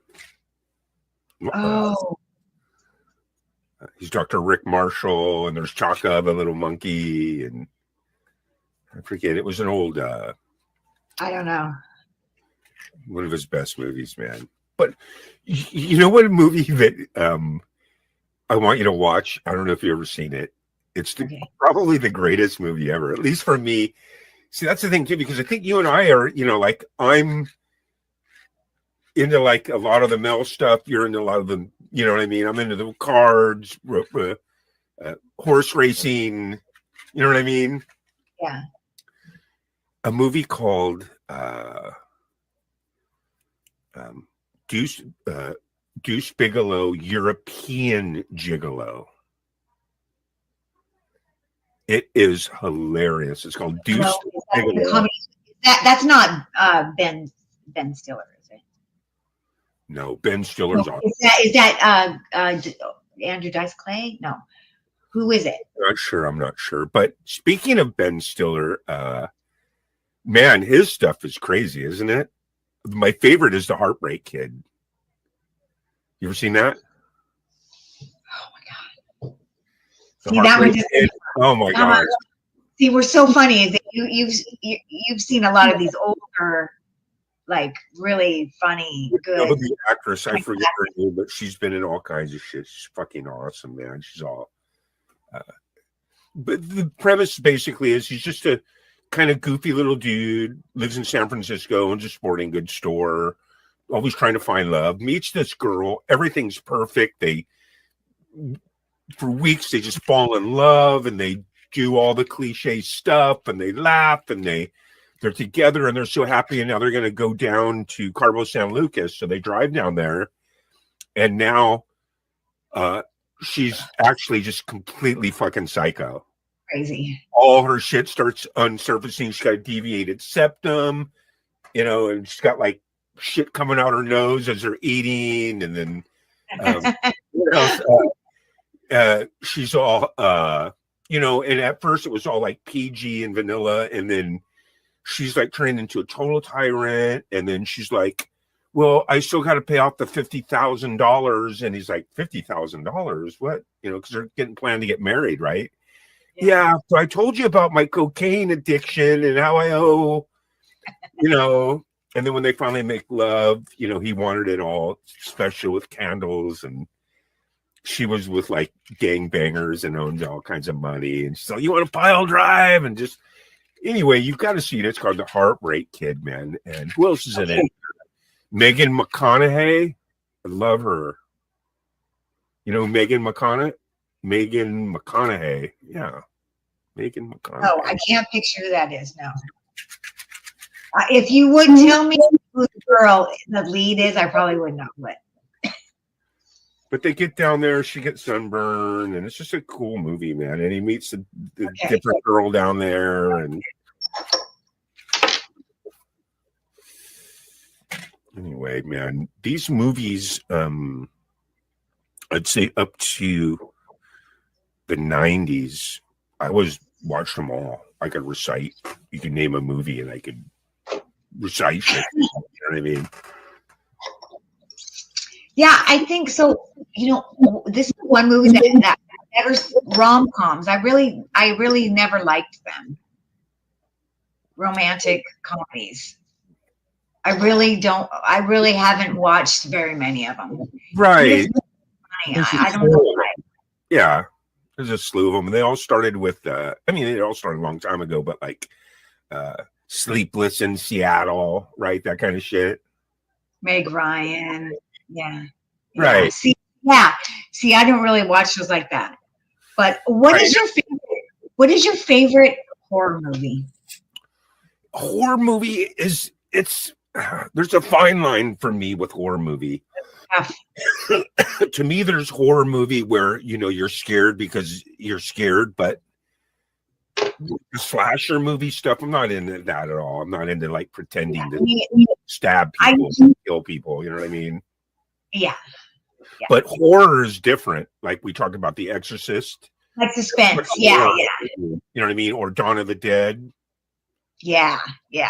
So I think my favorite is Angel Heart. Have you seen that one? With Lisa Bonet and Mickey Rourke. No, I haven't seen that one. Gary, you guys see that one. That is your kind of horror movie. It's smart. It's really good. Yeah. It's really good. It's Mickey Rourke is the main character, and he's love Mickey Rourke. trying to figure out who he is. Right. Good. But good horror is good horror. Like the very first Hellraiser. Remember that? Oh, that's good. Like Yeah. He's scary. weird stuff like that, I mean, Nightmare on Elm Street, I did think that was good. That was scary. That really scared me.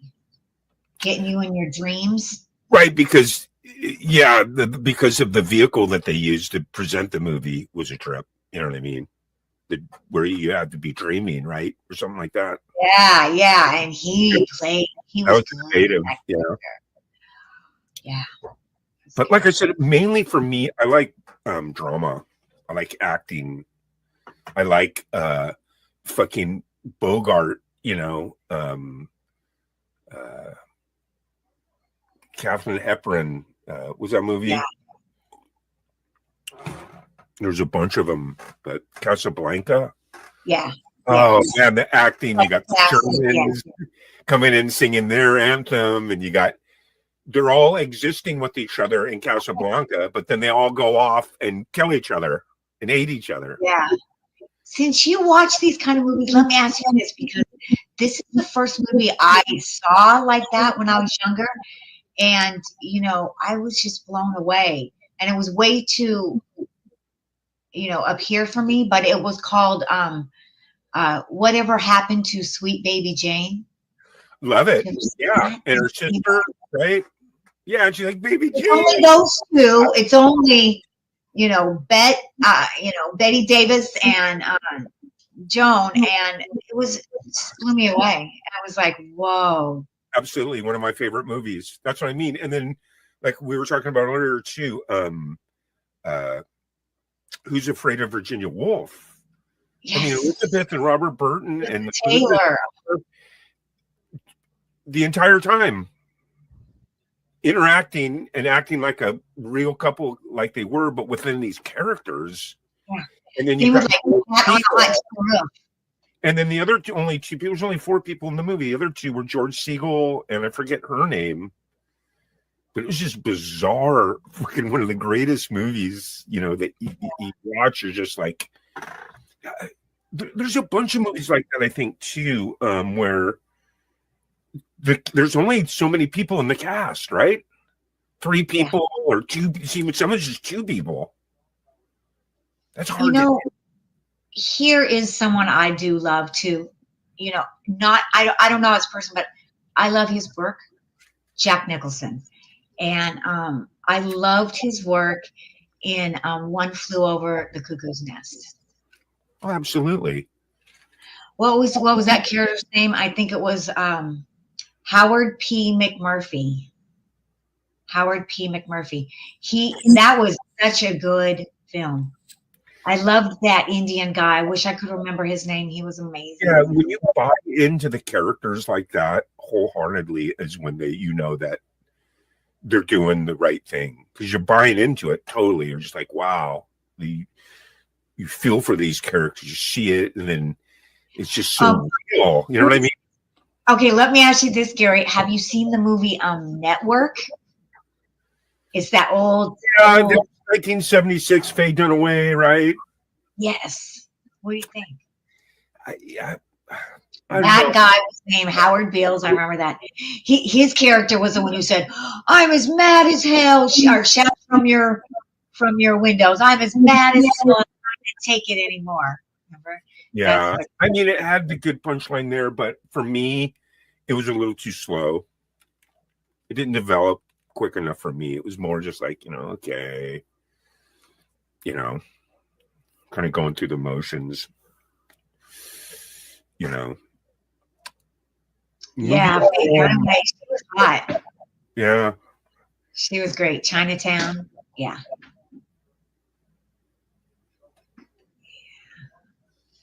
Watching older movies for me, like I said, I kind of the same way with music too. After like right around the 2000s, I couldn't tell you, Lisa, Drake, this, that, Taylor Swift, all those people. There's a zillion of them. I couldn't even tell you one fucking song. Okay, seriously, on the top Billboard 100. Nija, Nicki Minaj, this and that, and Bruno Mars. I don't know. No, what I'm saying is, I can't recall and sing one song. But Right. up until like the late 90s, okay, I can tell you the Billboard top 100 for every fucking year. Yeah. I don't know what happened, but just with film and music, I kind of dropped off in the 2000s. You know what I mean? Yeah. So, And it's also, with along with film, like same thing. We have so much of it. It's just so much now. Yeah. So much. So, you have so much to choose from. and then you this know. whole reality thing kind of came into play, about 20 years ago, right? Right, reality TV and acting, or if you want to call it acting, right? We got reality shows because of the strike a long time ago. Yeah, we had a strike, and then they were like, what are we going to do? Let's find unscripted material. And it just hit, And, Yeah. And people just love that whole voyeur thing. We haven't gotten rid of it. We still haven't gotten rid of it. We still have reality shows all the time. And let's not forget about, I'm old school. So daytime drama, I don't know if you were into that in the 70s, but that was all the rage. You Soap mean like soap operas? soaps. Yeah. Like it was, and even though I haven't watched it in probably 20 or 30 years, okay, I can still remember. It was One Life to Live, All My Children for an hour, and then it went to One Life to Live, and then it went to General Hospital. Yeah. Luke And and then there Laura, was Young and the Restless. Remember that? Young and the Restless? the what? Young and the Restless. I didn't do the Young and the Restless. I did the ABC because the different channels. It was ABC, NBC, CBS. They all had their different versions, right? Yeah. They all had their own. Weird, huh? You know what I mean? And then the nighttime took it over. Remember with the Dallas and Dynasty. Dynasty and Yeah. and I think what pioneered all that was the Thornbirds and Roots in the late 70s. They were the first ones where, yeah, because I remember it specifically because when it came out, I'm in the 6th, 7th grade, so I'm pretty much together. I'm smoking weed. I'm trying to figure shit out, right? And that was the first one where it was just like episode 1, and then next week episode 2, like these mini series started. Yes. No. Yeah. You're right. And then You're right. they were like the two model. The Thornbirds was with Richard Chamberlain, where he was like actually kind of, Oh yeah, I remember. They also had another one. it was kind of sick when you think about it. It was like a priest Foreman. that fell in love Yeah. with the, Yeah. that spilled into. Did you watch any of those Passions? Remember that? It was No. soap opera. They Not me. had a couple of these parody soap operas. Passions, Soap. Soap is, yes. I used to, this is so weird. I used to, when I was in college, we would get together and watch reruns of that, of Soap, and we would all get high. It was so funny. I don't know why we did that. But All right. yeah. Time for the big guns. Now, let's talk about Disney. Wicked. Yeah, Wicked. I have not seen it, and I'm so excited to see I it. haven't seen it.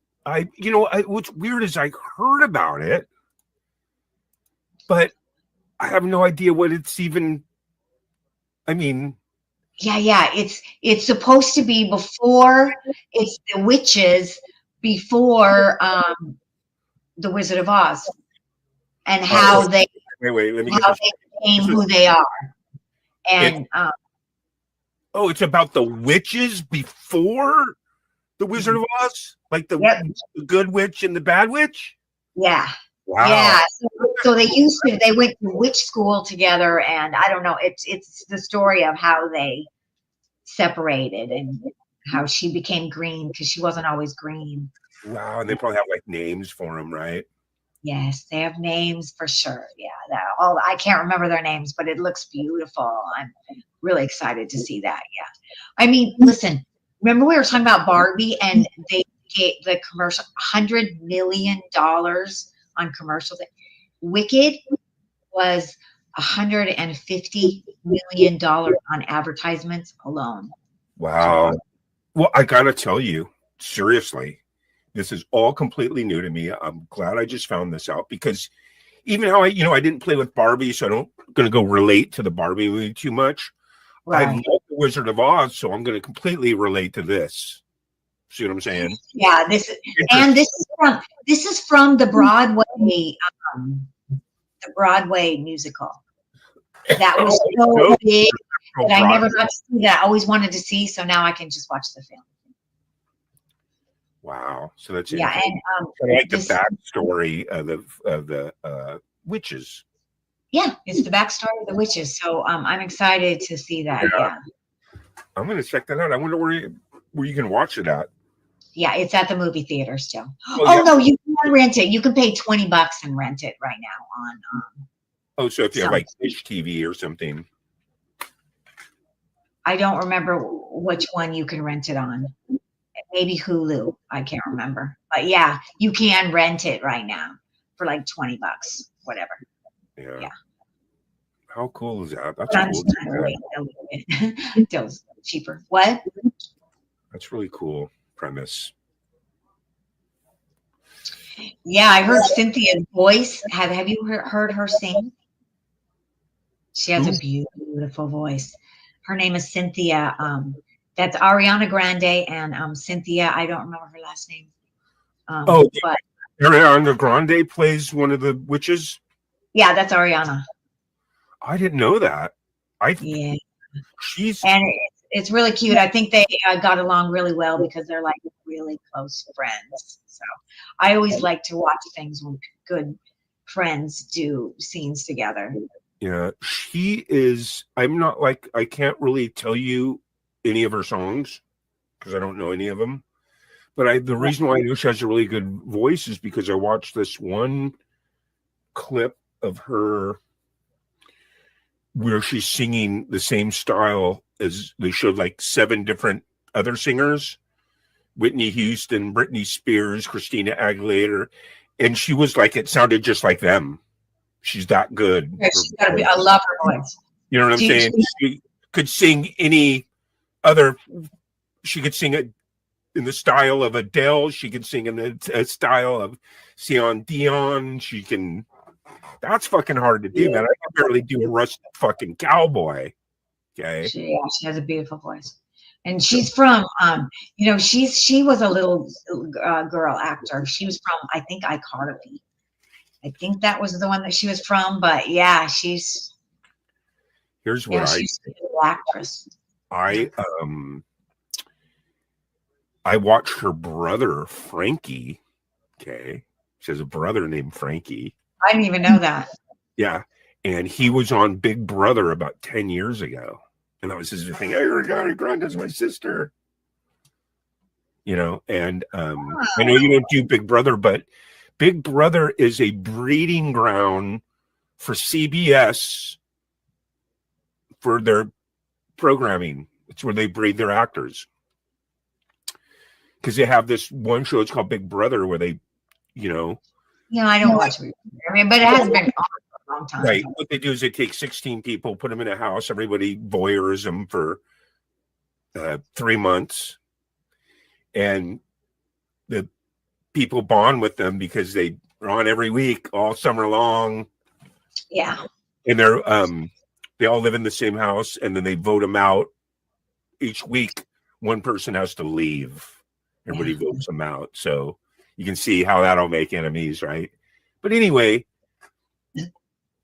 80% of all those people go on to play in all their shit because people already like them. See what I'm saying? Right. In other words, the system, whether it's movies or music, it's the same type of trip where it used to be like, oh, well, we're going to sign you. We hope everybody likes you. Well, now, no, they just have shows like The Voice or American Idol where, you know, they say, hey, out of all these people who you like the best, and then everybody likes that person because everybody voted for him to win, and that's how they get their little Carrie in the Woods, and they don't have to rely on just, I hope it works. They know it's going to work because they just made a lot of money and a lot of exposure and put a lot into this person to be the number one. But the only thing is that person is just an employee of theirs. And now somebody can come into an agency. Oh, look how many people like me on YouTube. Look at this. Look at that. We can make our, you know, look at Childish Gambino. Look at all these people who have actually created themselves independently and then gone and, you know. Yeah. Of course, they're going to pour money into that, you know. Yeah. Yeah. It's interesting. An actor has to work a lot harder now in a way because there's so many people that are self-promoting. Right. Yeah.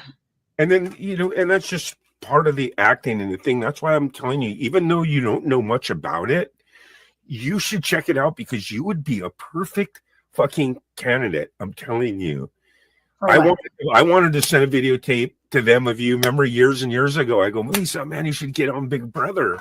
Because they would, I'm telling you.